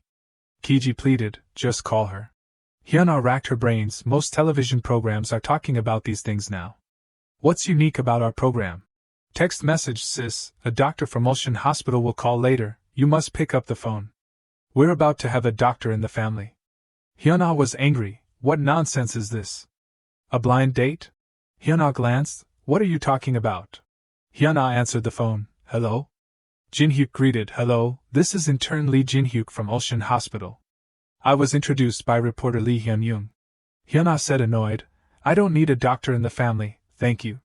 Hyuna then said quickly, I'm hanging up now. Jinhyuk was bewildered. Wait, are you refusing before you've even heard me out?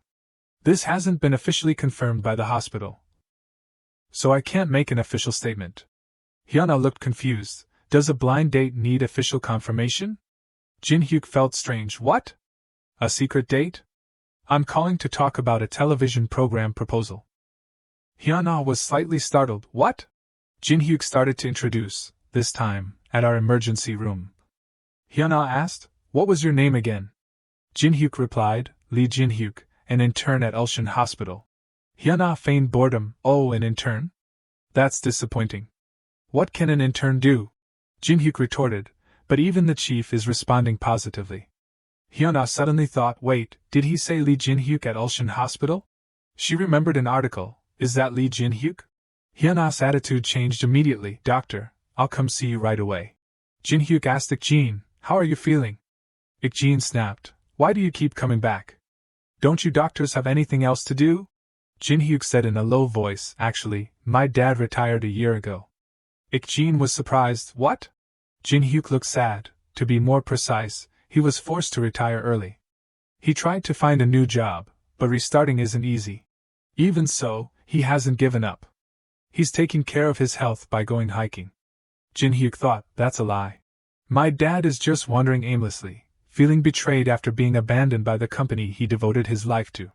But if this lie helps the patient have more will to live, I'll lie as many times as it takes. Jinhyuk reassured, so please reconsider. If you want to start over. The most important thing is your health. Ikjin didn't seem to care. I told you no.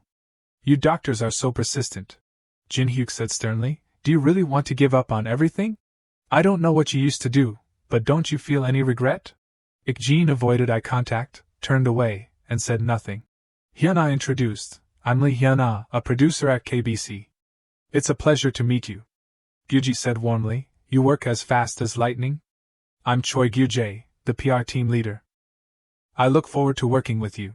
Sang-hyuk said. This is not an official proposal yet. We will report it to the hospital director when we have confirmation. Hyuna affirmed. It's basically done. With this content, I can grab the director by the collar and drag him to the meeting room. Jinhuk thought after hearing this, she seems too confident. Jinhuk asked, so can you send us the official documents now? Hyuna paused. What? Jinhyuk's voice was stern. We can't report to our superiors with just a verbal promise. If we report it, and it gets rejected, all the responsibility will fall on us. Hyuna didn't give in. It's the same for you. You can still get rejected even after sending the proposal. Jinhyuk questioned, does KBC have difficulty scheduling? The PR team leader, didn't you say you'll meet SBC in an hour and then go to MBS afterwards? Gyuji was startled. Huh? Ah, yes, exactly. Hyuna said quickly, alright, I'll call my boss right now. Sang-hyuk wondered, if they find out it's a lie, aren't you afraid of getting into trouble? Jinhyuk's voice was calm. Actually, it's not entirely a lie. Mr. Choi. PR team leader, didn't you say you could contact other stations? Gyuji replied, of course, rest assured. Hyuna said urgently, hello Ariam, send me the document under the director's name. Ariam exclaimed, what? How can I send that? Hyuna asked Ariam, do you have a computer in front of you? Ariam was still confused. Yes, why? Hyuna said calmly. Open the software called Photoshop. Then Hyuna shouted, hurry up, do it. Sang-hyuk said in surprise, oh my god, this is actually working. We still have a long way to go. But at least now we have something to report. Team leader Choi has already started contacting other stations. Let's start drafting the proposal. Sang-hyuk made a phone call. Dr. Oh, this is me. Quickly adjust Lee Jin-hyuk's schedule for today. The person on the other end asked, what do you mean? Sang-hyuk said frankly. Take him off his current duties and assign the work to the other members. Call me if anything happens, that's all. Sang-hyuk sat in front of the computer. Alright, let's get started. Jinhyuk looked at the computer screen. You should remove my name from the proposal. Sang-hyuk retorted, what? I'm not the kind of person who uses my junior's efforts for my own gain. Of course your name has to be included. Jinhyuk smiled. It's not necessary, please leave me out of this. If possible, please include the chief's name. Sang-hyuk asked, so the chief can take the credit? Jinhyuk nodded yes, that way he'll be even more supportive of the proposal. Sang-hyuk teased, you're quite the political strategist. Jinhyuk replied, I just call it a way to ensure the plan is successful. A frantic voice rang out, Dr. Lee, check on the patient in bed number 2. Taesang replied loudly, Dr. Lee isn't here. Dr. Kim Hyun-soo, you go instead. Hyun-soo hesitated, yes. The nurse asked urgently, where's Dr. Lee Jinhyuk? Hyun-soo said hastily, I don't know either. Hyun-soo looked at the patient with a pale face, and asked, patient, can you hear me clearly? Do you know where you are? The patient suddenly vomited, but luckily Hyun-soo dodged it. The nurse panicked, patient, are you feeling dizzy? Another nurse called loudly, Dr. Kim, the patient in bed number 9. Hyun-soo was flustered, yes, wait a minute. He gritted his teeth, damn it, I'm swamped. Where did he go? Jinhyuk stretched, finally done. He remembered Sang-hyuk's haste, the chief can report it himself. Well, he should get back to work. Jinhyuk ran into Hyun-soo as soon as he opened the door. Hyun-soo looked at him, puzzled, Dr. Lee, why are you here alone? I heard the chief resident took you somewhere. Jinhyuk said awkwardly, there are some personal reasons. Hyun-soo asked, what reasons? Do you have some kind of illness? Jinhyuk avoided the question, well, it's something I can't talk about. Hyun-soo was annoyed after hearing this. Do you know how busy it is out there, and you're just sitting here doing nothing? Jinhyuk thought, seeing it that way isn't wrong. He couldn't tell him what was going on. Hyun-soo sighed, I'm going to report this to my superiors. Jinhyuk said calmly, I understand, but I advise you not to do that. For your own good. Hyun-soo looked confused, what? Sang-hyuk walked while whistling, how did such a precious gem roll into my department?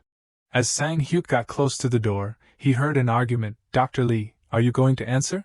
Skipping work and then saying it's personal matters, you have no responsibility at all. Sang-hyuk rushed in, hey Taesang, are you bullying my junior? Taesang was surprised, your junior? Sang-hyuk was annoyed. Yes, my junior, Lee Jinhuk. You knew I called him, so why did you come here to scold him? Tae-sang stammered. Well, Sang-hyuk scolded Hyunsu as well. It was you were the one who blamed another intern to save yourself, right? Hyunsu squirmed. That's not. But Dr. Lee didn't answer. Sang-hyuk's face turned cold. If someone doesn't answer, shouldn't you think they have a reason? So you think you did the right thing? Hyunsu answered in a low voice. No. Sang-hyuk lectured Kim. Hyunsu, consider this a warning. I'll be keeping an eye on you, so work carefully, got it? The two people answered together. I'm sorry. Sang-hyuk waved his hand. I need to talk to my junior privately, you go. The two quietly replied yes. Jinhyuk asked Sang-hyuk, why did I suddenly become the emergency room's junior? Sang-hyuk said casually, why? You didn't officially transfer to the CS department. Don't think too much. I was just saying that. Jinhyuk nodded. I see, so you're covering for me. Sang-hyuk turned away. No, actually I was serious. Jinhyuk asked, huh? Sang-hyuk said, I've never really cared about my juniors, and the chief even told me I should at least pretend to care. But now I really appreciate having you here. Jinhyuk changed the subject. Oh, how did the chief react? Sang-hyuk smiled. He loved it. He even said he'll present it at the chief's meeting. Jinhyuk spoke up. So you think the plan will succeed? Sang-hyuk replied, the proposal is detailed, and the chief supports it. The only thing to worry about is... Everyone was gathered at the Ulsan Hospital's second weekly executive meeting.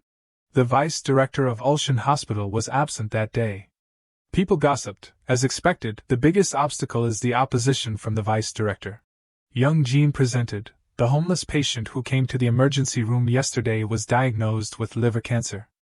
However, he refused treatment because he couldn't afford it. Other doctors discussed, it's a shame, but isn't it better to transfer him to the city hospital? But he also refused the transfer. Young Jin said frankly, saying there's no other way is just turning a blind eye to a serious social problem. As the leading hospital in Korea, I believe we should be at the forefront of providing medical support. Newspapers were filled with headlines about the emergency room refusing treatment to a homeless person. They also talked about negligence and letting the patient die. Everyone was in an uproar about the news that appeared. Some doctors spoke harshly. We're not a charity organization. Are you saying we should perform free surgery just to avoid public criticism? Who will cover the financial deficit? Do you know how much the surgery department is losing? Others had their own reasons. The deficit problem stems from the low insurance coverage.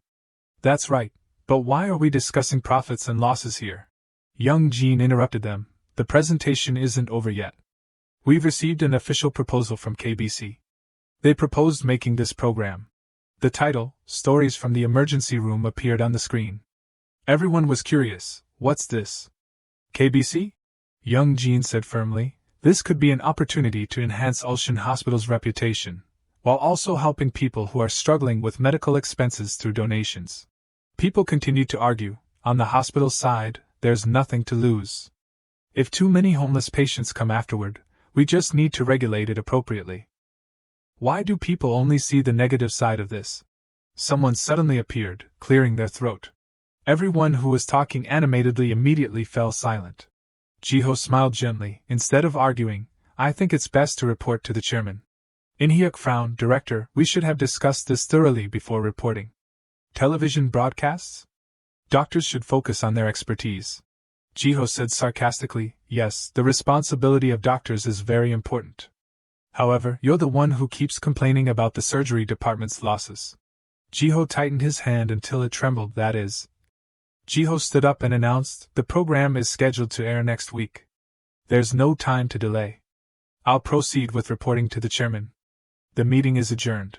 Young Jin spoke up. Thank you for entrusting me with this task. Jiho praised, you've done well. Leave the discussion with the chairman to me. If this program is successful, the general surgery department can also be aired. Young Jin smiled. To be honest, the surgery department is much more intense.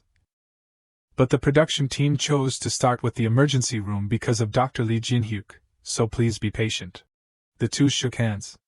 Jiho was in a very good mood. I'm looking forward to it. Please do your best. At KBC, a voice came, come in. Hyuna entered. Director, I have a new proposal. The director was not very enthusiastic. You again? Just leave it there and go out. Hyuna said honestly, I can't just leave it and go, I've caused trouble. The director asked, What trouble again? The director looked over the proposal, stories from the emergency room. It seems it will be very visually appealing. Hyuna was excited, right? It's perfect for prime time. The director asked, So what's the problem? Hyuna hesitated. Well, I hurriedly sent the proposal for official approval, without getting a signature through it. Hearing this, the director got angry. What? Are you saying you forged an official document? The director yelled, Get out now! Aurium asked Hyuna, Did you get approved? Hyuna said dejectedly, No, I might actually get fired. Aurium seemed not very surprised. I figured. So what's your next step? Hyuna said confidently, What else? I have to make them unable to refuse. Her eyes gleamed with ambition. The prime-time slot is empty after the live broadcast of the Gold Donation program. Dozens of directors are fighting to get a replacement program. If our program gets approved, it will be a huge hit. Hyuna had to make it happen at all costs. Aurium asked curiously, Who are you calling? Hyuna winked, Ulshan's media team, tell them to start issuing press releases. Aurium panicked, What? The person on the other end picked up, Yes, this is Choi Gyuji. Hyuna got straight to the point, Hello, this is PD Lee Hyuna from KBC, can you help me post an article? A few hours later, the director looked at the information in the newspaper, trembling, What is this? The director slammed the table, Lee Hyuna, come here immediately. Hyuna was once again very happy, I'm coming. Jinhyuk's father opened the door, I'm home. Jinhyuk and his mother were setting the table, Dad's home. His mother spoke as well, How did it go? He smiled, Everything's fine. I'll start working next week. Jinhyuk's mother hugged him tightly, That's great, I was so worried. Jinhyuk smiled slightly when he saw this scene, and was secretly happy in his heart. Jinhyuk's father said, I agreed to work without pay at first. I wouldn't feel comfortable if I received a salary right away. His wife couldn't believe it, without pay. What does that mean? He was embarrassed. I don't want people to say that I'm using my son's connections to make money. I'll stand on my own 2 feet, wait a little longer. Jinhyuk's mother didn't blame him anymore, Really, no one can stop you. Jinhyuk sighed softly, Dad's back. The phone rang, and Jinhyuk's mother said, I'll get it. Hello? The person on the other end praised, Oh my, Myoungsuk, your son is so talented, now he's even going to be on TV. Congratulations. She was confused, My son on TV? What are you talking about?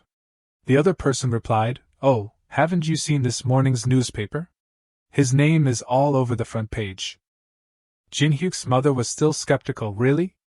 My son is too modest. Jinhyuk's father still couldn't hear clearly, TV? What's going to be on TV? Jinhyuk stammered, Well. Jinhyuk thought, if it's already in the newspaper, it means the program will really air. The phone ringing interrupted the conversation. Wait a moment. The voice on the other end announced, Dr. Lee, the program will air next week, so filming will start tomorrow. Are you ready? Jinhyuk was a little surprised. Tomorrow? Everyone clapped in unison. Congratulations, director, you're really amazing. Young Jin responded politely. Filming will start this afternoon, so everyone should prepare carefully. This has been officially reported to the chairman, so mistakes are not allowed. Everyone said in unison, Understood. He clenched his fist and... Young Jin placed his hand on Sang-hyuk's shoulder. Chief, you've worked hard. Let's give Dr. Kim a round of applause. Sang-hyuk said politely, Thank you. Young Jin whispered to Sang-hyuk, You'll become a fellow next year, right? Just try for another year, and I'll keep an eye on you. Sang-hyuk smiled, Thank you. Young Jin glanced slightly and... Young Jin looked in Jinhyuk's direction. Dr. Lee Jinhyuk, stand up. Jinhyuk was bewildered. Yes. Young Jin said in front of everyone, Let's all give Dr. Lee Jinhyuk another round of applause. Jinhyuk looked at everyone's puzzled faces, and thought, They probably don't know I'm a co-author. Sang-hyuk looked around at everyone. They whispered to each other, Why are we clapping for an intern? I don't know. Wait, is it about the unannounced thing? Jinhyuk was frozen, not understanding what was happening. Jinhyuk wondered, It seems the chief already knows what's going on. Sang-hyuk replied, I heard your name was mentioned when talking to the PD. Jinhyuk sighed helplessly, Yes, there's no other way, the rumors are spreading too fast. Sang-hyuk asked, Are you worried about the gossip? Jinhuk frowned. I know there are a lot of people who don't like me. Sang-hyuk suggested, if that's the case, why don't you stay in our department? I can protect you. Jinhuk laughed it off. I'm very grateful, but I want to think carefully before deciding. Sang-hyuk shrugged. Then it's up to you. Jinhuk said in his mind, this is my second chance. Sang-hyuk pointed to the hospital bed. First, we need to get the consent form from the homeless patient. Then, we can call the liver cancer center right away. The two pulled back the curtain and were surprised. The patient has left. Sang-hyuk immediately shouted, gather the team and start searching. Everyone searched everywhere. Choi Ik-jin, where are you? They searched around the area where homeless people gathered, but they couldn't find him. A homeless person who was accidentally awakened snapped, hey, you want to die? The other person panicked, sorry. Jinhuk walked around, looking around, homeless people everywhere, homeless people everywhere. Suddenly, Jinhuk noticed something. Ik-jin sat in a corner, grumbling, you're really persistent. Are you here for the money? Jinhuk knelt down, I came to find the patient, the treatment costs have been paid. Please come back to the hospital. Ik-jin was still adamant, I'm not going. Jinhuk tried to persuade, if you stay here, you won't make it. Are you really going to give up again? Ik-jin scoffed, give up? I never said I would have surgery. Jinhuk retorted, then why did you stay yesterday? Weren't you going to start over? Ik-jin's hand holding the bottle of alcohol trembled, what would a kid like you know? I lost everything in an instant, and now you're telling me to start over? Jinhuk still tried to persuade, if you give up just because you're afraid of blood, what about the family you left behind? Jinhuk thought, he definitely has a family. I don't know why he ended up like this, but patients on the verge of death always say the same thing. Jinhuk remembered, Jinhuk, Dad's sorry, son. They always say, I'm sorry. Jinhyuk's eyes drooped. Even if they're in pain, even if they're suffering, even if they're scared, they still apologize. Do you know why? Because they think of the partner who will have to stay alone, the children who will have to live without them. They think of the pain of the people they leave behind. So if there's a chance, you should choose to live. That's what I believe. Jinhyuk held out his hand. Let's go back together. Sang-hyuk shook hands with Ik-jin. You've made the right choice. Ik-jin was confused. Why is everyone happy to see me? Would it be a disaster if I didn't come back? Sang-hyuk said casually, of course, you left without signing the discharge papers, and the media has already reported it. Ik-jin replied, so that's why. Sang-hyuk explained, but actually, things like that pass quickly. The television station has probably shifted their attention to something else. Ik-jin was even more confused than why. Sang-hyuk replied calmly, because we're doctors, we save people, and that's not something we can turn our backs on. Ik-jin was stunned, and said nothing more. His mind was filled with thoughts. He thought he had lost everything. He once believed that he was completely alone in this world. He once vowed not to trust anyone again. Jinhyuk smiled. For now, let's focus on recovering. We'll do everything we can to help you. Ik-jin trembled slightly. He was very scared, not just scared of leaving, but also scared of continuing to live. But even so, he wanted to live. The emergency room was busier than usual because they were preparing to film. Patients in the hospital were given consent forms to allow filming, and the beds of those who refused were marked with labels. Meanwhile, a consultation was held for Choi Ik-jin, who had many other conditions besides liver cancer. The liver cancer center would decide whether or not to resect the liver. After carefully reviewing the test results, I see, there's still some time. Inji spoke first, then temporarily transfer him to the internal medicine department. Another person immediately objected, the patient is also complaining about occipital nerve pain. Our department should check it first. Sang-hyuk and Jinhyuk didn't expect this to happen. Everyone was fighting for this patient. This was no longer a meeting, but a race to gain screen time. That afternoon, the first filming finally began. Hyuna instructed, hey, doctor, don't pay too much attention to the camera. The other person said nervously, yes. There was a buzz around the filming. Don't obstruct the medical staff. That patient has refused filming. Hyuna considered chaos on the first day. But the area seemed quieter than she thought. Jinhyuk was asking the patient, you were bitten by a cat an hour ago. No fever, no signs of infection. The patient said, I mean it wasn't a dog, so I thought I didn't need to come.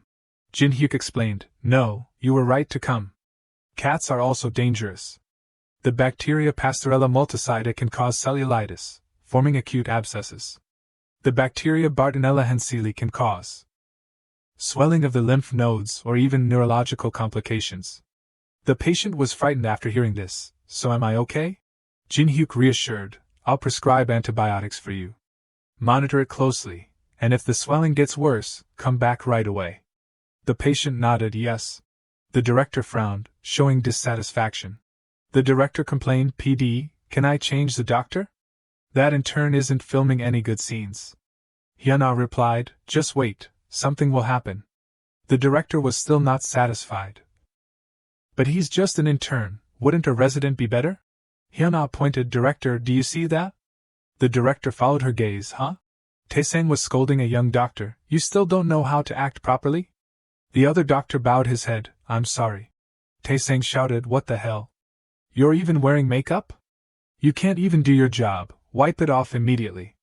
Hyakjin cried and begged, please, just let me. I need to record a video to send to my girlfriend. I haven't seen her properly in weeks. Hyuna looked at the scene before her, these interns haven't even been working for 2 weeks. They're all learning by getting scolded, and I don't even know why that guy is getting scolded. Hyuna wondered, but things are unusually quiet with Lee Jinhuk. The director agreed, now that you mention it, I noticed that too. Hyuna laughed, just keep filming him. No matter what, I'll take care of the rest. The director replied, understood. Hyuna picked up her phone and called, yes, director, this is PD Lee Hyuna. I want to discuss something. Sang-hyuk said to Jinhuk, Dr. Lee, come with me to check on Choi Ik-jin's condition. Jinhuk replied, yes, doctor. The two walked and talked. Director Park Young-jin just called, he wants us to find the patient's guardian. Jinhuk asked, for the filming? Possibly anyway. Having a relative around also helps the patient recover faster. Sang-hyuk sighed, I tried to find them before, but it was very complicated. Dr. Lee, you're our last hope. Ik-jin shook his head in refusal.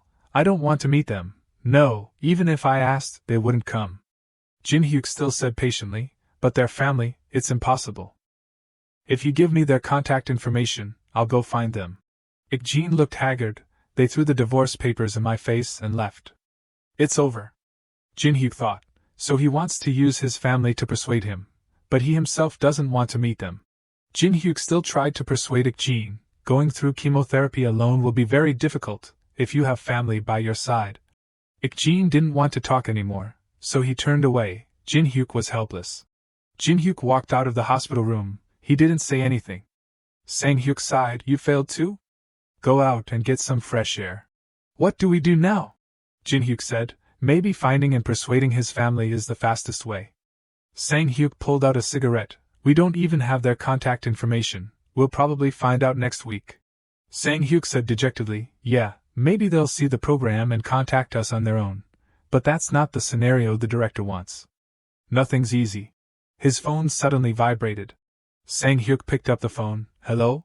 The person on the other end said urgently, emergency, hurry. 15 minutes ago, at the Olympic Bridge, were you sleepy while driving? The bus driver's face was tense. Oh my God, that was dangerous. Now I can finally breathe a sigh of relief. Suddenly a car swerved right in front of the bus. The bus driver was surprised, huh? Everyone screamed in panic, and the bus crashed into the roadside barrier. The bus was overturned on the road after the crash. Other cars that couldn't react in time crashed into the overturned bus, causing a chain collision. The bus driver trembled, trying to raise his hand. In the next second, his arm lost strength and dropped limply on the steering wheel. Ambulances arrived to take away the injured. The staff at the scene shouted, DOA case, we need to check again, transport the bodies. The doctors were also very urgent. The ambulances moved continuously to transport the victims. The staff reported the situation, VT patient, no external injuries, but the condition suddenly worsened. Jinhuk performed treatment on the victim. I'll take over this case. Jinhuk frowned, and was extremely focused on saving the victim. The staff pushed them into the hospital. VT patient is coming. The recovery room and intensive care unit are full. Put the patient in any available bed. The situation was extremely chaotic. Switch positions, we're transferring cases. Jinhuk said loudly, amiodarone 150 milligrams. Bring the defibrillator. The nurse quickly pushed the machine over. The the defibrillator is here. Jinhuk calmly handled the situation, replaced the ambu bag. Is the waveform better than before? Is the defibrillator ready? Suddenly someone shouted, cardiac arrest. Jinhuk was stunned. Charge 150 joules. Everyone reported charged. Jinhuk immediately performed shock. Charge 180 joules. Charged. Shock. Charge 200 joules. Shock. Chest compressions. The machine no longer displayed a heartbeat. A terrifying silence. Jinhuk stared blankly at the person who couldn't be saved. Someone else called, Dr. Lee, come back and take over another case. Jinhuk only quietly replied, yes. Ik-jin suddenly appeared at the door of the room where a victim in the accident had died. The ambulances outside were still moving non-stop. The staff reported, BP 80/50, the patient is having difficulty breathing. Jinhuk questioned, why was there such a delay in the transfer? The staff explained, the bus driver was classified as minor, because he had his seatbelt on, but his condition suddenly deteriorated. Jinhuk looked at the victim, and thought, another VT case. It's still early, so the waveform is relatively slow, hypotension, ventricular tachycardia, dyspnea. Is the VT due to cardiac tamponade? But if he had a seatbelt on, he shouldn't have had a direct impact on the heart. This weak sound is a pericardial friction rub. The pericardium is moving, but not normally. The jugular veins are also distended. The pressure in the heart is increasing. Jinhuk asked patient, are you experiencing chest pain? Both Jinhuk and the staff suddenly stared at the victim. Jinhuk looked at the bruise on the victim's chest. They removed the seatbelt after the first impact, then hit his chest in the second impact. We need to perform pericardiocentesis immediately. Young-un ran over, a case of cardiac tamponade? Jinhuk nodded yes. Young-un called, Nurse Seo, we need a transthoracic echocardiogram right away. The nurse quickly replied, yes, wait a moment. Doctor, it's here. Young-un replied, okay. Her face suddenly turned pale.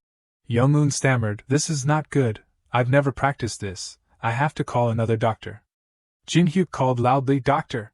It's only the second week of the residency. Interns are prohibited from doing this procedure because of the risk of puncture, so they don't have experience. But if I do it, there will be problems. I'm just an intern. Everyone is busy, is there anyone free? If they're in surgery, I can't contact them. Jinhuk made a phone call, Senior Young Jinseok, this is intern Jinhuk, we need to perform pericardiocentesis immediately. Jinseok chuckled, being called senior sounds good. Jinhuk thought, I was too hasty just now and forgot. Jinseok said, we have the ultrasound, let's start now. Jinhuk nodded yes. Jinseok said calmly, there are 3 locations where you can insert the needle into the heart, next to the sternum, the risk of puncturing the internal thoracic artery.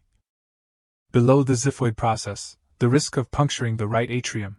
Jinhuk chuckled, explaining while handling an emergency, that's the situation in the cardiology department. Jinseok began the procedure, and this is the apex of the heart, we'll puncture here. Next, we'll place a drainage tube. Outside, the director recorded the entire surgical process. After the surgery was completed, Jinhuk observed the situation, the blood pressure has stabilized, and the heart rate has returned to normal. Jinseok patted him on the shoulder, good, call me if there's anything urgent, rookie. Sang-hyuk was puzzled after hearing this, rookie? Jinseok reported back to Sang-hyuk, we'll monitor him and hand him over later. Sang-hyuk replied, understood, you did well, and this rookie. Jinhuk was startled, what now? Jinseok looked confused, yes, rookie. Neither person gave way. Sang-hyuk said sarcastically, is it normal to call the emergency rooms rookie, third-year Dr. Young Jinseok? The other person didn't give in either.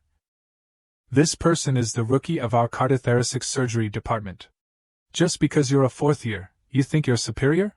Sang-hyuk glared, the emergency room has been calling him a rookie since last week.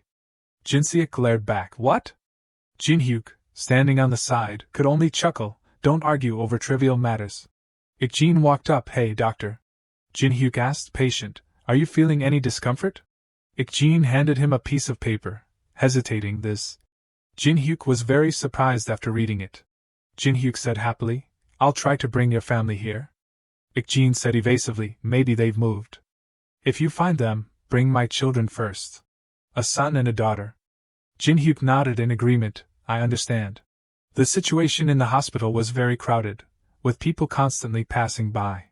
It seemed that the victims from the accident had been treated in time. In that scene, a woman held a victim's hand, crying non-stop, "No, honey, he's too young." Ik-jin kept thinking after witnessing it, would my family be sad if I passed away? That's just wishful thinking. They must be fed up with me. Ik-jin remembered the image of his wife and 2 children. He looked very sad, but still, if I could see them one more time. Ik-jin held a family photo in his hand. His family used to be very happy. A neighborhood with many houses next to each other, and in the distance, the mountains at dawn. Jinhuk said, "Let's look a little more." Sang-hyuk complained, "We've been looking for a while. Where is this house? I have a shift after 12, and I haven't rested at all." Jinhuk spotted a house, number 61-3. "I think it's this house." They approached and knocked on the door. "Is anyone home?" Jingu opened the door, looking up at them. "Who is it?"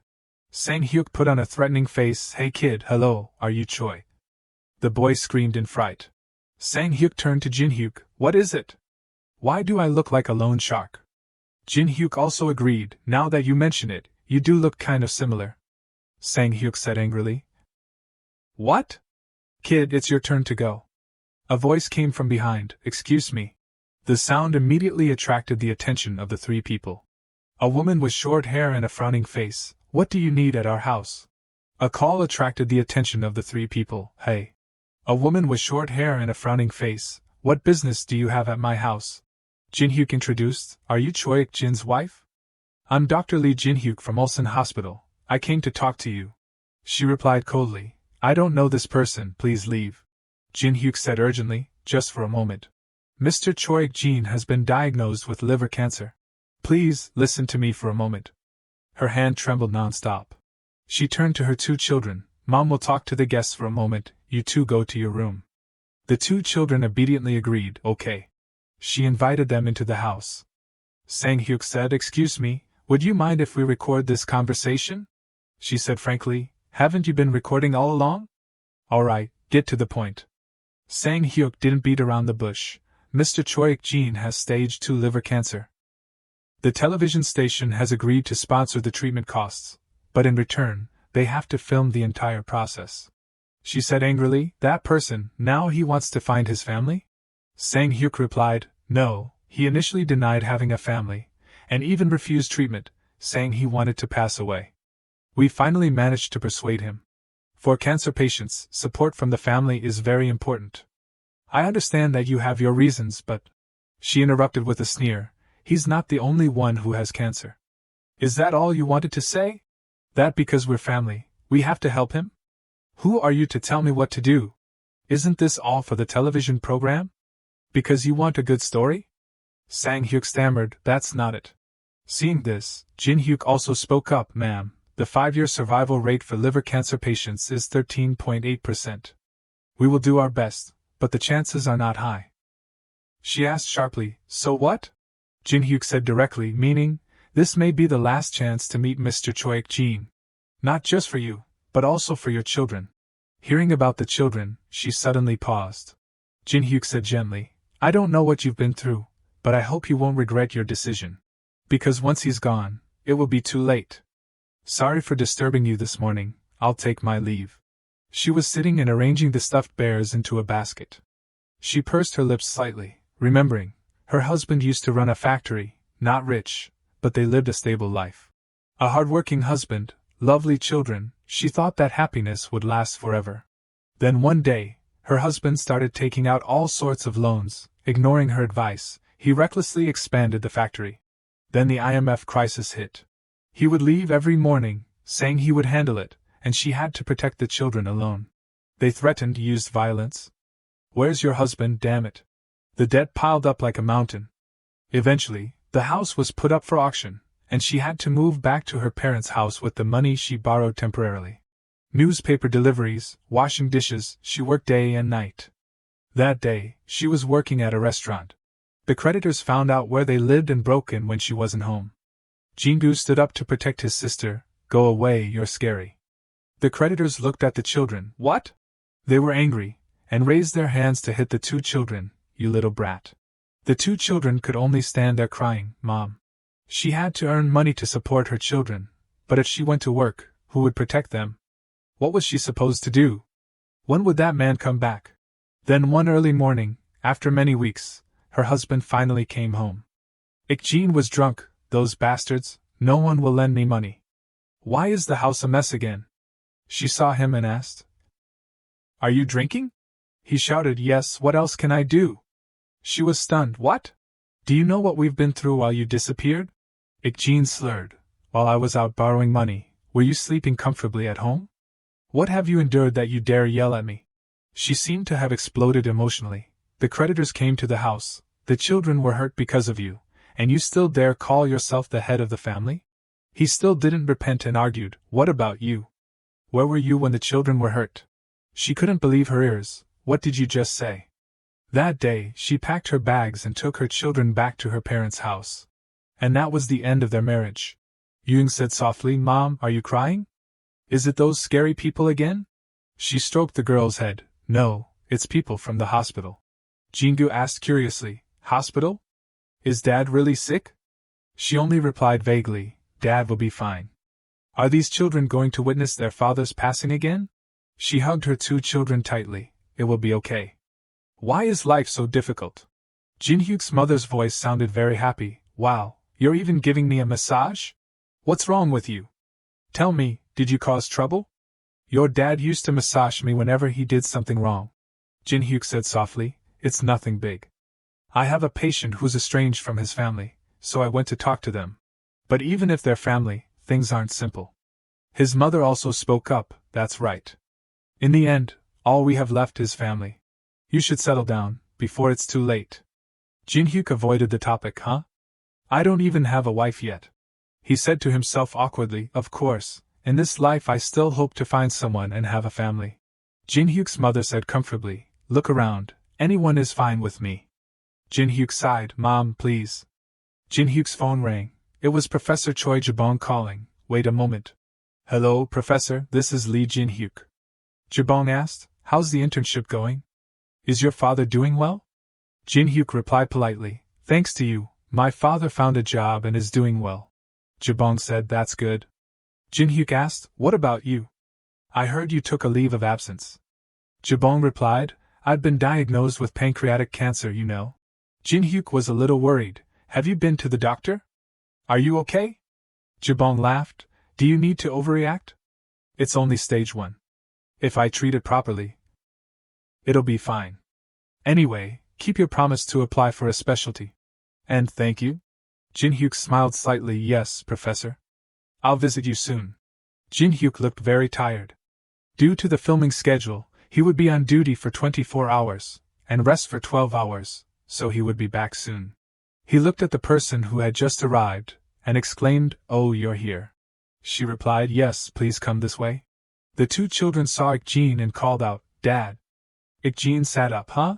He called out hastily, Jingu Yoon. The two children hugged Ik-jin, calling out emotionally, Dad. He also choked up, my children. I'm sorry, I'm so sorry. I should have protected you. Jingu smiled, it's okay. At this time, he noticed his wife standing behind him. She looked at Ik-jin, her eyes filled with many things she wanted to say. Their family reunited in such a circumstance. Hyuna walked over, did you get a good scene? Oh, Dr. Lee, wait a moment, didn't you say you couldn't find Choi Ik-jin's family? Jinhyuk frowned slightly, it seems they changed their mind. Are you planning to interview them now? Hyuna laughed, asking the question, is finding the patient's family a normal thing, or is it just the doctor's responsibility? Jinhyuk replied, it was Dr. Park Young-jin who instructed me. He always wholeheartedly supports free treatment for homeless patients. Hyuna was surprised, huh? She had prepared everything, but they mentioned Dr. Park. Jinhyuk turned to leave, sorry, but I have to go now. From today, I'll be working in the intensive care unit. Hyuna called quickly, wait a moment. Just one more interview. Dr. Park also requested maximum support for the filming. Jinhyuk said firmly, I prioritize patients over the media. Excuse me? Hyuna was stunned, what's going on? How interesting. She smiled slightly. Hyuna looked very interested, really interesting. Jinhyuk announced, visiting hours will end in 5 minutes. The patient's family members cried, Mom, I'll come back tomorrow. Jinhuk gestured for the patient's family members to leave. Kiji stood behind to film. Jinhuk turned away, thinking, it's a bit chaotic because visiting hours are almost over. I need to quickly review the new patient charts. Soo-hyun rushed over. Wait, please, I'm here to visit a patient. Jinhuk replied, visiting hours are almost over. If you come back at 10 tomorrow morning, you can see the patient. She gasped, just for a moment, please, my company said if I go to the hospital, I should just quit my job, so I couldn't come sooner. Jinhuk asked, what's the patient's name? Soo-hyun replied, Kim Soon-deok, it's Kim Soon-deok. Jinhuk remembered and said to himself, Kim Soon-deok, the bus driver that Young Jin-suk performed the pericardiocentesis on. Jinhuk looked thoughtfully into the intensive care unit. If he's in the intensive care unit, it means there were complications. He saw Hee-chul walking in sleepily and called out, Dr. Yoon Hee-chul. Hee-chul was a third-year resident, and he looked over in surprise. Jinhuk went over and said the family said this is the only time they can visit, can we let them see the patient for a moment? Hee-chul said awkwardly, sure. Hee-chul looked at the camera with some difficulty. Hee-chul cleared his throat, okay, come in quickly. She put on protective clothing and called out, Dad, please open your eyes, Dad. Soo-hyun sat down next to Soon-deok's bed with a worried expression, Dad, no. She cried out in panic, Dad. He was still in a coma. Suddenly a voice called out, Dr. Lee, we need to change the central venous catheter dressing here. Jinhuk replied, yes, I'll do it right away. Jinhuk went to the patient's bedside and asked gently, can you turn your head to the left? It will hurt less that way. The patient replied, okay. He checked the catheter, thinking, no signs of infection. Jinhuk removed the needle and used a cotton swab to disinfect it. The nurse standing next to him whispered, Dr. Kim Ji-jeon was right, you followed the procedure very well. Jinhuk replied, thank you. Jinhuk said, I'm done, you can turn your head back.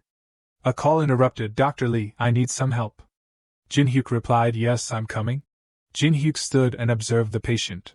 He held the patient's chart in his hand and thought, it's just as chaotic here, the heart rate still isn't stable. Jinhuk looked at Soon-deok thoughtfully, we've already given all the necessary medications. He was tense, the situation is very serious. Leaving the intensive care unit, Soo-hyun asked, Doctor, will my father be okay? Jinhuk replied, the fluid around his heart was successfully drained, but the complications caused his heart to stop. She asked anxiously, then, when will my father wake up? Jinhuk replied, right now, we need to monitor his condition. Soo-hyun cried, I'm getting married in 2 months, my dad is the only family I have. She cried and said, I can't quit my job with all these debts, doctor, please. Soo-hyun grabbed Jinhyuk's hand, please save my father. He held Soon-deok's hand and said, sir, your daughter is getting married soon. She wants to hold her father's hand and walk down the aisle. Jinhyuk asked, that's her only wish, you'll grant it, won't you? He looked at Soon-deok and whispered, you have to wake up. Tears streamed from the corner of his eye. Kiji thought in amazement, how can an unconscious patient? Jinhyuk went out to buy some snacks. Kiji followed and asked, what was that just now? Kiji asked, an unconscious patient shed tears? Jinhyuk explained, if they haven't lost brain function, they can still hear everything. Jinhyuk expressed, when family members can't be by their side, this is the only thing we can do for them. Hearing this, Kiji picked up the camera and said excitedly, Doctor, say that again. Jinhyuk was confused, huh? Kiji urged, hurry, let me record it. Jinhyuk was flustered, don't get too close. Suddenly he saw Soo-hyun sitting in the waiting area, hunched over and trembling. Jinhyuk went over and asked, Ms. Kim Soo-hyun, are you still here? Didn't you say you have work early tomorrow? It's late, you should rest. She looked up at him, Doctor, my father. Jinhyuk interrupted, took a can of juice and handed it to Soo-hyun, he's still fighting, I'll take good care of him. Go outside and get some fresh air. She took it and calmed down. It was already late afternoon. Soo-hyun held the can of juice and walked, thinking, what's the point of going outside when it's this cold? She said to herself, whether it's here or at the hospital, all I see are people passing away. A strong gust of wind blew towards Soo-hyun, causing her to close her eyes. Soo-hyun opened her eyes and looked. In front of her was a picture of a big tree glowing in the light of the sunset. Soo-hyun seemed to realize something. She remembered the things Jinhyuk had said earlier, some leaves are still green but have already fallen, while other leaves turn brown but still cling on until the end. He said, life is the same. Some people leave when they are young, and others continue to live, even when no one thinks they can. Jinhyuk's words, "So, don't give up," echoed in Soo-hyun's mind. She thought, he's right, I need to be strong. Soo-hyun looked at the brown leaf on the tree and regained her spirits. Because my father is trying his best to fight. Jinhyuk was writing in a patient chart. A voice came from behind Jinhyuk, "You're quite skilled." Jinhyuk was startled, thinking that voice. It was Dong-soo. He said cheerfully, "If someone saw, they would think you're a resident, our little rookie." Jinhyuk said helplessly, "I guess I'm used to being called that now." He bowed politely, "Hello, Professor." Dong-soo smiled and patted him on the shoulder. "What's with the reaction? It's been a while since you've seen me, aren't you happy?" Jinhyuk replied, "No, I am." He thought, Han Dong-soo. No matter how I think about it, I don't have any memories of him in my past life. Jinhyuk looked at him curiously. What happened to this passionate doctor that made him disappear? Dong-soo asked, "Why are you staring at me? Is there something you want to say?" Jinhyuk shook his head and replied, "No, but did you come here because of the patient Kim Soon-deok in the intensive care unit?" Dong-soo hesitated and said, "Well, partly." Dong-soo said to himself, "Actually, I came to check something else." Jinhyuk gestured, "All right, please come this way. I'll inform the patient's treatment team." Jinhyuk reported, "The current condition of patient Kim Soon-deok." He-chul stepped in and interrupted, "The professor has arrived." Dong-soo replied, "Yes." Dong-soo suddenly asked, "Hey, rookie, do you know the complication rate of pericardiocentesis? Answer correctly and I'll pay for your phone bill." Jinhyuk thought. "Pay for my phone bill? Sounds good." Jinhyuk replied, "If performed under ultrasound guidance, it's 5%, if without ultrasound, it's 20%. Dong-soo asked again, "Are you sure?" Jinhyuk replied, "Yes, I'm sure." Dong-soo said happily, "Exactly. So tell me, what's the reason behind this complication? Why does it happen?" Jinhyuk replied, "I heard the exact cause is still unclear, but it could be a delayed response to heart trauma, or an interaction, when different organs in the body affect each other, between the nervous systems after the fluid is drained."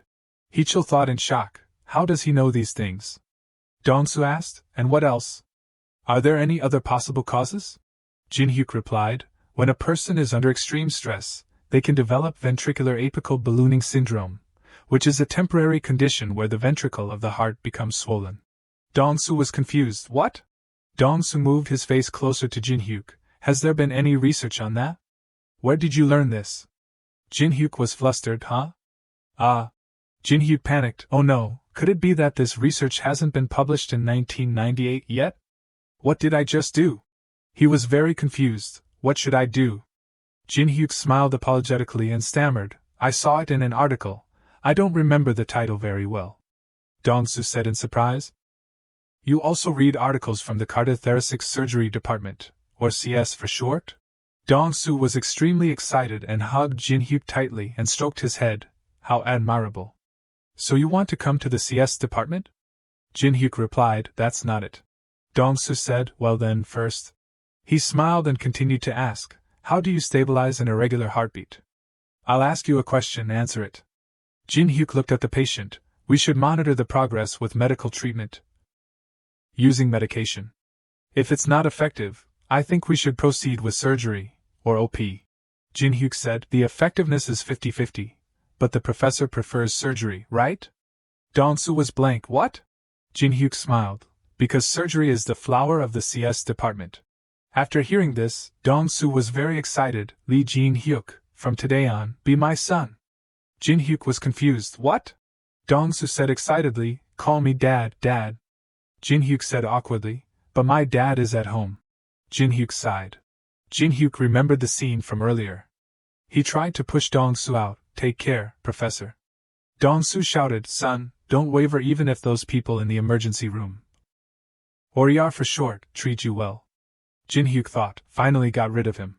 The nurse shouted, "Dr. Lee, patient Lee Jong-hyuk's survival indices are constantly fluctuating, especially the unstable blood pressure." Jinhyuk asked, "What's the goal?"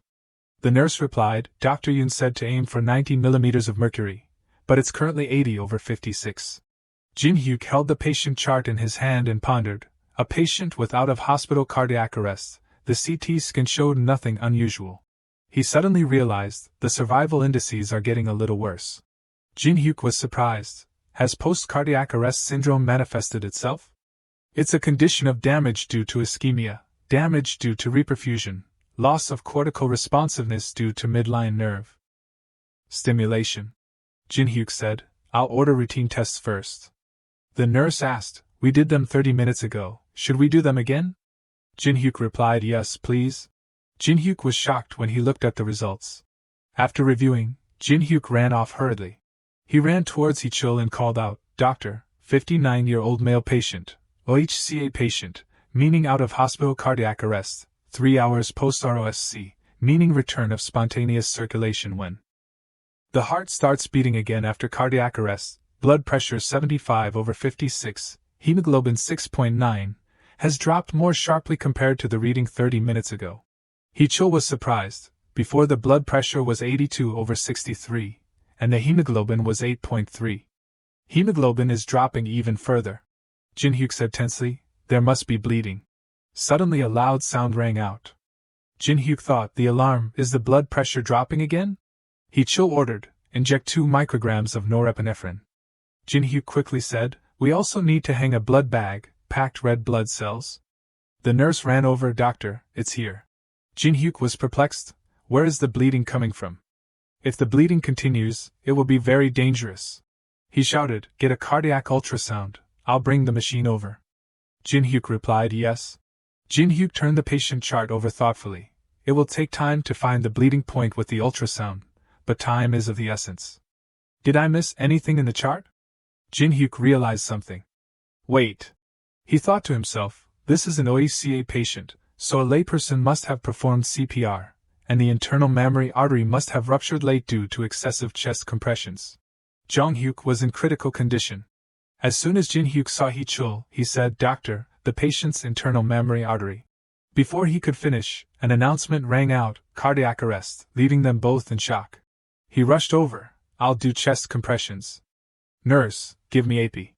Jinhuk grabbed Hichul's hand, interrupting him, We can't do chest compressions. It could be a ruptured internal mammary artery. We need to use a defibrillator. He angrily shook his hand off. What? What are you saying? Get out of the way so I can do chest compressions. He stopped him. Chest compressions could stimulate the bleeding point and worsen the situation. Hichul yelled, What situation? His heart has stopped. Jinhuk replied, I'm sorry, we can't. The nurse announced, Defibrillator is ready. He grabbed it, charged to 150. The nurse responded, charged. Jinhuk shocked Jonghyuk, shock. He then increased the level, charged to 200. Jinhuk shocked again, shock. The nurse said, Dr. AP? He ordered, charged to 200, defibrillate. The patient's ECG began to fluctuate. Jinhuk increased the level again, charged to 250, shock. He was extremely tense, charged to 250. Jinhuk performed the operations continuously, shock. The patient's body jolted with each shock. The nurse reported, Doctor, he has a heartbeat again. Hichul sighed in relief. He turned and said, Not yet. He went over and ordered, We need to find the bleeding point. Transfer to CT immediately. Jinhuk replied, Yes. In the CT room, he pondered, a hazy shadow in the left chest area. They were both deep in thought. Air fluid level, a condition where air and fluid are mixed together, visible in the chest cavity. Blood is pooling in the chest cavity. Hichul was shocked. It really is a ruptured left internal mammary artery. He was terrified. If I had continued chest compressions, the patient would have. Jinhuk jumped up, Doctor, we need to open the OR immediately. He thought to himself, at this rate, the lungs will be compressed by blood, leading to respiratory failure. Then, there really will be no hope. Hichul quickly grabbed his phone and said, I'll call thoracic and cardiovascular surgery and report to the superiors immediately. Jinhuk picked up his phone and thought to himself, I'll contact thoracic and cardiovascular surgery too. He was about to press call when his hand paused, a patient who has gone into cardiac arrest twice. Jinhuk pondered, even if we open the OR immediately, the probability of death on the operating table is very high. The feeling of helplessness and pain when a patient dies at my hands. I know that well. He was tense. Plus, it could tarnish my career. Even someone as good as Young Jin Suk, would he open the OR? Jinhuk clenched his fist. No. Since when did I start considering the consequences like this? He regained his composure and picked up the phone. Just focus on saving the patient first. The other end answered, Hey, rookie. Jinhuk reported, Professor, 59-year-old male patient, OHCA patient, achieved ROSC 5 minutes ago after the second cardiac arrest. Blood pressure 71/48. CT results show a possible ruptured left internal mammary artery. Air fluid level observed in the thoracic cavity. He said, We need to open the OR immediately. The other end replied, Hang up first. Jinhuk was silent. Emergency medicine resident, Kim Mingyu, rushed over and asked, Did you contact CS yet? He-cho replied he said he'll contact them after reporting to the superiors. He shouted, What? Who's on call at CS today? Tell them to come down here quickly. He quickly picked up the phone. Let me call again. He panicked. Oxygen saturation is dropping, 88%. Mingyu ordered pump in oxygen. Everyone was extremely urgent. The nurse reported blood pressure is dropping again. The bleeding seems to be getting worse. He quickly said, Transfuse blood bags, maximum speed. Jinhuk adjusted the blood bag with an extremely tense mind. At this rate, he'll die before he even gets to the OR. Someone was running over in a hurry. That person cut in, pushing the cameraman aside. Don't block the way. Someone is about to die. He looked over and thought, that voice. Dong-soo was gasping for breath. He shouted, What are you all doing? Move him immediately. The patient had been transferred to the cardiology department, and the ICU had stabilized again. Jinhuk thought, saying it's stable is a bit of an exaggeration since there are still many patients now. He used a small flashlight to check the patient's pupils. After checking, Jinhuk said to himself, But it's temporarily stable. He-cho asked, Is he awake? He replied, It's okay. He's still conscious right now. We need to continue monitoring for a while. Jinhuk looked at He-cho and thought, I should apologize for what happened earlier. He recalled, unlike Oh-tae-sang, he doesn't seem to care much. Jinhuk bowed. Doctor, I'm really sorry about what happened earlier. Because the situation was too urgent, I overstepped my bounds. He asked earlier? When you stopped chest compressions for the patient. With the ruptured internal mammary artery? He-cho laughed and waved his hand. It's okay. Thanks to you, the patient was saved. I should be thanking you. He thought to himself, actually, at first I thought he was crazy and trying to kill the patient. Soon-dyok's hand suddenly twitched slightly, surprising them both. He quickly went to his side and asked, Patient, are you awake? His eyes narrowed slightly. He-cho ordered, Quick, bring the restraints. The nurse asked, How many points? He replied, 4 points, no, 5 points. Jinhuk thought, his consciousness hasn't fully recovered yet. If delirium appears as soon as he wakes up, it will be very dangerous. Delirium is a global cognitive disorder, including impaired attention and speech, easily leading to hallucinations or uncontrolled behavior. Soon-dyok made an unintelligible sound. He quickly asked, Mr. Kim, you're in the hospital. Do you understand? If you do, please close your eyes a little. He was quiet, his eyes closed tightly. Jinhuk and He-cho looked at each other.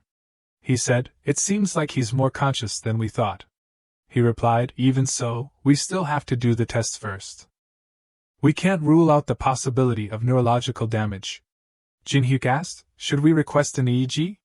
He-cho replied, Also do a SCP, somatosensory evoked potential test.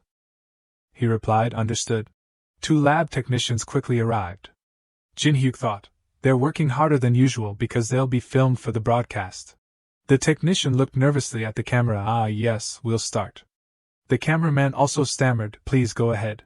Fortunately, consciousness had recovered and vital signs were stabilizing. During visiting hours, he said, his heart rate hasn't fully stabilized yet. Jinhuk, holding the test results, ordered, We'll proceed with our FCA, using radio frequency waves to regulate the heart rate. He'll be treated in the cardiology department. He saw Soo-hyun and asked, I heard you're busy but still came to visit. She smiled shyly, My boss let me postpone my work hours, just for today. Jinhuk said. Then I'll contact the thoracic surgery department so you can visit after work. Soo-hyun was surprised, Thank you, doctor. She bowed, sincerely thanking him, and then left. He smiled slightly as he watched her go. Fortunately, her footsteps as she left seemed lighter than before. Jinhuk said to himself, now then, I should go home too. The sun is gradually setting. The phone in his pocket vibrated. Jinhuk answered, this is Lee Jinhuk. The other end replied, hey rookie. That patient's surgery is almost done. Jinseok was on the phone. We avoided death on the operating table. Vital signs aren't stable yet, but don't worry. He replied, thank you, sir. He asked, hey, aren't you off your shift? Jinhyuk replied, yes, but I'm still at the hospital. They told me to bring the consent form to patient Kim Sundeok. Jinseok asked, that patient will be transferred to the cardiology department too, right? Do you want to come along when we take the patient to the OR? He replied, yes, sir. Jinhyuk was tired. Originally, I was just going to transfer the patient and go home, but in the OR, the doctors were urgent. Give me 120 milligrams of propranolol, a beta blocker, 160 milligrams of verapamil, a calcium channel blocker, and another 80 milligrams of sotalol, a drug for treating heart rhythm disorders. He was helpless. I ended up here again. Jinseok smiled brightly. Rookie, do you want to observe the RFCA procedure? This is a new technique that was recently introduced. Jinhyuk recalled, so that's it. He intentionally called me here from the start. Dong-soo, wearing protective gear, clapped his hands. All right, today we'll save another life together. He patted him on the shoulder. My youngest son came all the way here? Jinhyuk replied, I'll stand still and not cause any trouble. Dong-soo laughed loudly, so polite, it's so cute I could faint. He excitedly showed off the new equipment. Son, take a good look. This is the latest machine I just got. Thanks to it, we can monitor the region that generates the heart arrhythmia in real time. He silently watched Dong-soo introduce the equipment. Jinhyuk clenched his palms. I know that well. I used it a lot in my past life. He announced, start the RFCA for patient Kim Sundeok. Dong-soo began the surgery, scalpel. He held out his hand, electrode catheter. The scrub nurse immediately handed him the instrument, here you go. He stood watching intently, to perform radiofrequency ablation through the catheter. Dong-soo looked at the monitor to check the parameters, catheter. The scrub nurse replied, here you go. After inserting the electrode catheter and the catheter into the heart, we'll move the catheter to create a 3D map. The outside of the heart is black, the inside is red, and the tissues that conduct electrical signals appear in green. Among them, we select the tissue that emits abnormal signals and proceed to ablate it. He suddenly stopped. I know this is a weird thing to ask, but... Dong-soo looked at him and smiled brightly. Can you guess which area is emitting the signals? Jinseok laughed. How would he be able to guess? Jinhyuk was a little flustered. Asking that to a trainee like me? He replied, in this case, I read in a study that the area causing the disturbance is usually located at the border between the pulmonary vein, or PV for short, and the left atrium, or LA for short. Jinhyuk pointed at the screen. It's this spot and this spot. He and Jinseok were extremely surprised. Dong-soo asked, so that means I should ablate with radiofrequency waves at these spots? He nodded yes. The electrical stimuli originate from there, causing atrial fibrillation, or AF for short. He was astonished, good heavens. Dong-soo gently patted his face. Jinseok, is this a dream? He was dazed. If it's a dream, I don't want to wake up. He replied, me neither. Dong-soo was annoyed. But is the emergency department trying to steal my kid? Jinseok replied, that's right. They call him the ER rookie. He was angry. What? ER rookie? Dong-soo closed his eyes. Calm down. Even if it's a dream, we have to complete the surgery. Start ablating the tissue. He ablated while monitoring the screen. Jinhyuk and Jinseok silently observed. Leaving the OR, Dong-soo stomped his foot hard in frustration. He thought to himself, why is that person angry? The surgery was successful. He turned back with a look of anger. Jinseok, from today, declare war on the emergency department. The scrub nurse shouted, startling Jinhyuk, that young Jinseok is the professor's 27th son. I will join the battle. The two said in unison, they're doomed. He was helpless. What? Everyone is his son. 27th? Jinhyuk silently watched the two of them excitedly discussing. He called out, Professor. Dong-soo was startled and looked back. He covered his ears. I can't hear anything. I can't hear anything. Too much pressure. I'm not going to the cardiology department. I don't know anything. Jinhuk was helpless. Okay. He bowed politely. Everyone did a great job. Dong-su was flustered. Huh? You too. Jinhuk said. Everyone, get some rest. See you later. He nodded slightly. I'll go first. Jinhuk answered the phone. Yes, patient Kim Sundeok's surgery was successful. The other end replied, oh, that's a relief. Thank you? He replied, you're welcome. Jinhuk hung up the phone and thought, that's one less worry. He suddenly stopped. Huh? Jinhuk was flustered. Dr. Lee Tae-hee, she's sitting with her head down next to the door. Tae-hee looked up. He took out a can of drink and said, so? The two went somewhere else to talk. Jinhuk asked, what's wrong? She held the can of drink in her hand and hesitated. The patient. Tae-hee's eyes filled with tears. She covered her face and cried, the patient I was in charge of passed away. He reached out towards Tae-hee's shoulder and thought to himself, as a doctor, we can't avoid experiencing the death of a patient. Jinhuk patted her shoulder. I understand. He pondered, but death is something that, no matter how many times you experience it, you can never get used to it. Tae-hee sobbed, I really wanted to save them. Jinhuk was silent. All she can do is cry it out like this, and try her best again tomorrow. The sky had dawned. Ji-yeon asked, is Dr. Lee here? He happened to be walking over. Hello? Sang-hyuk waved his hand. Oh, the rookie's here. She asked, I heard about Dr. Lee. I heard you decided to go to the Department of Thoracic and Cardiovascular Surgery, or CS for short. He was extremely surprised and looked at Jinhuk. He was dumbfounded. What? Ji-yeon was flustered, and the CS department agreed to pay for your phone bills. I even heard you went to observe the CS department's surgery. Isn't that right? Sang-hyuk shouted. Really? Jinhuk was confused. Didn't they say it was a reward for winning the bet? How did this get so distorted? Seriously. He was angry. It seems like they're spreading rumors to lure me to the CS department by any means necessary. Then I have to retaliate with my own rumors. Jinhuk smiled awkwardly. A professor took notice of me. Maybe that's why those rumors started. I'm working very hard, reading scientific papers in my spare time. She was shocked. Scientific papers? When do you sleep? He was embarrassed. Everyone knows my situation. Graduated from a different university, and targeted by a congressman. I have to work hard so I don't get fired. Jinhuk was shy. Above all, I'm the breadwinner of my family. Everyone was moved. Oh my God, so that's why you work so hard. Ji-yeon grabbed his hands. Don't worry, Dr. Lee. If they treat you unfairly, we'll stand up for you. Jinhuk replied, thank you everyone. He pondered, our rookie. If we sit still, others will steal him away. At the head of department's office, Young Jin asked, so that's what happened. Sang-hyuk nodded, yes. It seems like the CS department really wants to recruit Dr. Lee. He picked up his teacup. They said they're spreading rumors. The CS department, those people who only know surgery, they know how to use their brains too. Sang-hyuk expressed, head of department, I really hope we can keep Dr. Lee in the emergency department. When he rotates to another department next month, they might try to lure him away. Young Jin silently drank his tea. He put down his teacup and said, people don't want to give up something when others try to steal it away. Young Jin smiled slightly. Let's calmly wait for the right opportunity. Time passed quickly as Jinhuk worked frantically. Hyukjin held a can of drink, smiling brightly. Cameraman, make me look cool.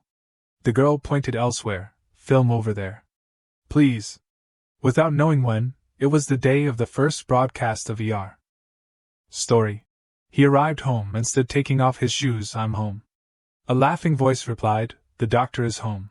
Jinhuk was surprised. And everyone's here? Why are you all here? His family saw him. You're going to be on TV soon, so the whole family came to watch. Come on in. It's about to start. Jinhuk replied shyly, I probably won't appear much on the program. I'm still just a trainee doctor. He sat down. Jinhyuk-san smiled, who cares? This is a chance to see your face. Another family member pointed at the TV. Hey, it's starting. The TV started broadcasting with the title, The People in the Emergency Room. Last night, there was a multi-vehicle collision on the bridge caused by a drunk driver. The traffic accident caused dozens of casualties. The injured have been transferred to nearby Ulsan Hospital. His mother was worried. Oh my God, If they had worn seatbelts, they would have been less injured. Jinhuk nodded, that's right. The desperate scenes of trying to save the patients being transferred to the emergency room. Bus driver Kim Sundeok, who was in critical condition, miraculously regained consciousness. His family sighed in relief. What a relief. You're so cool. Jinhuk thought to himself, it's a little embarrassing, but it's not bad seeing everyone happy. He ate fruit and thought, and well, the editing is pretty good too. Is it common for doctors to visit the patients' families, or is it because of a doctor's sense of responsibility? Jinhuk paused while eating. On TV was a scene of him turning away, sorry, but I'm busy so I'll excuse myself. The narrator exclaimed, Dr. Lee Jinhuk, who cares about patients more than anyone else, rushed off again to save another patient. Everyone was excited and happy. Jinhuk even knows how to handle the media. Our kid is adapting well. He blushed in embarrassment. The next morning, Jinhuk arrived at the hospital. Good morning. Hyukjin showed a displeased attitude. There's nothing good about the morning. Dr. Lee must be happy for being on TV so much, right? He asked blankly. What's wrong? He shouted resentfully. I lost all my airtime to Dr. Lee. Even the short film of my letter to my girlfriend was cut. We might break up. Jinhuk asked, just because of a broadcast? Hyukjin was angry. Just a broadcast? I'm disappointed. I thought we were on the same side. I was going to make you the number 2 comrade in the movement. To liberate trainee slaves to fight against the harsh working conditions of trainee doctors. He was confused. What? Hyukjin was annoyed. Forget it. Tae-hee pushed the door open and entered, so noisy first thing in the morning. He changed his attitude. The goddess has arrived. She shuddered. What? Hyukjin asked. Have you seen the reactions yet? It's all over, young doctor. Jinhuk wondered, what's young doctor? He was dumbfounded. You don't know young doctor? Come here. It's an online community. Hyukjin opened it on the computer and explained. Only trainee doctors and residents can join. Traditionally, you have to leave when you become a fellow. There were a lot of posts yesterday.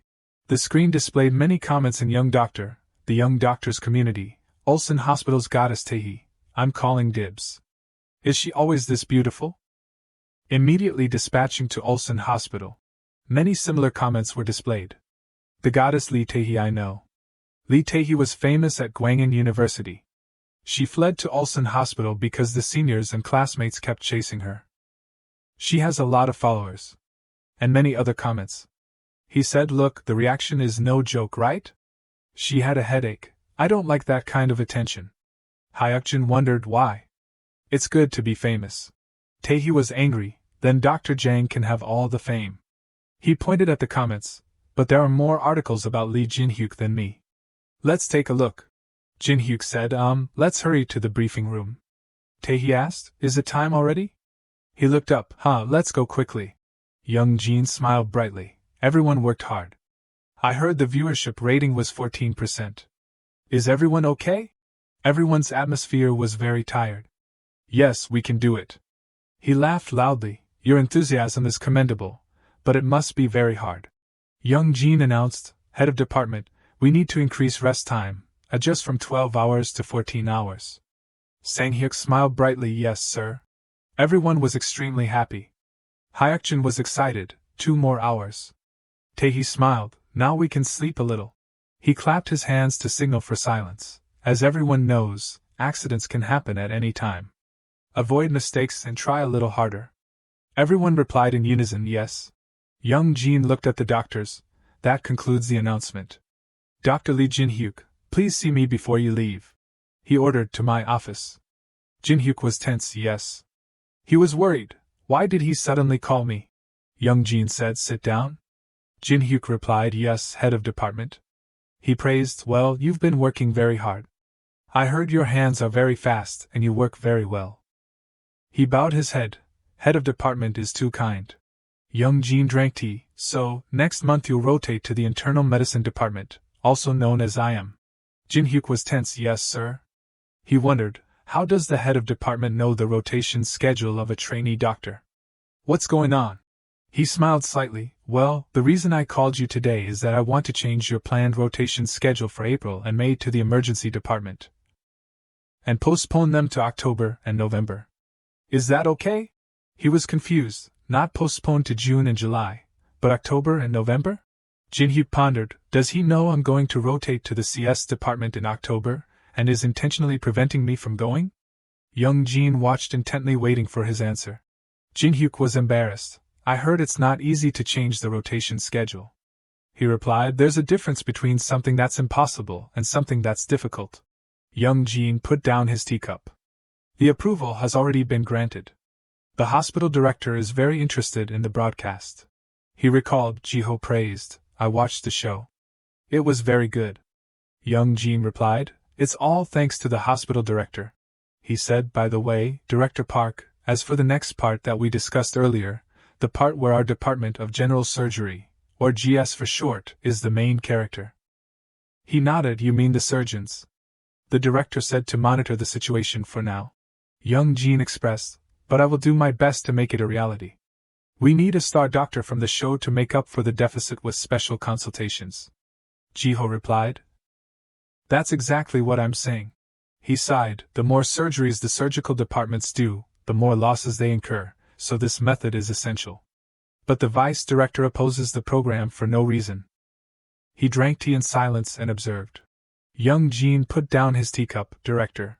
He leaned forward. We can't put the GS department on air right away, but we have a star right here in our emergency department, Dr. Lee Jinhuk. Young Jin continued to persuade, if the hospital director approves, we can change his April and May rotation schedule to the emergency department. Back to reality, he asked, what do you think? Jinhuk hesitated. He was troubled. I haven't decided what I'll specialize in yet, but at this rate, I might end my internship without going to the CS department. Jinhuk remembered the people who valued him, and the thought of not being able to rotate to the CS department was really.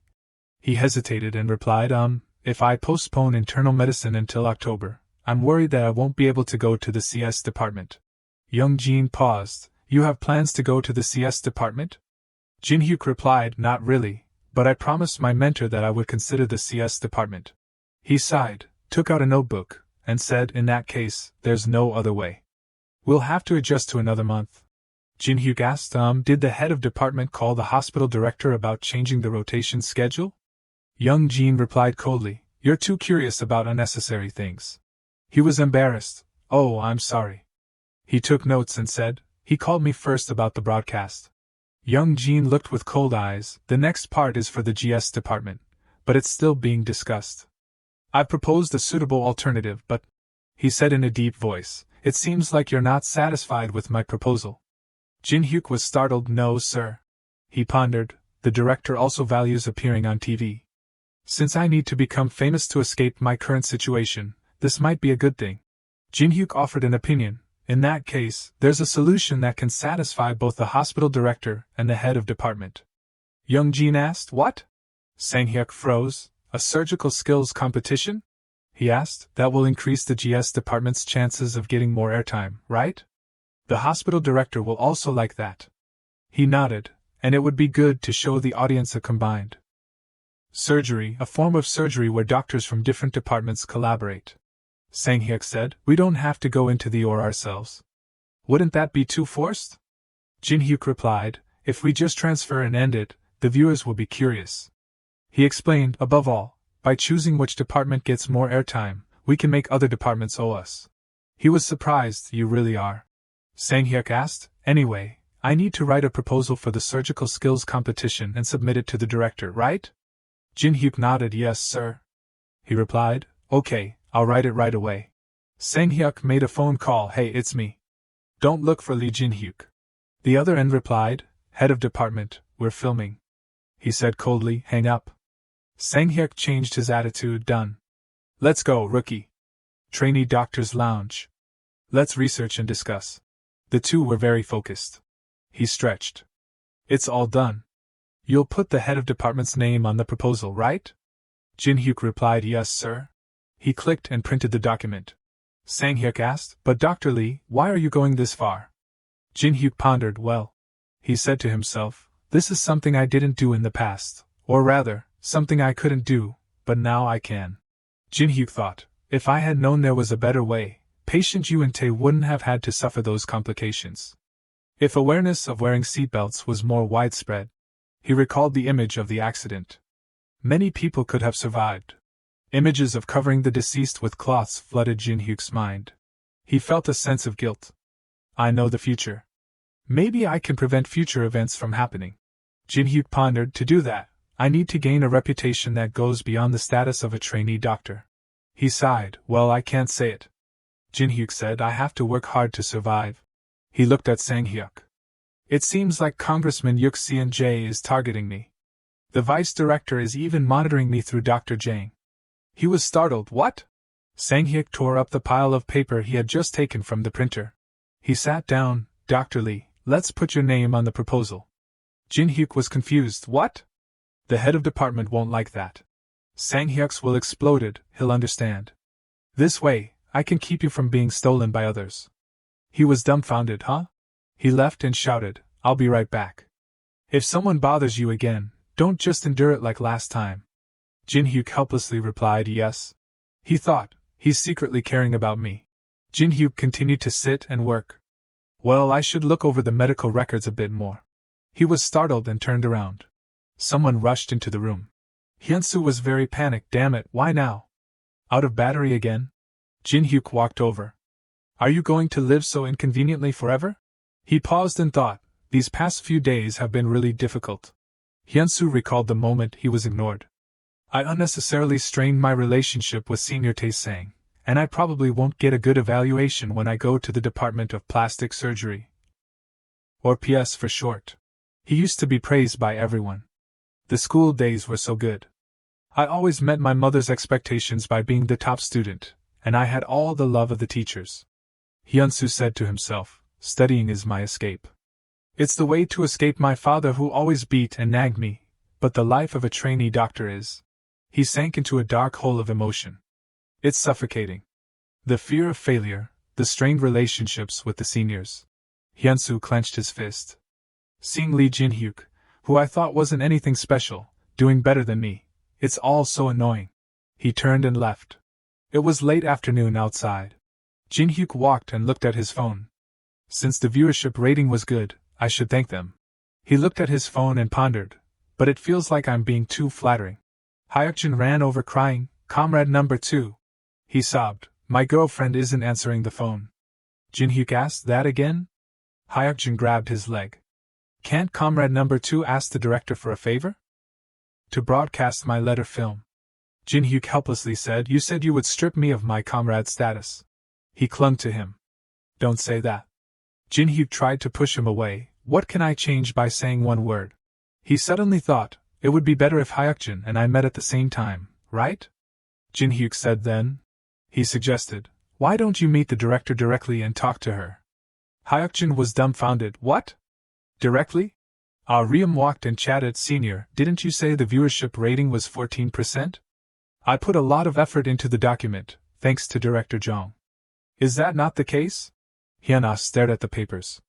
I want to go drinking. She replied, when? You always say that but never do. She answered the phone. Hello? Oh, rookie doctor? Then just do it. Hyuna hung up the phone and turned to smile gently. Riem, how about tonight? This is Dr. Lee Jinhyuk, and you're Dr. Jang Hyukjin, right? Hyukjin blushed. Yes, yes. Jinhyuk calmly replied, nice to meet you. Hyukjin's eyes suddenly lit up in disbelief. In front was Riem, smiling and standing there. He nudged Jinhyuk, making him confused. Director, Dr. Jang has something he wants to ask. Jinhyuk glanced over and said quietly, you said you needed help. Hyukjin growled, shut up. She's about to break up anyway. Let's order first. He said enthusiastically, just order whatever you want. I'll pay. Jinhyuk was astonished. Is this what they call a player? Hyuna raised a bottle of alcohol. Another bottle of soju here. Yes, 1 bottle of soju. Hyukjin asked, Director Jong, are you an entertainment director? She smiled. I'm half and half. I don't exactly do current affairs, but I'm not completely entertainment either. He was excited. I'm also half and half. I only have a medical license. I'm not a full-fledged doctor yet. Riem was surprised. Really?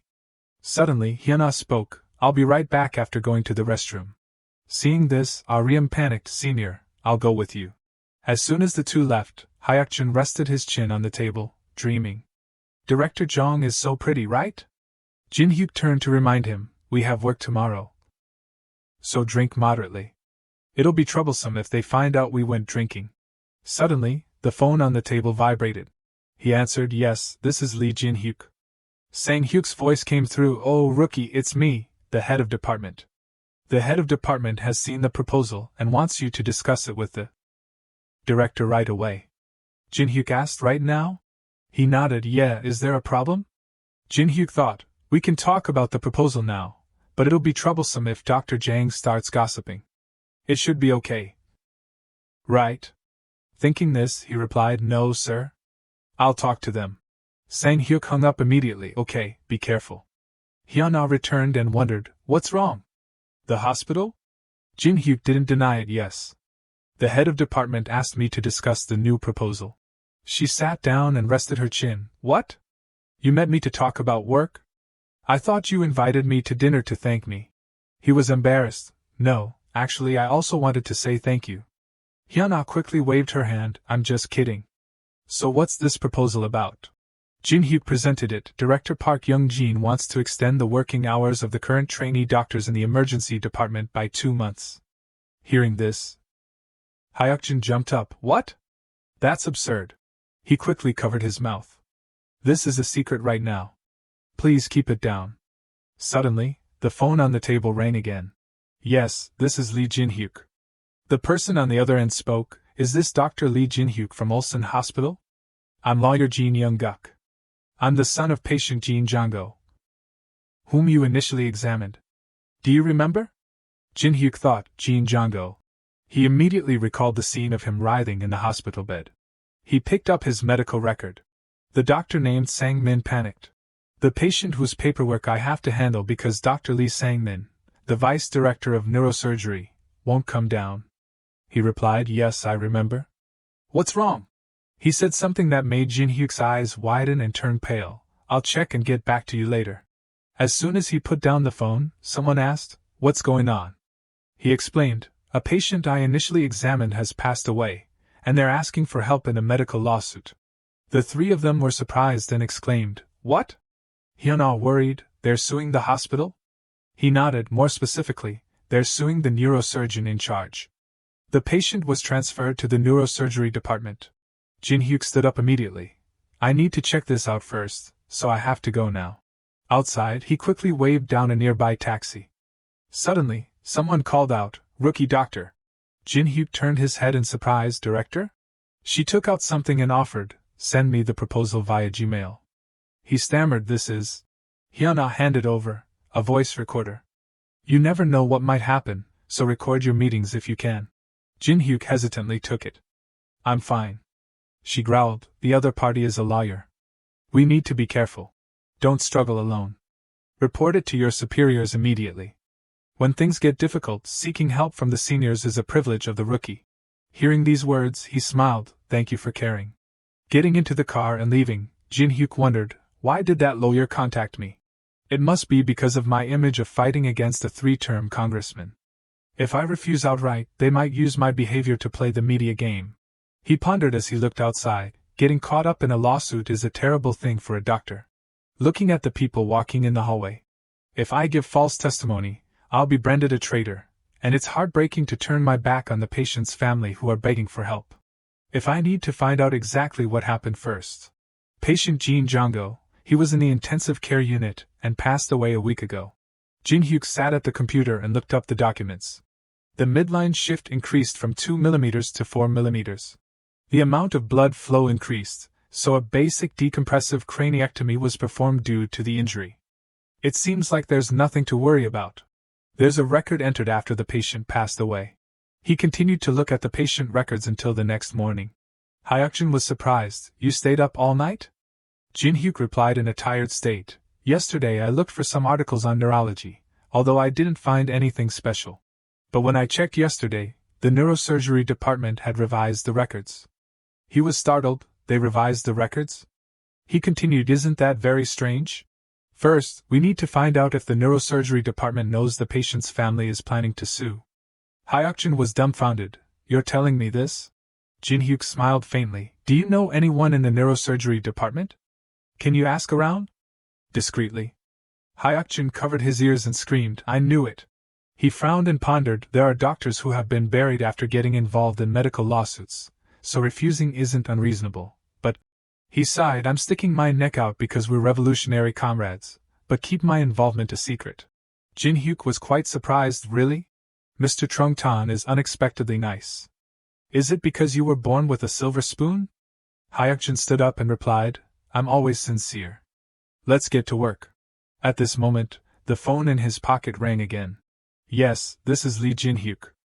The caller spoke, I'm Jin Young-guk. He was already waiting downstairs at the hospital. If you have time today, I'd like to meet you for a while. Seeing Jinhuk enter, Young-guk stood up immediately, here. The two shook hands and introduced each other, I'm Jin Young-guk. I'm Lee Jinhuk. I offer my deepest condolences to your family. He covered his face and slumped, Dr. Lee Jinhuk. I can't accept my father's death. The two sat down together to talk, the passing of my father.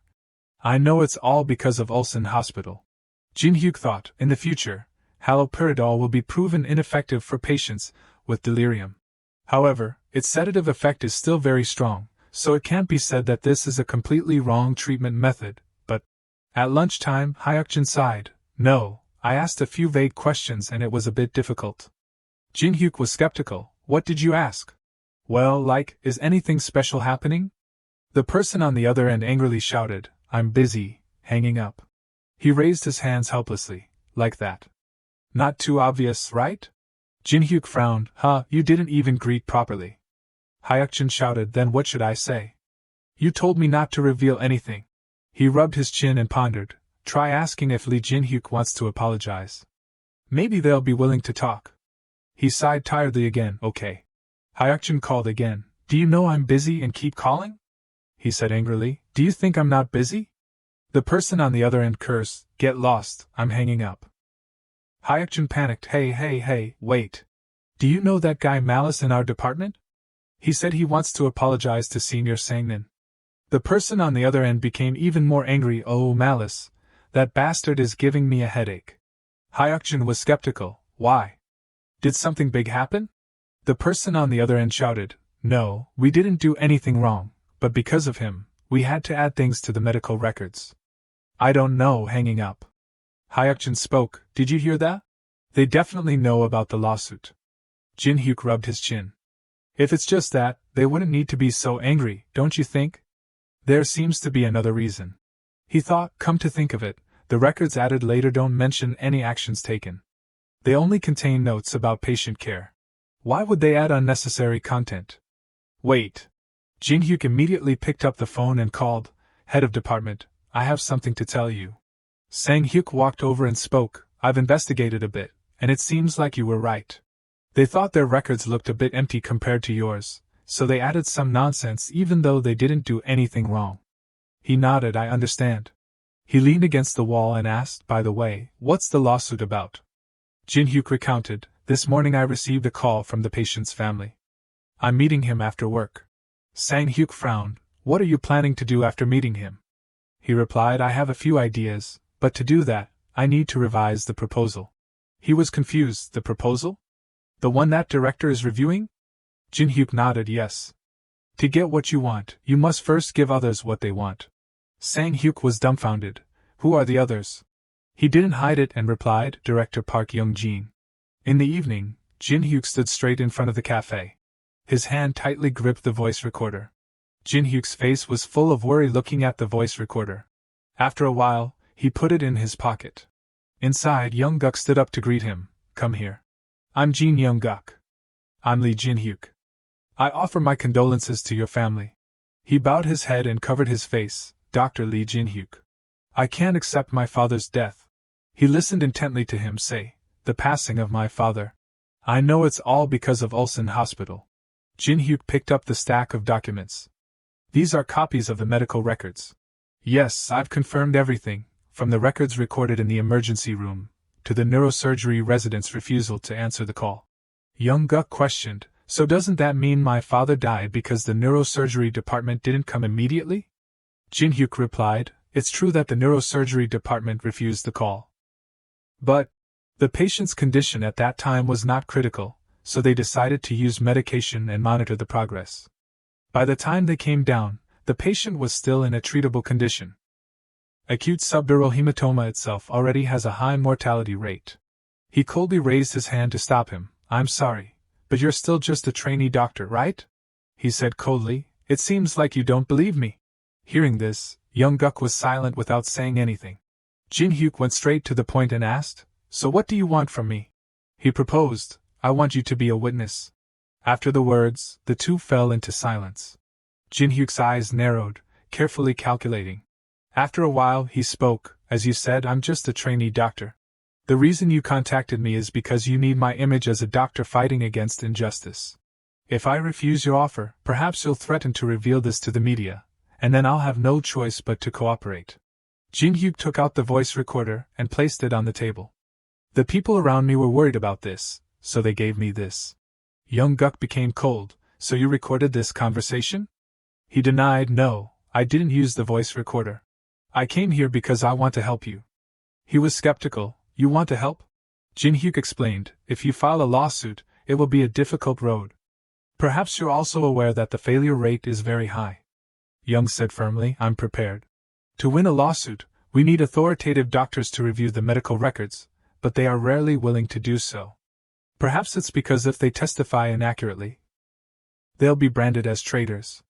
Even if we somehow obtain the review, the chances of losing the case are still high. But even so, Mr. Jean, if there's a better method, are you willing to consider it? He was a little expectant. What? He spoke, We can conduct a public verification. If a TV station gets involved, can't we do a neutral verification after? Young Guk was astonished. Jinhyuk continued, Think about it slowly and contact me again. Then I'll excuse myself. He left, leaving him sitting alone in thought. Because that young doctor was right, I was going to force Lee Jinhyuk to cooperate even if I had to threaten him. I thought I needed to use any means necessary to fight against a giant opponent like Ulsan Hospital. But he came to help me, even knowing that I might brand him a traitor. His somewhat foolish appearance is so similar to my father. Young Guk, always live upright and decently.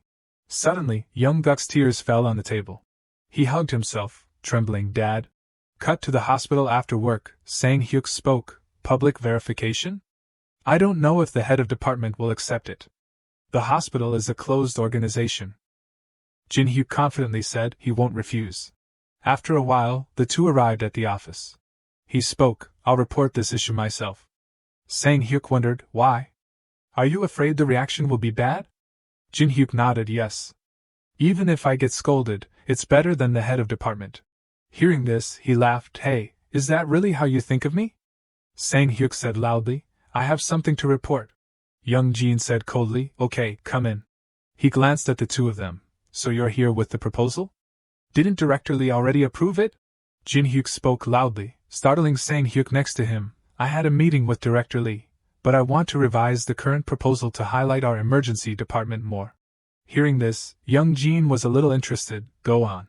He immediately said, We are currently prescribing Haldol for patients with delirium in the emergency intensive care unit, but there have been ongoing debates about whether delirium can be treated with medication. Jinhyuk placed the plan on the table. So what if we conduct a double-blind, placebo-controlled study in the emergency department?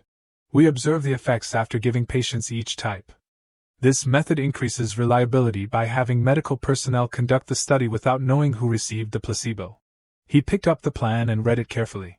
He continued, Just showing our research efforts for the advancement of medicine through the broadcast will also bring tremendous positive effects to the emergency department. Young Jin was satisfied after reading. Good. The two of them were overjoyed to hear that. Jinhyuk suddenly spoke up, There's one more thing I want to mention. He was surprised. What is it? He placed another file on the table. It's about a lawsuit from a patient who was transferred from the emergency room to the neurosurgery department. Sang-hyuk held his head. I think that's a bit difficult. Jinhyuk didn't deny it. At this point, yes. He thought to himself, I've done everything I can. Young read the report and said, A lawsuit, so something like that happened.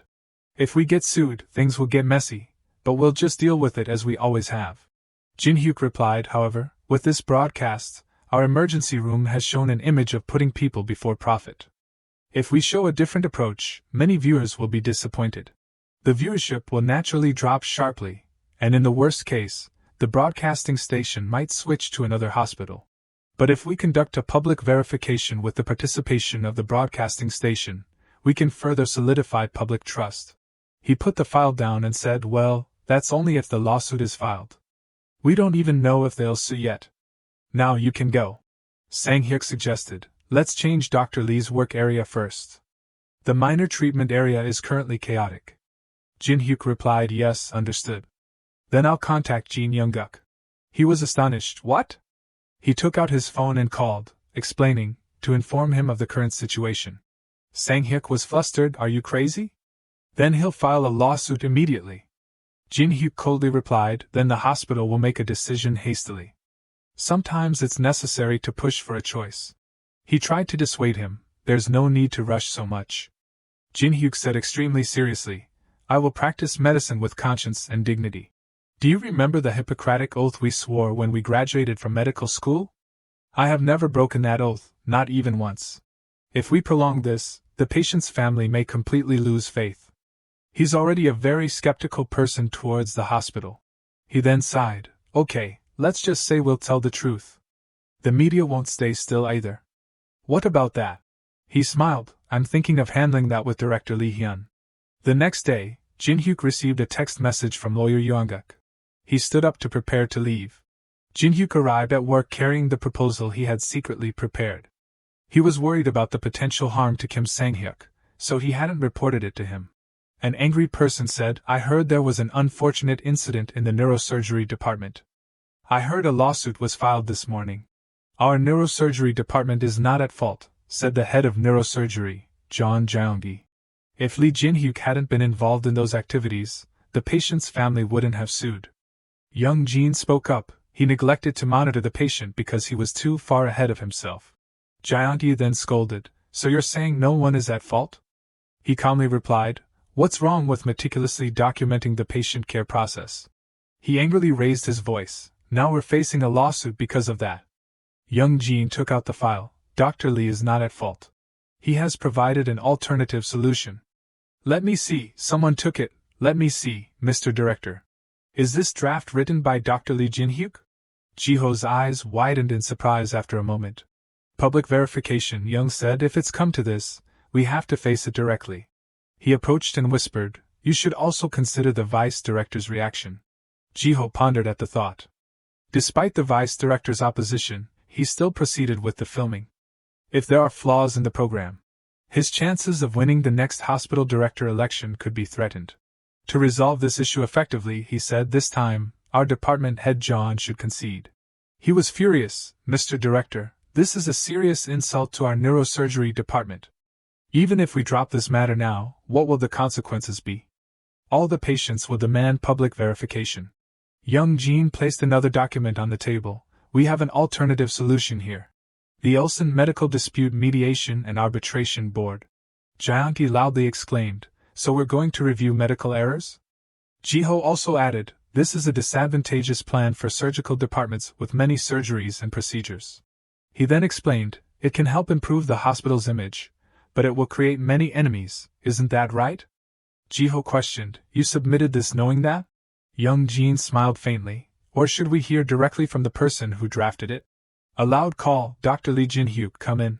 He entered and bowed his head, I am intern Dr. Lee Jinhuk. Jiho spoke, yes, Dr. Lee, you proposed a medical dispute mediation and arbitration board consisting of doctors, please explain. Jinhuk calmly replied, we will invite external experts to ensure fairness, but they are still individuals with their own perspectives and potential biases. He asked, they will look after their own interests, right? He didn't deny it, yes, above all, this system is a measure for surgical departments that are suffering from lawsuits. When a lawsuit arises, both medical staff and the bereaved suffer. The staff already feel responsible for a patient's passing, and the added burden of a lawsuit is immense. And most importantly, from a new management perspective, this could be an opportunity for you, Mr. Director. Jeong-gi scoffed, you make it sound good, how can you be so sure? Jinhuk explained, this proposal is a modified version of a system that has been implemented in the United States. Considering the trend of the Korean medical community to follow the United States, if we implement this system at this time, Jiho added, they will come to us for advice. He pondered, in other words. This is a golden opportunity for Ulsan Hospital to influence the decisions of the Ministry of Health and Welfare. Jianti was utterly shocked. An intern doctor comes up with a proposal like this. Jiho stroked his chin, deep in thought. He spoke, Dr. Lee Jinhuk, have you considered joining the general surgery department? He was quite surprised. I haven't decided on my career path yet, but I'm considering a surgical specialty. He smiled at that. I look forward to it. Your presentation today was very good. Outside, Jinhuk thought to himself, I never thought the hospital director would show interest in an intern like me. I guess he was a surgeon before becoming a hospital director. Hospitals close due to deficits. Resident doctors give up training midway. The reality of the surgical field is truly miserable. The hospital director is ultimately just one of many ordinary surgeons who want to prevent the collapse of the surgery department, where he has dedicated his entire life. He arrived in front of the elevator with those thoughts in his head. The elevator doors opened and a man approached. He spoke, startling him, You? Why are you, a mere intern, loitering around the hospital director's office? Vice Director of Ulsan Hospital, Bujail. Jinhuk thought to himself, so this is the Vice Director. He's not the kind of person who can be easily dismissed. Jail approached him. Why are you silent? Are you hiding something? Jinhuk replied, I'm just doing errands for Director Park Young-jin. He frowned. The director sent Director Park again? He wondered, what is this? He's really wary of me, but it's understandable. What kind of person is the vice director? He doesn't seem to get along with the hospital director. Sang-hyuk held up 2 fingers and said, You know there's an election every 2 years, right? The person in first place becomes the hospital director, and the second place becomes the vice director. Jinhuk was puzzled. Don't the director and vice director usually come from the same department to fight against other candidates later? He crushed his coffee cup. That used to be the case. But they changed the system because one side could monopolize everything, so now we have a director from the surgery department and a vice director from the internal medicine department. Anyway, don't worry about the vice director. You don't have any plans to go to the internal medicine department anyway, do you? He thought, I don't, but I should still avoid unnecessary conflicts. Jinhuk bowed his head. I will go back to work now. Jail glanced back at him as he left, as if scrutinizing something. Jinhuk stepped into the elevator, and the doors closed. At the workplace, 4 nurses were chatting. Have you seen the news? Our hospital is being sued. Will Dr. Lee be okay? The neurosurgery department is determined to settle things.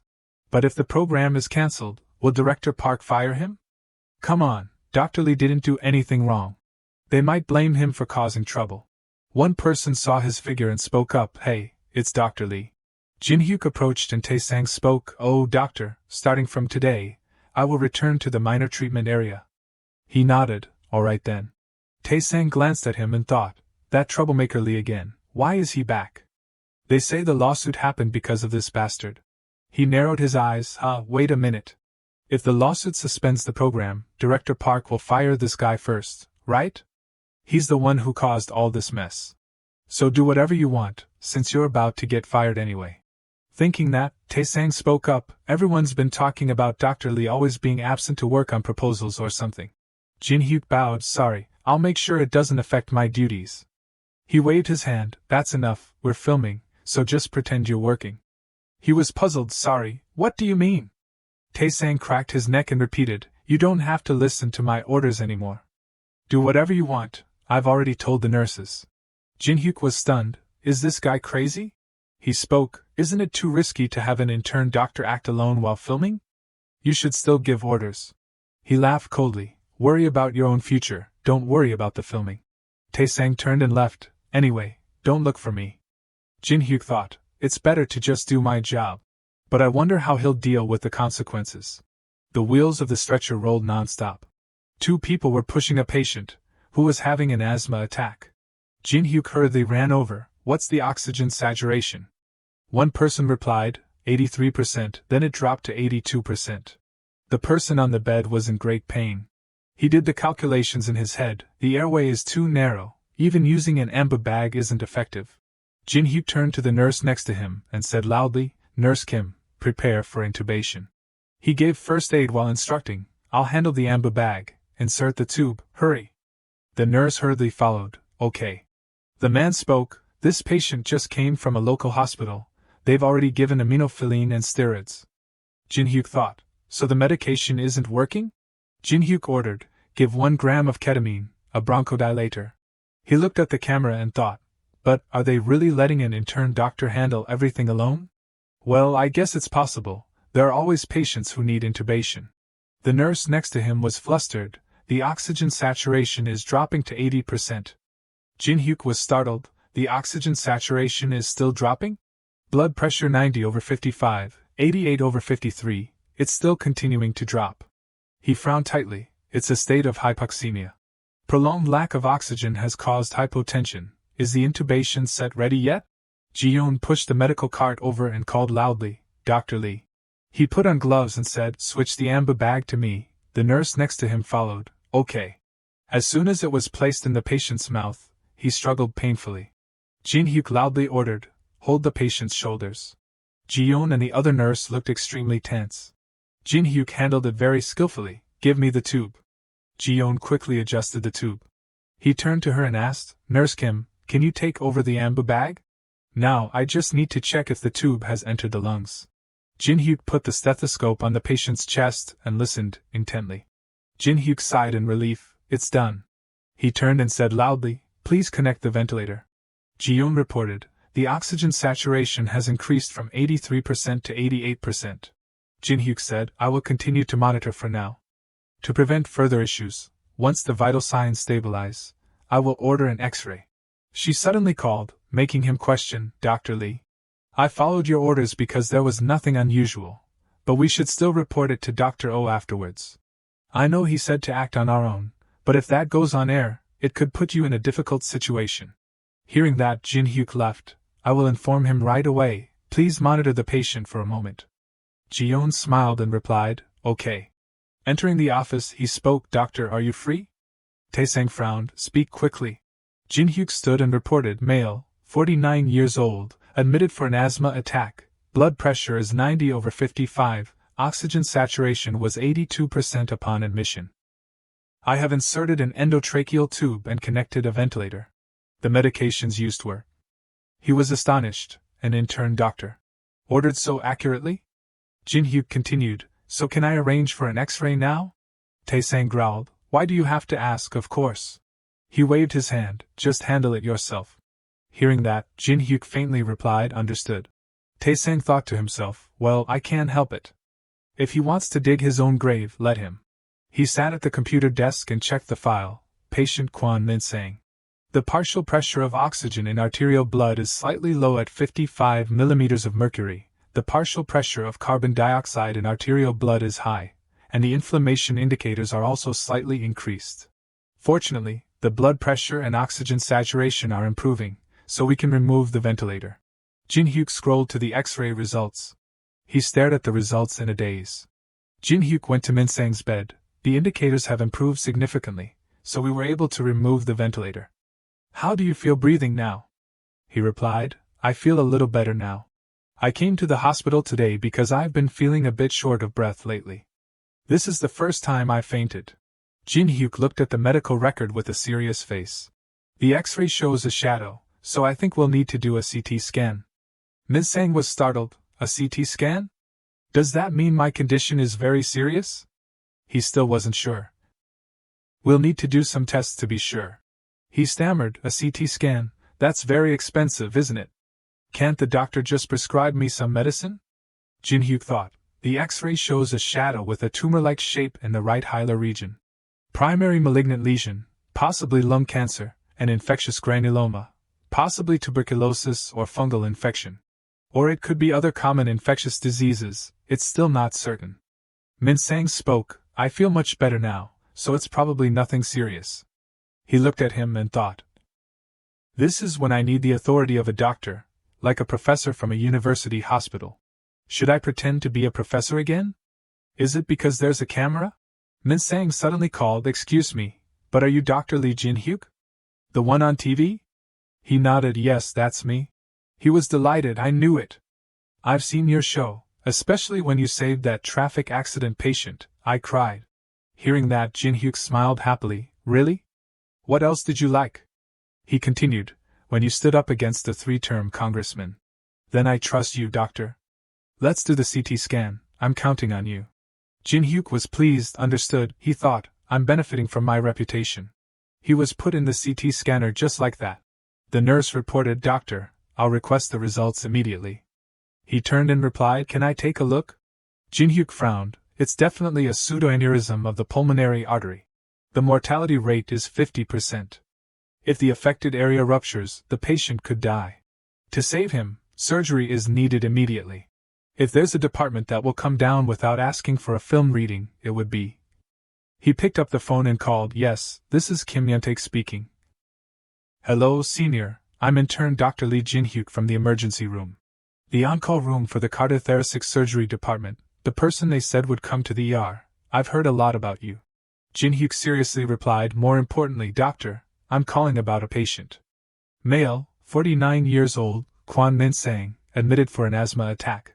Upon admission, blood pressure was 90/55, oxygen saturation 82%, endotracheal intubation and ventilator support were performed.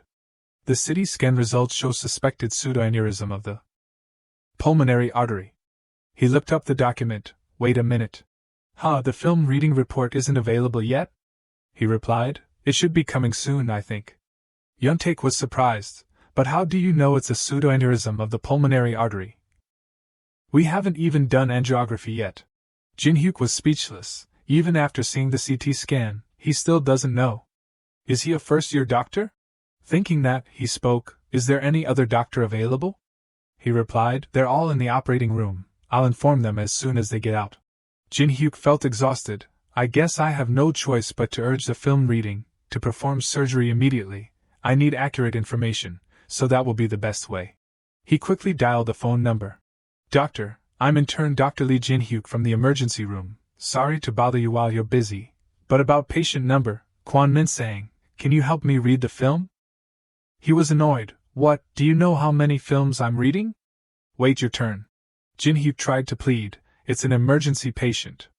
The other person casually hung up. Come on, which patient isn't urgent? Hang up.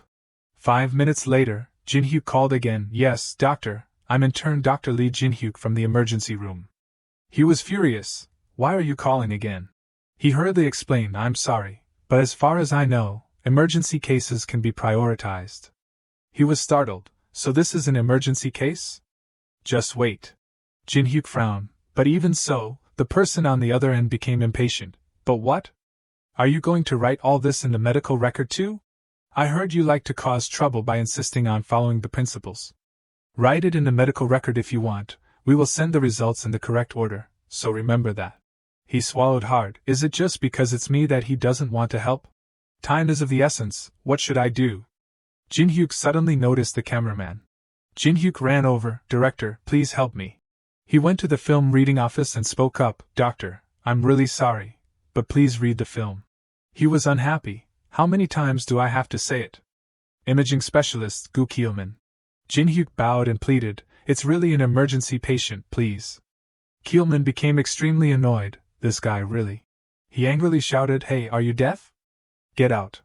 Outside, a camera was pointing inside. The director stormed in. Wow, those are some colorful words. He pointed the camera directly at Kielman. Doctor, this is a situation that could become problematic, right? He thought in a panic. I've been caught red-handed. Jinhuk opened the door and left. The film reading results should be coming soon. I didn't want to do this, but I've made another enemy. I just risk my life when it comes to patients. Let me try contacting the CS department again. Jinseok and Dong-soo were surprised. Who's calling? It's a newbie? Are the neurosurgery guys harassing him about the lawsuit? He shouted, This is our chance. Hurry up, we have to make sure we win the newbie over to our side. Jinseok scratched his head. Hey newbie, you doing okay? Is it tough? Jinhuk replied, I'm fine. He clenched his fist. You have to be okay, you didn't do anything wrong, the neurosurgery department is just blaming you. On this occasion, let's go grab a few drinks today. He was puzzled. I'm not calling about that. Didn't you receive a notification from Dr. Kim Yuntaek? Jinseok was skeptical. Notification? I just got out of the operating room. Jinhuk then recounted, It's a 48-year-old male patient. After hearing that, he hurriedly ran outside. Professor Dong-soo was annoyed. Why did you come to me? You should go to the newbie. Jinseok hurriedly said, that's not it. The patient seems to have a pseudoaneurysm of the pulmonary artery. He was startled. What, has this been officially reported? Jinseok shook his head. No, he said the film reading is still in progress, but he said we need to go to the operating room immediately. Dong-soo was skeptical. Talking about surgery before getting the film reading results, an intern doctor. He patted him on the shoulder. Jinseok, let's look at the film first. The two of them went to the computer desk together. Dong-soo cursed, damn it, you mutant bastard. Reschedule my appointments and book an emergency cardiac catheterization. Contact the anesthesiology department, and tell the radiology department that they have 5 minutes to read the film. Or I'll turn everything upside down. He ran off shouting, this is war, war. Jinseok hurriedly called out, Professor, at this rate, he's going to cause an accident. Dong-soo ran over and shouted, Lee Jinhuk, where's the patient? He raised his hand, right here. He ordered, examine the patient first. Tae-sang was panicked, this crazy bastard. I told you to handle it yourself. Why are you coming to the professor now? He said loudly, Professor, I'm sorry, I thought the intern doctor contacted you because he wasn't sure. Dong-soo was puzzled, what? Don't you understand the situation? Aren't you the one in charge here, and you didn't seriously check the patient's condition? Where did you learn to practice medicine like this? He kept cursing, do you want to die, you bastard? Jinseok covered his face. I knew this would happen. Jinseok stood in a corner, and suddenly noticed something. He quickly made a phone call. Yes, this is Young Jinseok speaking. Dong-soo was still constantly scolding. Jinseok suddenly blurted out amidst the argument, Professor, we suspect a pseudoaneurysm of the pulmonary artery. It's a pseudoaneurysm in the pulmonary artery. Both of them, who were noisy, turned their heads and immediately recognized it. Dong-soo shouted, what are you doing? Move him immediately. The doctors quickly moved Min-sang's bed. He lay properly, frightened. Doctor, am I going to die? Jinhuk immediately reassured him. No, you can recover after surgery. He introduced, the professor of thoracic surgery here will personally perform the surgery. Dong-soo next to him kept pointing and shouting, come on, hurry up. Min-sang turned pale and shouted, what? That cursing old man? Jinhuk and Dong-soo could only freeze in place upon hearing that. Before proceeding with surgery for patient Kwon Min-sang, they transferred him to the cardiothoracic surgery department CS and performed the necessary tests such as echocardiography and pulmonary angiography. Before proceeding with surgery for patient Kwon Min-sang, they transferred him to the cardiothoracic surgery department CS and performed the necessary tests such as echocardiography and pulmonary angiography. The angiography results showed that the pseudoaneurysm had grown larger due to blood flowing in from the vasa vasorum. The vasa vasorum is an artery distributed in the medullary cavity of long bones. After bringing Min-sang into the operating room, Dong-soo carefully analyzed, the enlargement is a problem, and the vasa vasorum is too close. Jinseok predicted. It seems there are also arterial branches in the nearby area. Dong-soo bowed his head, foreboding, I thought this would be easier. When operating in a hemodynamically unstable state, the mortality rate is very high, so I wanted to finish with the procedure if possible. But in the end, they opened the operating room.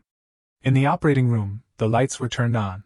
A conflicting thought appeared, but Jinhuk stood in a corner, dejected. I never thought I would follow along too. Before entering the operating room, Min-sang grabbed his hand and pleaded, Dr. Lee Jinhuk, can you come with me? That cursing old man, no, that professor makes me a little worried. His words stabbed straight into Dong-soo's heart. Jinhuk stood in front of the cameraman, contemplating. It's difficult to leave the emergency room during work hours to follow a patient transferred to the CS department. The cameraman tilted his head and said, Director Lee said she also wants to film the surgery. Wasn't that agreed upon with Director Park Young-jin? Then he turned and asked Tae-sang, then Dr. Lee can go too, right? Tae-sang hesitated, what? I guess so. Before he could answer, the cameraman smiled brightly. She said it's okay, let's go. Nurse Kim has shown her resourcefulness. Then all 5 doctors, the cameraman, and the patient moved to the operating room. Min-sang, lying on the operating table, spoke up, sorry doctor. The doctor replied, yes, what is it? He smiled and expressed, I heard what happened earlier. Thanks to you discovering it early, I was able to get surgery quickly, thank you. Jinhuk quickly replied, don't mention it. Dong-soo entered from the door, ready for the surgery. He observed the patient's expression and suddenly realized, is something wrong? He doesn't look well. Before starting the surgery, Dong-soo carefully asked, you're no Min-sang, right? Min-sang quickly replied, yes, that's right. He encouraged, just think of it as taking a nap, okay? Min-sang was a little nervous, yes, I'm counting on you. Dong-soo turned and said, start the anesthesia. Jinhuk nodded, preparing to proceed. The syringe was slowly inserted into Min-sang's arm vein, and the clear medicine flowed through the tube, seeping into his body. His eyes blinked lightly a few times, then gradually closed, his body relaxed, his breathing slowed down, and he fell into a deep coma. Suddenly, a doctor announced, young Jinhuk, the department head is looking for you, there's also an emergency case over there, go immediately. He was very surprised, what? Jinhuk stood observing from behind, considering, another emergency surgery has occurred elsewhere. If young Jinhuk leaves his position as assistant surgeon now. That position. Yuntae falteringly spoke then. Will I take over the number 1 position? His face turned pale and he became fearful. Yuntae hesitantly said, Professor, I've only stood in the 2nd position a few times. Dong-soo glared, so what? Or should we let the patient die? He trembled, his words becoming clumsy, no, that's not what I meant. He sighed and suggested, Dr. Oh Myung-taek's apartment is near the hospital, he's on leave. But if we call, he'll come right away. We already called, go quickly. Jinhuk quickly followed Dong-soo's orders. He hastily ran off under Yuntae's heavy gaze. Everyone around was ready in a professional and procedural manner for the surgery, but Yuntae's hands and feet were still trembling. Dong-soo turned and reminded, Nurse Young, just do as usual. The nurse solemnly agreed, understood. Jinhuk was assessing all the developments. Kim Yuntae took the number 1 position, and the assistant nurse stood in the number 2 assistant surgeon position. Dong-soo wisely suggested, stop filming right now. The cameraman immediately agreed to the suggestion. Because the existence of assistant nurses was illegal, he must have decided that this scene should not be broadcast. Yuntae looked at the patient's pale face with no blood, his breathing faintly fluttering with each breath. But his whole body was still trembling nonstop, as if fearing that just a light touch would be enough to mess things up. Jinhuk hurriedly stepped forward and spoke, Professor. He said confidently, I will stand in the number 2 assistant surgeon position. Dong-soo couldn't help but be surprised. What? Jinhuk said, at least I know how to pull the surgical retractor. He wondered, where did this guy get the confidence to step up? But then Dong-soo suddenly changed his mind, this is not the time to be picky. He calculated silently, Oh Myung-taek will be here soon, so it should be okay temporarily. Dong-soo replied, temporarily it's okay.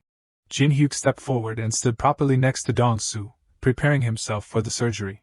He immediately gestured, Director, you can continue filming. The director was a little surprised but quickly complied. Then, let's begin the surgery, he shouted, surgery is in progress. His hand reached out decisively, scalpel. Jinhuk calmly observed the progress, while Yuntae was still trembling non-stop. Dong-soo, operating with his hands, thought, now we need to perform extracorporeal circulation.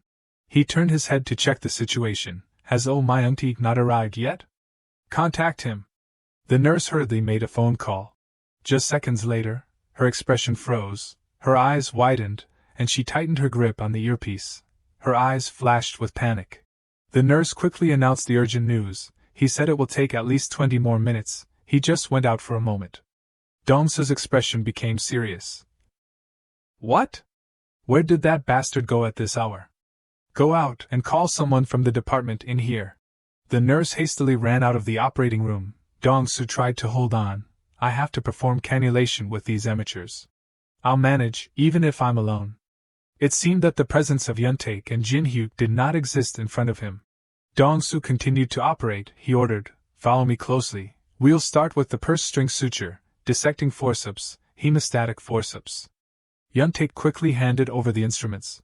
Before long, Dong-soo became furious and shouted, aren't you maintaining the view properly? Keep the heart straight. Yuntae fearfully said, so sorry. Jinhuk stood to the side, monitoring and grasping every detail. Because the heart is still beating. To avoid being obstructed, you need to press firmly on the heart tissue next to the suture site.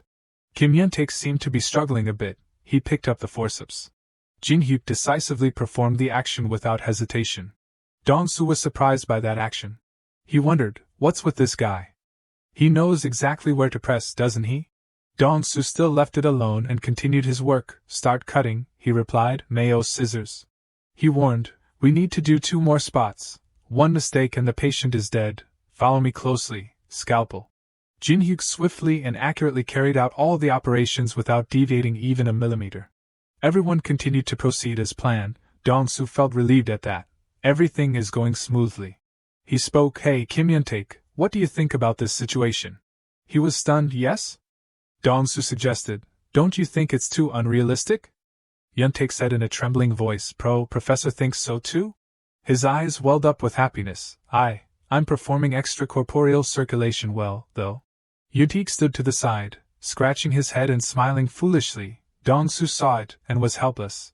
This guy's vision has been completely narrowed due to tension. Moving on to the next step, Dong-soo spoke, now prepare to run extracorporeal circulation. Ready to start circulation. Start lowering the body temperature to hypothermia. The temperature is 32.8 degrees. Extracorporeal circulation, a method of extracorporeal heart and lung circulation using an artificial heart-lung machine. The circulation process was carried out, Dong-soo announced. The heart is starting to stop beating slowly. The heart has completely stopped beating. He examined. Stop lowering the blood pressure. What's the BP? Jinhuk replied, still maintaining well. Dong-soo continued to instruct. Now start the pulmonary artery surgery, dissecting forceps. In the meantime, Jinhuk suddenly discovered something. Myung-geek rushed in from the door, flustered, sorry, Professor. He quickly tidied himself. I'll be done soon, Dong-soo calmly replied, it's okay. He continued, clamp. Myung-geek was a little disappointed. I thought he would wait, but he just continued. He suddenly realized, Yuntaek has actually come this far. No, it's not Kim Yuntaek who's doing it, it's that intern doctor. How can he do that before the professor even calls out the surgical instrument? Myung-geek exclaimed in astonishment, that crazy guy. Dong-soo looked up mockingly, oh Myung-geek, are you criticizing me now for calling while you're on break? He was startled, no sir. He also guessed silently, perhaps oh Myung-geek can see. How much of a mutant is that guy? Dong-soo's gaze turned to Jinhuk, who was performing surgery. He spoke, let's switch places, well done Lee Jinhuk. He immediately agreed and stepped back. Myung-geek brushed past him and hurriedly went to the patient. Watching him prepare to continue the surgery, Jinhuk felt a little regretful. It's time to switch shifts. He was a little disappointed. He stepped back to observe, sighing in relief after successfully completing it. A few hours later, Yuntaek walked out of the surgery. His whole body seemed to radiate a glow. He was delighted, crazy. Yuntaek turned his head and called, Doctor. A passing doctor also paused. He was extremely excited. You saw me, right? I guess I'm a true warrior. Jinhuk encouraged, well done. Myung-geek was immersed in joy. This is serious. If a scene like this is broadcast, there will be chaos. He looked at his foolish appearance and thought, how cute, have I ever had times like that? Even if it's an illusion, experiences like this will be the motivation to endure life in the CS department. While he was lost in thought, a figure was approaching. Dong-soo hugged him from behind, implying, hey son, don't you have anything to say to me? Jinhuk didn't understand, yes? He suddenly became scary. Should I say I learned the surgical skills from today's video? You also know that's ridiculous, don't you? Jinhuk was flustered. Well. Myung-geek stood to the side, immersing himself in his own illusions. I'm an extraordinary genius. Usually the main character awakens when faced with danger, right? I'm the same, because I'm a genius, because I'm a genius. The mumbling voice was so haunting to Jinhuk that he also wondered, am I a genius? Dong-soo was horrified and moved away from him. Wah, what the hell? Jinhuk shuddered, realizing something. So if you watch a video once, you can mimic everything? He ran away shouting, then thank you, I'll go home right after the handover. Dong-soo stayed behind, watching angrily. Hey, are you planning to leave before the conversation is over? He leisurely commented on Jinhuk, that guy is really strange. The next morning, at the hospital, the atmosphere in the emergency room was somewhat tense. Even the filmmakers were nowhere to be seen. The doctor in the hall was silently working. I was called by Park Young-jin as soon as I arrived at work. Sang-hyuk put his hand on his shoulder, delivering the news. Newbie, the department head is calling. The reason was, the news is buzzing with information about the emergency room being at risk of being cancelled, the cries of the bereaved families, how to deal with it. Young-jin placed his name on the newspaper with the headline Lee Jinhuk is also at fault. At the department head's office, he spoke, the media attacks are getting worse, but the management meeting is still being discussed, so the response has been delayed. Jinhuk silently thought, although Director Oh Ji-ho is pushing for it, the decision is still being delayed. Sang-hyuk was surprised, the vice director is opposing it? Young-jin held his head and explained, yes, now a public verification is being considered. They say it will look like it's being forced by the media. He was shocked, that's absurd. Jinhuk was still speculating, the vice director probably wants the program to be cancelled, he won't like the surgical department's gaining power. He said in a low voice, I'm sorry, department head. If that's the reason for the opposition, then there's a way. He was curious, a way? Jinhuk quickly presented legitimacy, we just need to show that the reason they give isn't just an excuse. If we hold a joint press conference with Jin Young-duk, they won't have a basis for opposition. Young-jin said sternly, a joint press conference, they probably won't agree because there's already a lawsuit. He also partially agreed, I'll try to persuade them, there may be unnecessary rumors.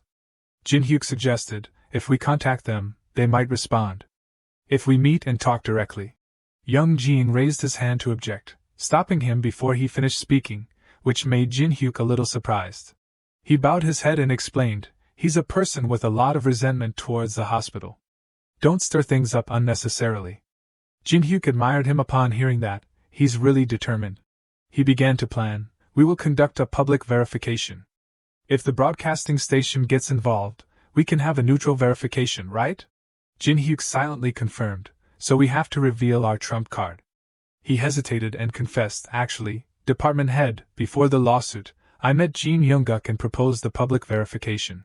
Young-jin was stunned, not believing his ears. What?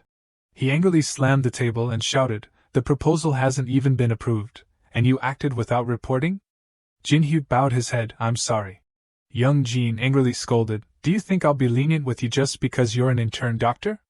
Sang-hyuk next to him noticed the situation becoming tense. He immediately relieved him, I'm sorry, department head, actually this doctor reported to me. It's my fault for overlooking it. Young-jin turned to scold Sang-hyuk, what? You knew and didn't report it? Jinhuk was puzzled when he saw him taking the blame. Once you lose favor, it's over, why would he? He still said loudly, I let it pass, so what do you think that means? Sang-hyuk bowed, I'm sorry, he secretly plotted, Director Park Young-jin is really ruthless. Sang-hyuk clutched the corner of his shirt, enduring, life in the emergency room will become more difficult, and I might have to transfer to another department. But leaving the office, Jinhuk spoke, I will report this issue. He was a little surprised, why? Are you afraid the reaction won't be good? Jinhuk replied, yes, even if I get scolded, it's better that I do than the department head. I've met Director Lee, but I think we need to revise the current proposal to better promote our emergency room. Sang-hyuk subtly realized, Lee Jinhuk knows this situation and is stepping up to protect me. If not now, when will I be able to act like a senior in front of that arrogant guy? I can't push a newbie to the front lines. On Young-jin's side, he was still racking his brains to deal with the article. He assigned first, this doctor should immediately meet with the bereaved families and get their consent. Presenting the public verification proposal as if it were ordered by the hospital director. Jinhuk and Sang-hyuk quickly received the order. Park Young-jin reported everything to the hospital director, and at the emergency management meeting held, the proposal was immediately approved. Ji-ho intertwined his fingers and announced, it has been decided that a joint press conference will be held with the consent of the bereaved families. Director Oh Ji-ho was very clever. Before the meeting, he had received confirmation from the chairman, silencing those who only knew how to oppose. Of course, what was shared at the meeting only stopped at the joint press conference. The establishment of the Medical Dispute Mediation and Arbitration Board was still kept secret. At the temporary press conference venue, in the crowded press room, dozens of reporters sat side by side in rows. The sound of murmurs spread throughout the room. Reporter Koo, did you hear anything? Hear what? I just came to see the apology show. The two guys on either side, Jaewon, exchanged words. Hey, do you think they'll apologize so easily? They'll definitely deny everything. The other one replied. Proving medical errors is a bit difficult indeed. As the door of the press room swung open, all eyes immediately turned to the person who had just entered. They're here. Turn around, turn around. The cameras simultaneously swiveled their lenses, and flashes of light blinked incessantly. Jiho solemnly entered, followed by Jinhuk. Murmurs arose. Director Oh Jiho, Lee Jinhuk is here too, and behind them. Following them, Yongguk also entered under the bright lights, making everyone extremely curious. A young reporter wondered, why is the bereaved family entering together? The one next to him agreed. What? A joint press conference? Has it been resolved?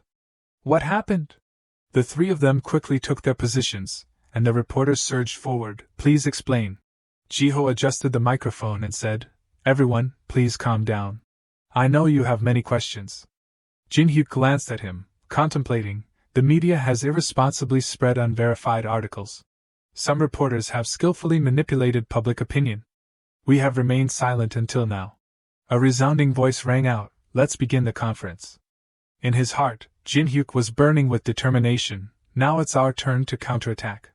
Jaewon picked up his pen, acknowledging that the journalist's pen is power, because the public believes that the articles written with this pen are the truth. His face was cold. Those who seek power know how great the power of words is. Jaewon recalled a man's earlier proposal. Reporter Gu Jaewon, please help us at today's press conference.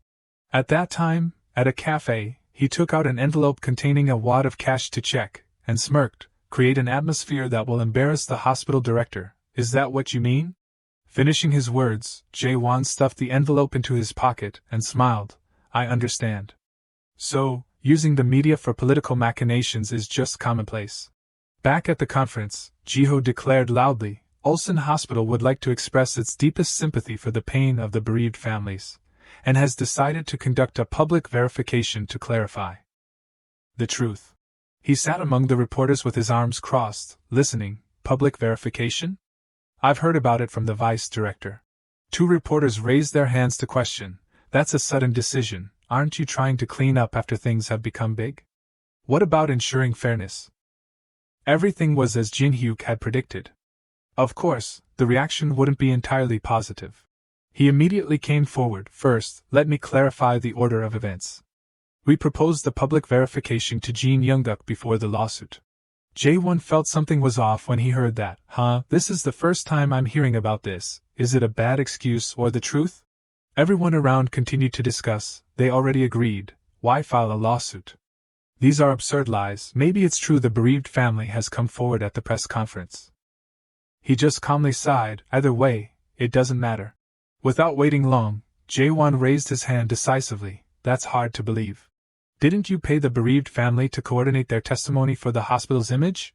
He questioned with a sharp face, revealing a sinister look.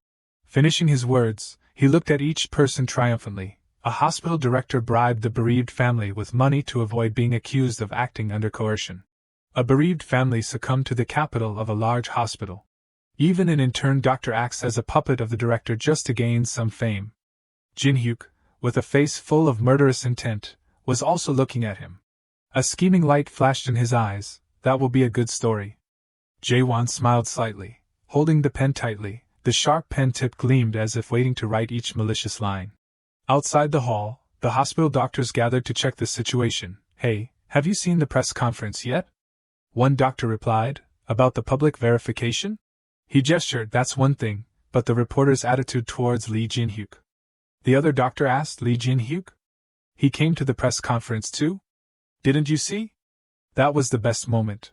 Finishing his words, the doctor pointed to the TV. There he is. The TV was replaying the press conference when Jaewon raised his hand to question. Didn't you pay the bereaved family to coordinate their testimony for the hospital's image? As a large hospital, you must have paid them very handsomely. Jinhuk calmly warned. Be careful with your words, reporter Gu Jaewon. He directly retorted. Jin Youngduk simply wants to know about his father's death. Our medical team is also working towards that goal. Don't insult the bereaved family in the name of the public's right to know. he choked, trembling with anger in front of the crowd. What? The reporters couldn't help but marvel. Lee Jinhuk is playing it big. Is it okay to talk like that? If he writes a bad article then. Jiho quickly added, through this incident, our Ulsan hospital has realized the need for a system to protect the rights of family members and patients. Therefore, after discussion, we have decided to establish the Ulsan Foundation's Medical Dispute Mediation and Arbitration Institute. After the meeting, the news officially made the front page. Daily News, Director Oh Jiho's breakthrough step, leading new management at Ulsan Hospital. A hand slammed down on the table. Jail trembled with anger, speculating, the Medical Dispute Mediation and Arbitration Institute. I didn't expect them to hide such a card. Minguk spoke up to cool down the situation. Please calm down, Vice Director, we can find another way to deal with it. Inji stroked her chin, scheming, deal with it? It seems that the director has decided to nurture Dr. Lee Jinhuk. How about we deal with this doctor first? I didn't like that doctor from the start. Minguk took the opportunity to ask, Professor Oh, you conducted the interviews for the intern doctors this time, right? He bluntly replied, yes, it was me. Inji suddenly recalled her conversation with Jinhuk. What would you do if a resident doctor gave orders that were different from what you thought? He put his hand on his chest confidently. I will provide the two best options for the patient. The answer had left an impression on Inji, acting as if there were no hierarchy and only he was right. Returning to the conversation, he sighed. I should have failed him then. I didn't know he would cause such trouble. Jail held a cup of tea, taking a sip, showing contempt. That useless Gu Jaewon ruined everything, so this time we need a more certain move. He put down the teacup and said, there is no one who doesn't have some blemish when dug up, right? It would be good to find something suitable. Should I ask the head of gastroenterology? Minguk turned his head and smirked. I understand. Switching the scene to the hospital, Taesang was holding his head, screaming loudly, damn it! He paced back and forth worriedly. Instead of being fired, Lee Jinhuk has become even more famous. His unreported actions will also be broadcast. If that's exposed. Jinhuk slowly entered from the door. Taesang quickly saw him. He ran over and shouted, Dr. Lee. Jinhuk bowed, yes, Dr. Oh. Taesang pulled him to a corner and whispered, from now on, report before acting. Jinhuk didn't understand what was happening. He innocently replied, you told me I didn't need to report, so I acted on my own. Taesang immediately covered his mouth in an exaggerated way. He shook Jinhuk and said, hey, do you think I'm a joke? Do you want to see me die? Jinhuk could only sigh and think, he's even threatening because he's come to the end of the road. Suddenly the phone in his pocket vibrated. Jinhuk wondered, who's calling? And spoke, excuse me. He turned to the side to answer the phone. Yes, this is intern Dr. Lee Jinhuk from the emergency room.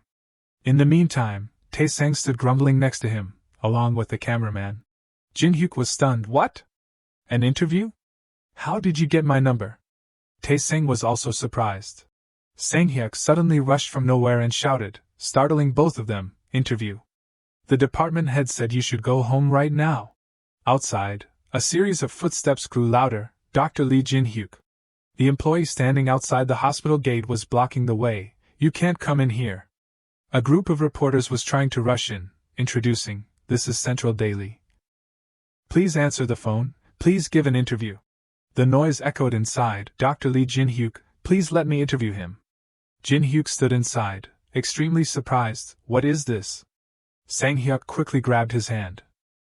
I've already called a taxi. Let's go out through the back door. For that reason, I had an unexpected vacation. He was put into the car in an instant. Sanghyuk stood outside the car window and instructed, I'll contact you when things calm down. Rest now, driver, please start. The reporters behind suddenly noticed, isn't that Lee Jinhuk from earlier? Where? In that taxi. He tried to hide, that's not Dr. Lee. The reporters were resolute, get out of the way, he looks like him. Jinhuk in the car was helpless. It's troublesome that the reporters keep coming to the hospital. He held the phone in his hand, suspicious. But I don't understand how my number was leaked, and the reporters keep calling, making it impossible for me to work. I can't turn it off because I need to receive calls. Jinhuk decided, I guess I can turn it off now. He suddenly looked at the phone screen and paused. The evening sun was setting, and he had arrived at Professor Choi Jabong's house in Wonju. Jibong held a plate of fruit and said, "You came all the way to Wonju just to say hello?" Jinhuk happily replied, "I suddenly had a vacation so I wanted to visit you." "How are you feeling, are you okay?" He joked, "You're more worried than my wife." Jibong placed the plate of fruit on the table and shared the news, "I've decided to cut out the cancerous tumor. It's good that we discovered it early and can do something." Jinhuk was happy for him, that's a relief. He slumped down, "Really, are you worried about me even in this situation?" Jibong worriedly asked, "I saw the news, what happened? What crazy director would push an intern doctor in front of the reporters?" Jinhuk scratched his face and explained, "He didn't mean any harm, it's because I was involved in the incident." The two of them chatted for a long time in a warm space, as if erasing all the years of separation. Jinhyuk's appearance at this time was very relaxed, as if he had just found joy. He spoke continuously, recounting the ups and downs of his life. When there were only 2 pieces of fruit left on the plate, he also poured out all his feelings. "I've really gone through a lot in such a short time." Jibong flailed his hand, indignant, "By the way, that vice director is a funny guy, he's completely lost his mind." He looked up and asked, "What's his name?" Jinhyuk smiled wryly, "It's Vice Director Bujail." Jibong snapped, "What vice? Just tell him to get lost." Jinhyuk burst out laughing with pleasure. He stood up and said, "It's late, the guest room is empty, so just sleep here if you want." Jinhyuk bowed, "Thank you, Professor." Night fell through the window, the full moon shone brightly in the sky, and the vacation in Wonju seemed to be ending peacefully, until that man stormed in the next day. The sun rose, Jinhyuk lay on the bed, leaning over, preparing to wake up. He squinted, "Where am I?" and quickly realized, "All right, this is the professor's house." Jinhyuk reached for the phone on the shelf to check, "What time is it?" Just then the phone suddenly vibrated continuously. He sat up and looked at the screen, wondering, "Why do I have so many missed calls?" Most of them were from unknown numbers. Hyuna left many messages in his voicemail in an urgent tone, "Rookie doctor, please call me when you have time, haven't you seen my messages yet? Please call back." I said, "Please contact me." Jinhyuk noticed, a message from the director. He quickly replied, "Sorry, I just saw the message." Jinhyuk scrolled further and was suddenly surprised, "Reporter Kong Kiji?"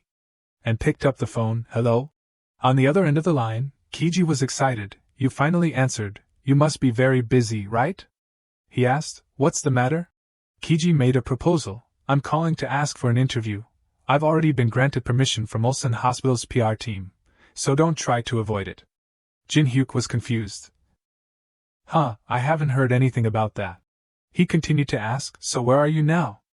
Jinhyuk was embarrassed, "I'm in Wonju." On the other side, Kiji excitedly stood up, "I understand, Wonju, I'll be there right away." A moment later, Kiji and Hyun-young were present in Wonju. He was delighted, "Our Dr. Lee." Jinhyuk stood up and inquired, "How fast did you have to drive to get here?" He laughed gleefully and replied, "For a reporter, speed is everything." Kiji sat at the table and started a conversation, "Anyway, Dr. Lee, you really made a big splash this time, you really stood up to Gu Jae-won properly." Jinhyuk was a little surprised.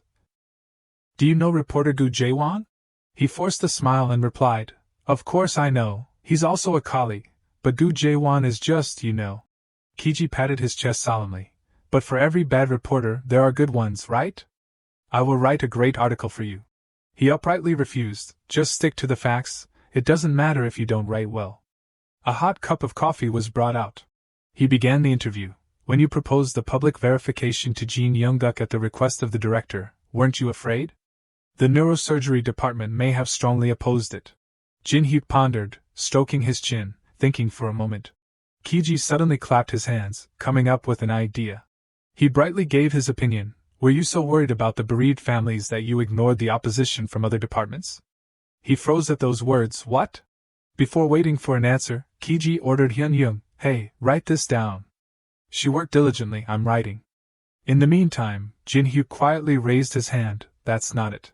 He immediately went to the next question, "Did you actually come up with the idea for the public verification first, Dr. Lee?" He paused, thinking, "He's really sharp." Kiji nodded to himself, guessing the answer, "I knew it. You must have convinced your superiors yourself for justice." Then he turned, "Write it down quickly."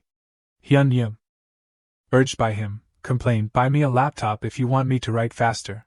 He read smoothly, Write this down. Dr. Lee Jinhyuk's sincerity moved his superiors. She repeated, moved his superiors.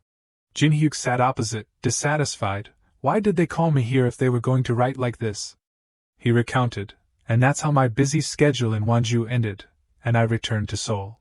I was planning to travel with my parents for the rest of the vacation. His father turned his back and said, I'm leaving. Jinhyuk waved his hand. See you later, Dad. He expressed, my father was busy learning new routes. Jinhyuk held a warm cup of water, anticipating Mom's late. His mother cheerfully entered the house. Now that you're grown up, I need to have some fun too. My mother also came home late every day. So we couldn't even travel, we hardly saw each other at all. He picked up the shawl on the sofa, planning to go out. Jinhyuk stood at the end of the alley, holding the shawl in his hand, waiting for his father to come home. He was delighted. Dad. His father approached. Although he looked tired, he still smiled. Oh, Jinhyuk. Jinhyuk then put the shawl around his father, showing his love. It's still cold at night. His father was pleased. Great, my son even came all the way here to greet me. If I can't see you at home, you'll come find me. The two of them walked and talked. His father asked with concern, I'm glad everything is going well. Is work at the hospital okay, son? Jinhyuk replied, yes. Dad, don't worry. From a roadside restaurant, the sound of ordering food rang out. 3 bowls of xiaoliangtang, please. Okay, a familiar voice replied, drawing Jinhyuk's attention. He stopped and looked towards the restaurant, seeing his mother working hard. Jinhyuk realized in shock, Mom. The restaurant owner urged, Auntie, the dishes are piling up. His mother immediately replied, okay. Jinhyuk recalled his mother's words when she came home late. I went out with friends. He suddenly realized, so that's why Mom comes home late. His father saw his son stop and called, let's go, son. Jinhyuk guessed, Mom would probably feel awkward if I mentioned it. After thinking for a while, he continued walking. Yes, let's go. The two of them returned home and sat on the sofa. His father said worriedly, your mother said she would come home early today. The father saw his wife enter the house and called out, oh, there she is. Honey, hurry up, Jinhyuk's program is about to start. His mother looked tired. I know. She sat down next to Jinhyuk, smiling. I'm not late, am I? On the TV, a scene of Jinhyuk desperately saving someone was being broadcast. He ordered, hold the patient. His mother watched, proud. He looks so handsome, my son. Jinhyuk looked with some uneasiness. This is a difficult time because of the IMF crisis. He looked at his mother's wrist, bandaged, and felt sorry. But in this life, I hope Mom will have a slightly easier life. Amidst the laughter of his parents, Jinhyuk was determined. I need to find a way. And then, returning to work after a long vacation, a scream rang out in the hospital. What the hell? Jinhyuk pointed and scolded. They say the culprit is always nearby.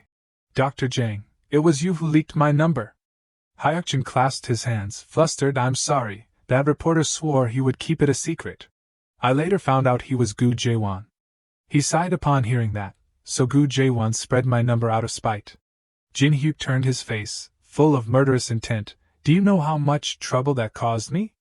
He smiled awkwardly, taking credit. Hey, I got you information from the neurosurgery department. Right? You haven't forgotten, have you? You also remember you promised me the Seoshin University Vision book, right? Jinhyuk evaded. You're mentioning that now? Hyukjin begged, pulling him. I really need it. Do you know how difficult it would be without you? He continued. I keep making mistakes and getting scolded, but that's how I came up with a good idea. I realized I can't be the only one who has to struggle, right? There's no book to read for intern doctors right now. All we have are national exam skill books and specialty textbooks. Jinhyuk was puzzled. So what? Hyukjin's eyes shone brightly, his 2 fingers forming a circle, revealing his ambition. What if we publish a secret manual like the Seoshin University Vision book? If we do it right, we can make a lot of money. The circle contained Jinhyuk's entire face, and he suddenly thought, money. Taesang sat in front of the computer, dejected. The department head must have seen the broadcast, right? He was sweating profusely in fear. When will he call me in? Will I be fired? Or maybe he'll just let it pass as an editing issue. Jinhyuk walked from behind, slowly speaking. Dr. Oh, are you okay? He startled and screamed. Taesang trembled. Why are you here? Did the department head call you? Jinhuk reported the situation, male, 54 years old, admitted for chest pain and also has difficulty breathing. He immediately gave a solution, go get an X-ray. Tae-sang patted his chest in relief. Oh, that's just a notification. Sang-hyuk came from nowhere and spoke, Dr. Lee, Director Park wants to see you. He quickly understood. Tae-sang heard and turned pale, his mouth agape. Tears welled up in his eyes in fear. It's finally here. Jinhyuk entered and spoke, did you call me? Young Jin replied, Dr. Lee, I called you in to confirm something. He said sternly, have you ever impersonated a professor? Jinhyuk was extremely puzzled by that question. No, never. His eyes widened in surprise, seemingly understanding his intention. Jinhyuk remembered when treating a patient, he had whispered to reassure the patient, it seems I have to use strong measures. Actually, I used to be a professor. Returning to the present, Jinhyuk realized, that time. He quickly bowed his head, to the astonishment of Sang-hyuk and Young Jin. He angrily scolded, why would you lie like that? There's a complaint saying you deceived them. The vice director has convened an emergency management meeting, they will decide your form of discipline there. The sinister faces of the three vice directors appeared.